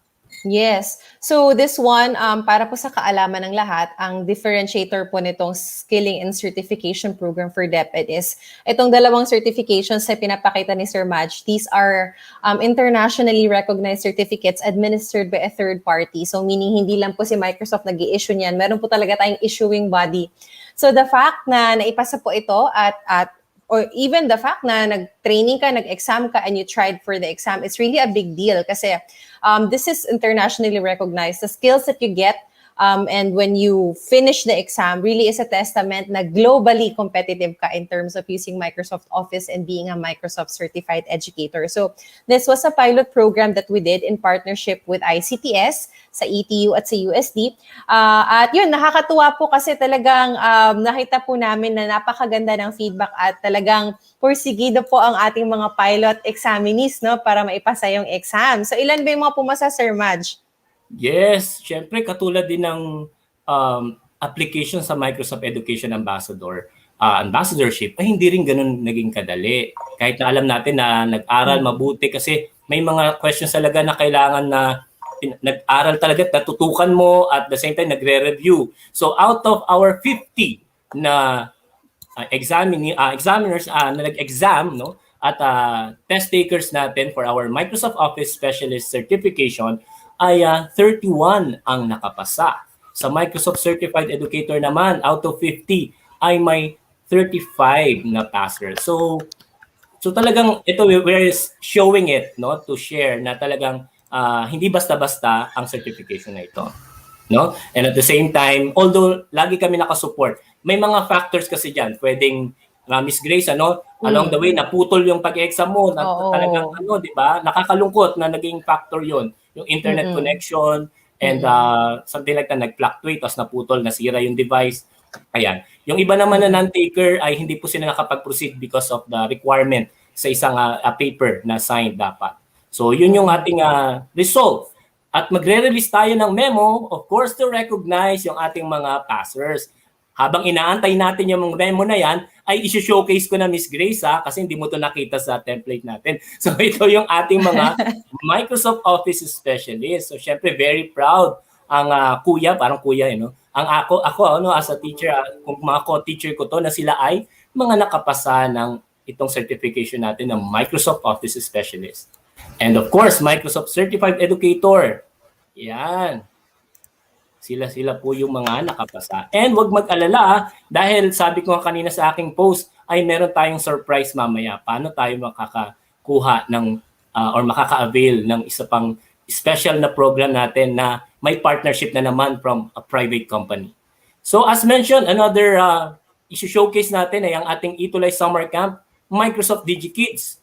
na kung saan, ayan ang aking mga kapatid, si Cap Glens at si Cap Glenny, na later on ay makita at makakasama natin sa kanilang session this afternoon. So, we have this ETULAY Summer Camp. So talagang habang yung mga bata ay nag-aantay ng pasukan, ay we offered a summer camp na parang hindi lamang academics, more on meron din tayong mga arts, may theater, may math remediation, storytelling, at marami pang iba. At isa na nga dyan, ang Microsoft DigiKids.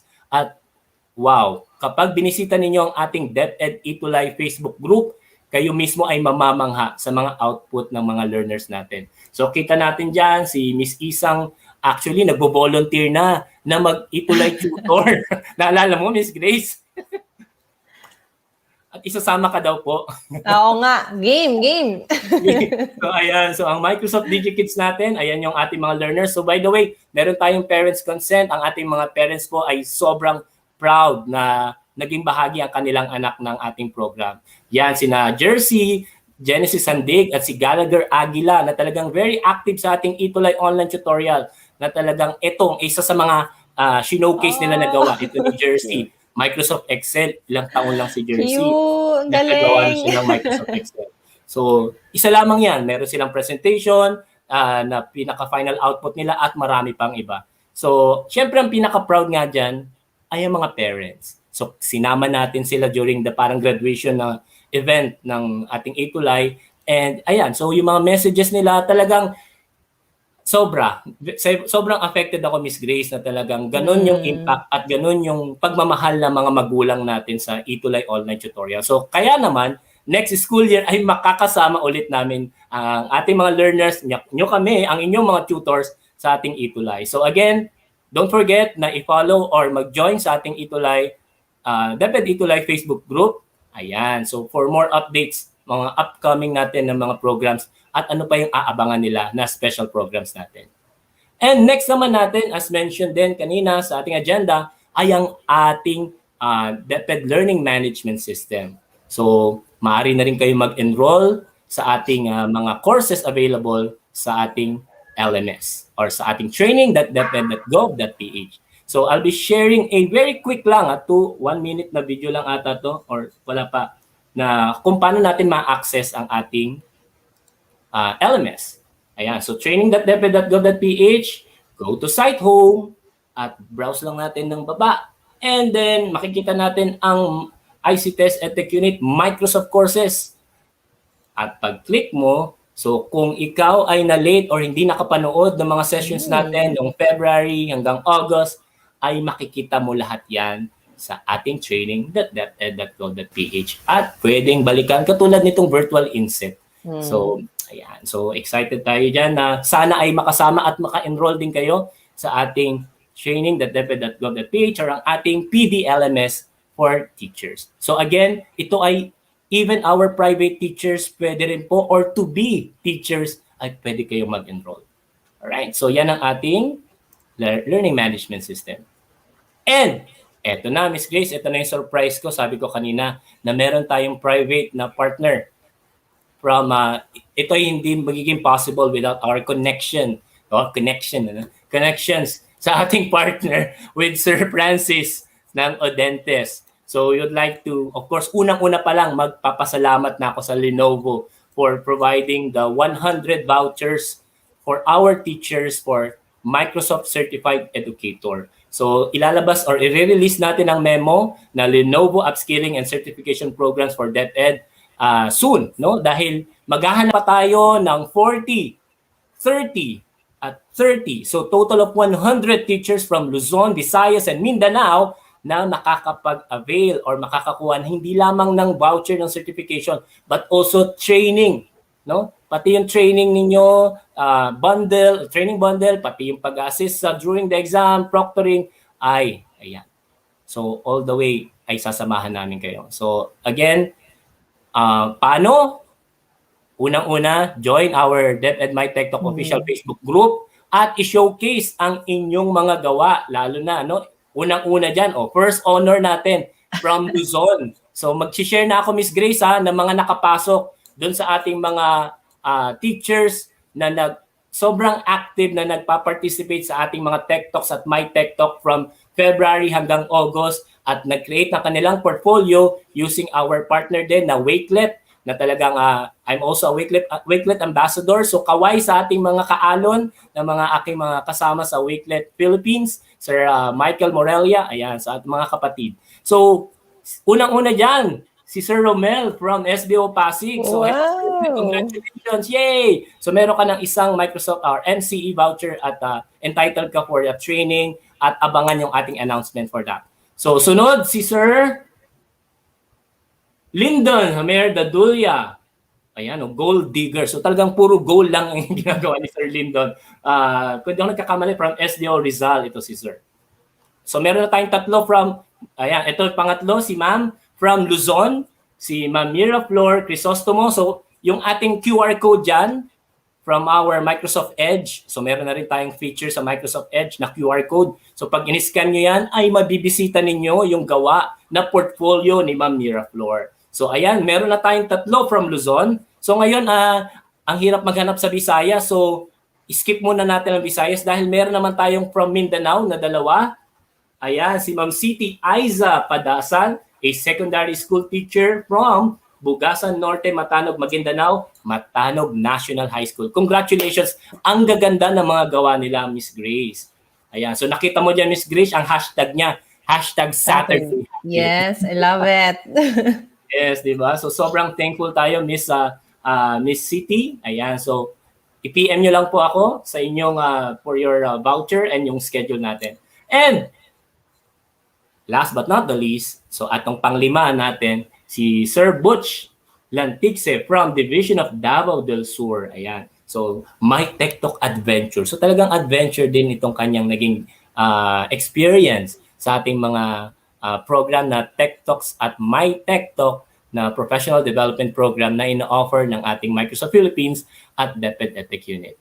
Alright. So again, pwede natin gamitin ang hashtag Thank you Lenovo. Maraming salamat sa inyong support sa ating kagawaran. Ngayon pa lang kahit hindi pa nilalabas yung voucher. Thank you so much. Again, thank you Sir Francis Xavier, ang co-founder and general manager ng Audentes Technologies Incorporated. So siguro Miss Grace, I would like also to commend din ang aking team na parang jigsaw puzzle na kung saan it's our team members talaga ay nagtutulungan. We do have different shape, different style, different na tinuturo, or different kung saan man kaming lugar, and we do have different needs. But pag pinagsama-sama natin, no, yung ating team na yan, so recognizing each team or piece of jigsaw, ay nabubuo ang isang tcharan! Microsoft team. So, sabi ni Phil Jackson, the strength of the team is each individual member. The strength of each member is the team.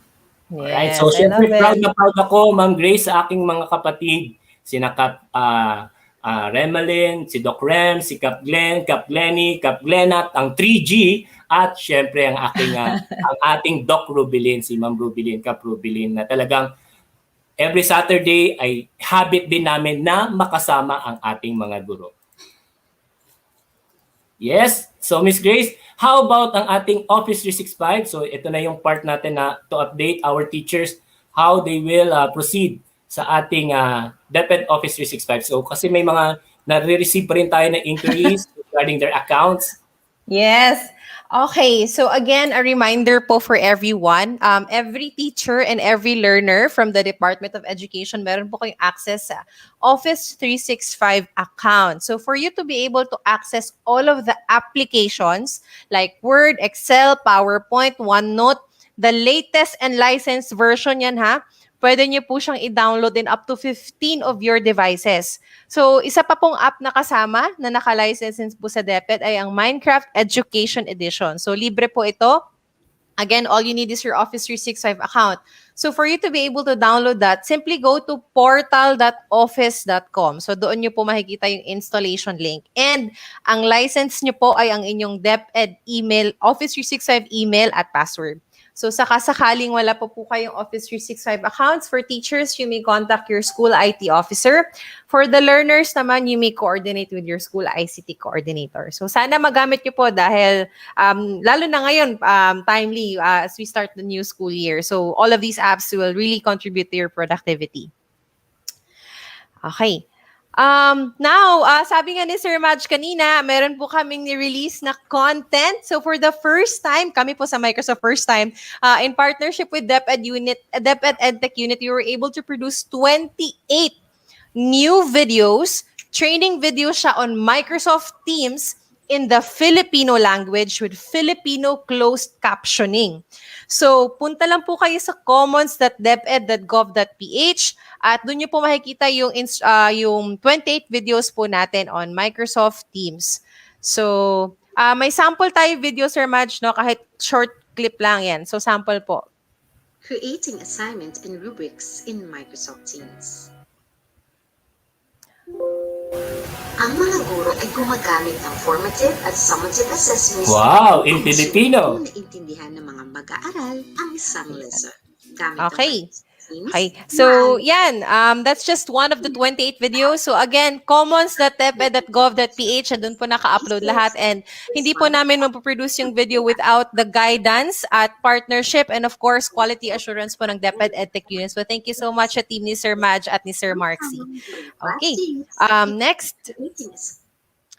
Okay, next. Nasabi nga ni Sir Madge kanina that we have the Microsoft Educator Center. So, we mentioned earlier that we have an estimate of 60,000 certified Microsoft innovative educators. So, we highly encourage you to check out this website, register for free, and start accessing all of the free trainings, learning pathways, and get yourself those badges and certificates na naka-encode sa inyong pangalan. So, di ba, Sir Madge, sobrang paborito. Ilan na ba ang certificates mo, Sir Madge? Hindi na magkasya, Miss Grace. Punong-puno. Diba? Diba? So, maipagmamayabang nyo po yan sa LinkedIn, sa Facebook, na kayo ay nakatapos ng isang course on OneNote, Office 365, Minecraft. So, in the next slide, makita nyo po, ito po yung sample ng certificate na mai-issue sa inyo kapag kayo ay next slide na tayo, Sir Madge. Oo. Pag kayo ay isang certified Microsoft Innovative Educator, so ito po yung sinusuportahan ng memo na ipinakita ni Sir Madge kanina. So it's very simple. Take a couple of courses in the website and make sure that you input your correct name kasi it will encode to your name. So, yan. So, pwede nyo po itong ma-download, ma-print, maipakita nyo po sa inyong mga kasamahan or kapag gusto nyo pong i-showcase yung inyong mga learnings. So, yan. Certified MIE.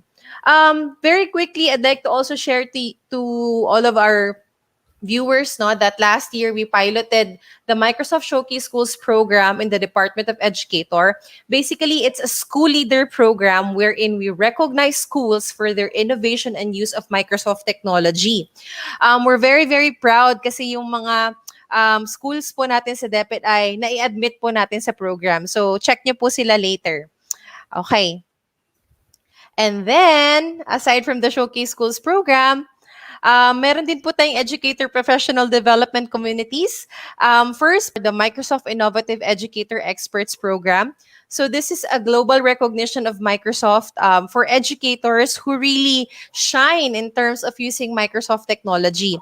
The application season actually closed last July 15, and upon checking, marami-rami po tayong teachers from DepEd who passed the program. So abangan nyo po ang announcement mid-September. And just in case kayo po ay na-inspire sa mga learnings nitong virtual INSET at yung mga Microsoft learnings natin, the program will actually reopen on October 2021. So check nyo po yung aka.ms/MIE-expert. So, yan, si Sir Madge, nag-apply ka dito, no? Yes! Okay. Okay. And then finally, sabi nga ni Sir Madge kanina, marami po tayong programa na tinatrabaho together with EdTech Unit. So watch out. Number 1, Minecraft Education Edition. We are continuously rolling that out. Trainings are happening. Champion programs are happening. A training will happen this afternoon. So watch out for that. Second is we are actually working closely now with some offices in DepEd, pati ang ETU, to roll out naman po yung ating trainings and enablement for DepEd learners. So last June, we did a nationwide event wherein we helped grade 12, grade 11 and 12 students build an impactful resume and their own LinkedIn profile. So masusundan po yan, kaya abangan niyo po. Yes, At Miss Grace. lastly, In yes, partnership sir. yan with Youth Formation Division. Yes. Shout out kay Sir Adolf. Hello, sir. Hi, Sir Magpagaling ka. Adolf. Magaling ka agad. Ayan, so abangan nyo po kasi marami pong in partnership with ETU and YFD soon. And then, abangan nyo po ang Tech Talk Season 2 coming October 2021. So sabi nga ni Sir Madge kanina, Season 1 yung last time. So Season 2 is coming. So magbabalik po ang ating hashtag Saturday Habits with DepEd, ETU, and Microsoft. Okay.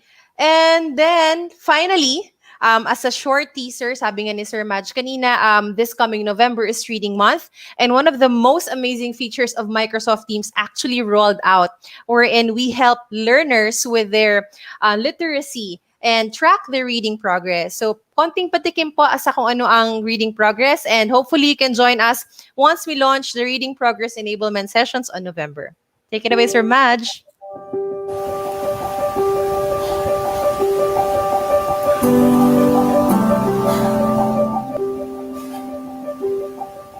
Literacy is so important, and it's my job to help the kids grow in that and see the value in that, and to break the mindsets of like, oh, I'm just a bad reader, I don't like to read. I don't have to worry about other people just looking at me and staring at me. It's just reading to myself, sort of, but on camera.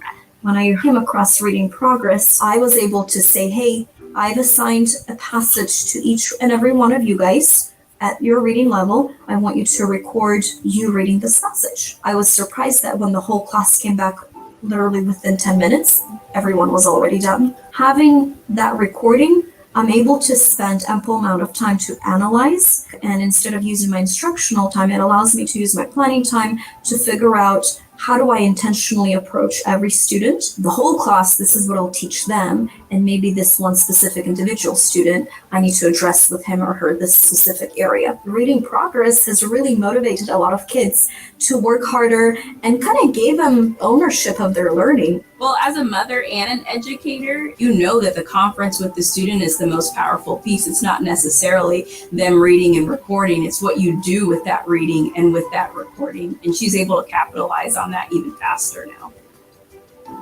It probably helps me be a better reader because I can actually listen to myself. And if I did say a word wrong or something, I'd be able to say it better the next time because I know that I said it wrong. Struggling readers, they struggle, so they avoid reading. And by avoiding reading, they struggle even more. And so it's been really cool to watch how my kids are, reading more at home. They're more excited to read in the classroom. They have their personal goals that they've made, not me. And so they're excited to work. Coming from an administrative perspective is that this isn't just a classroom tool. Because we have so much access to data, that this is a powerful tool to change the learning trajectory of a building. But watching her grow in her reading, it's been a joy for me. I used to love reading as a child, and I wanted that for her. Now that we use the app, I'm more confident. I'm less worried about it. Get worried about a lot of things, but reading now is one of the things that I'm not worried about anymore. I want all my students to get to the point where they know what it feels like to get lost in a book. Favorite part is when I get to a really interesting part in the book and then I can't stop reading it, and it's really fun.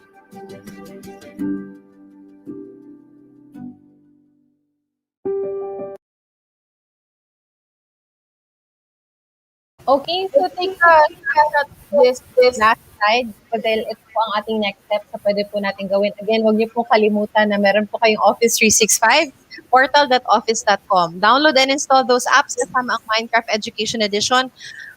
Earn your free certified MIE badges at education.microsoft.com at panatilihin po ang laging nakaantabay sa DepEd EdTech Unit Facebook page for more updates on our program. So thank you so much, Sir Madge.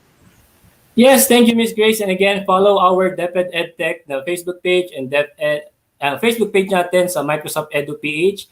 At again, shout out Sa aking mga kasama sa EdTech Unit, ang aming head si Sir Mark Anthony C., ang aming supported na director, Abram Y.C. Abanil, ang ating USEC Alain Del B. Pascua, ang ating secretary Leonor Magtolis Briones, ang aking mga kapatid sa DepEd TV, Microsoft Teams, ang Microsoft team natin na ETULAY, Ka-Wonder Pets, DepEd ETULAY Tutors, ang ating Microsoft Education Ambassador, Sir Jed, mga kaalon sa Wakelet, SDO Antipolo, headed by SDS namin, Sir Christopher Diaz, ang aming non-teaching and teaching staff ng Antipolo City Senior High School, headed by Ma'am Liza Limbo Banayo, sa aking supportive na family, sa aking mga fellow educators, maraming salamat po. See you Kasiglahan Village National High School, all for His glory.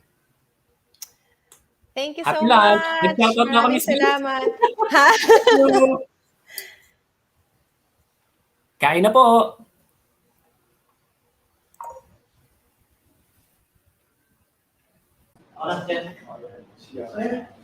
Again, thank you very much po, Sir Mark Anthony Habisal and Ma'am Grace po for that topic. Alam mo, partner, ang dami kong natutunan no, na ang Microsoft Education Philippines, akala ko tungkol lang siya sa mga word processing, PowerPoint presentation, pero talagang sumusulong edukalidad din sila, di ba? Yes, there's actually more than that, Teacher Mary Ann. And of course, I really want to thank talaga DepEd Philippines and Microsoft Education for this partnership kasi ang dami talaga magbe-benefit with this, especially with the situation that we have now, di ba? Of course, at this moment, we are going to have our lunch break for an hour. Yes, and we will resume our VINSET 2.0 Day 3 at 1 o'clock. And I hope, teachers, na makasamahan nyo pa rin kami this afternoon. Diba? So I'm sure, siguro yung iba dyan habang nakikinig ay nagka-lunch na, diba? Pakita naman ang mga lunch nyo. Masarap ba ang lunch nyo ngayong tanghali? At pag pinakita nyo po ang inyong lunch, do not forget to use our official hashtag VINSET2Day3. And of course, see you 1 o'clock, okay? So, teka, before tayo totally let go talaga. Patiin naman natin yung mga iba nating mga teachers watching all around the Philippines. Yes po, nangungunan sana ang asawa ko ni Sir Buds, no? Ang sweet naman. Maraming sana all, di ba? Sino yun? Okay, to Ma'am Clyde Shereen Manansala, hello ma'am. Pauwi na daw po. Pauwi na daw po, so see you soon daw po. And also, happy birthday to Baby Ryzen from teacher or Tito Emo. Of course, meron din po tayo dyan from Bani National High School family headed by Dr. Liberty Abdon from the Division of Zambales. Happy 30th anniversary, Ma'am Mirasol and Kuya Amang Biduya from TLE Family San Ricardo National High School. Happy anniversary po! Last one siguro? Siguro last one po natin ay ang from SDO Caloocan, ang pinaka-effective and young at heart, Dr. Nanette Lozaria. And nandun syempre ang pinaka-maganda rin kasi Dr. Jocelyn B. Alenya. Ayan, super nice rin, teacher. Okay. Tito Real Fortuna, Santo Niño Elementary School, Sablayon, Occidental Mindoro, kay Teacher Mirasol Fortuna Calabio. Happy lunch po sa inyong lahat. Maraming salamat. And see you at 1 o'clock dito lamang sa VINSET 2 Day 3. See you!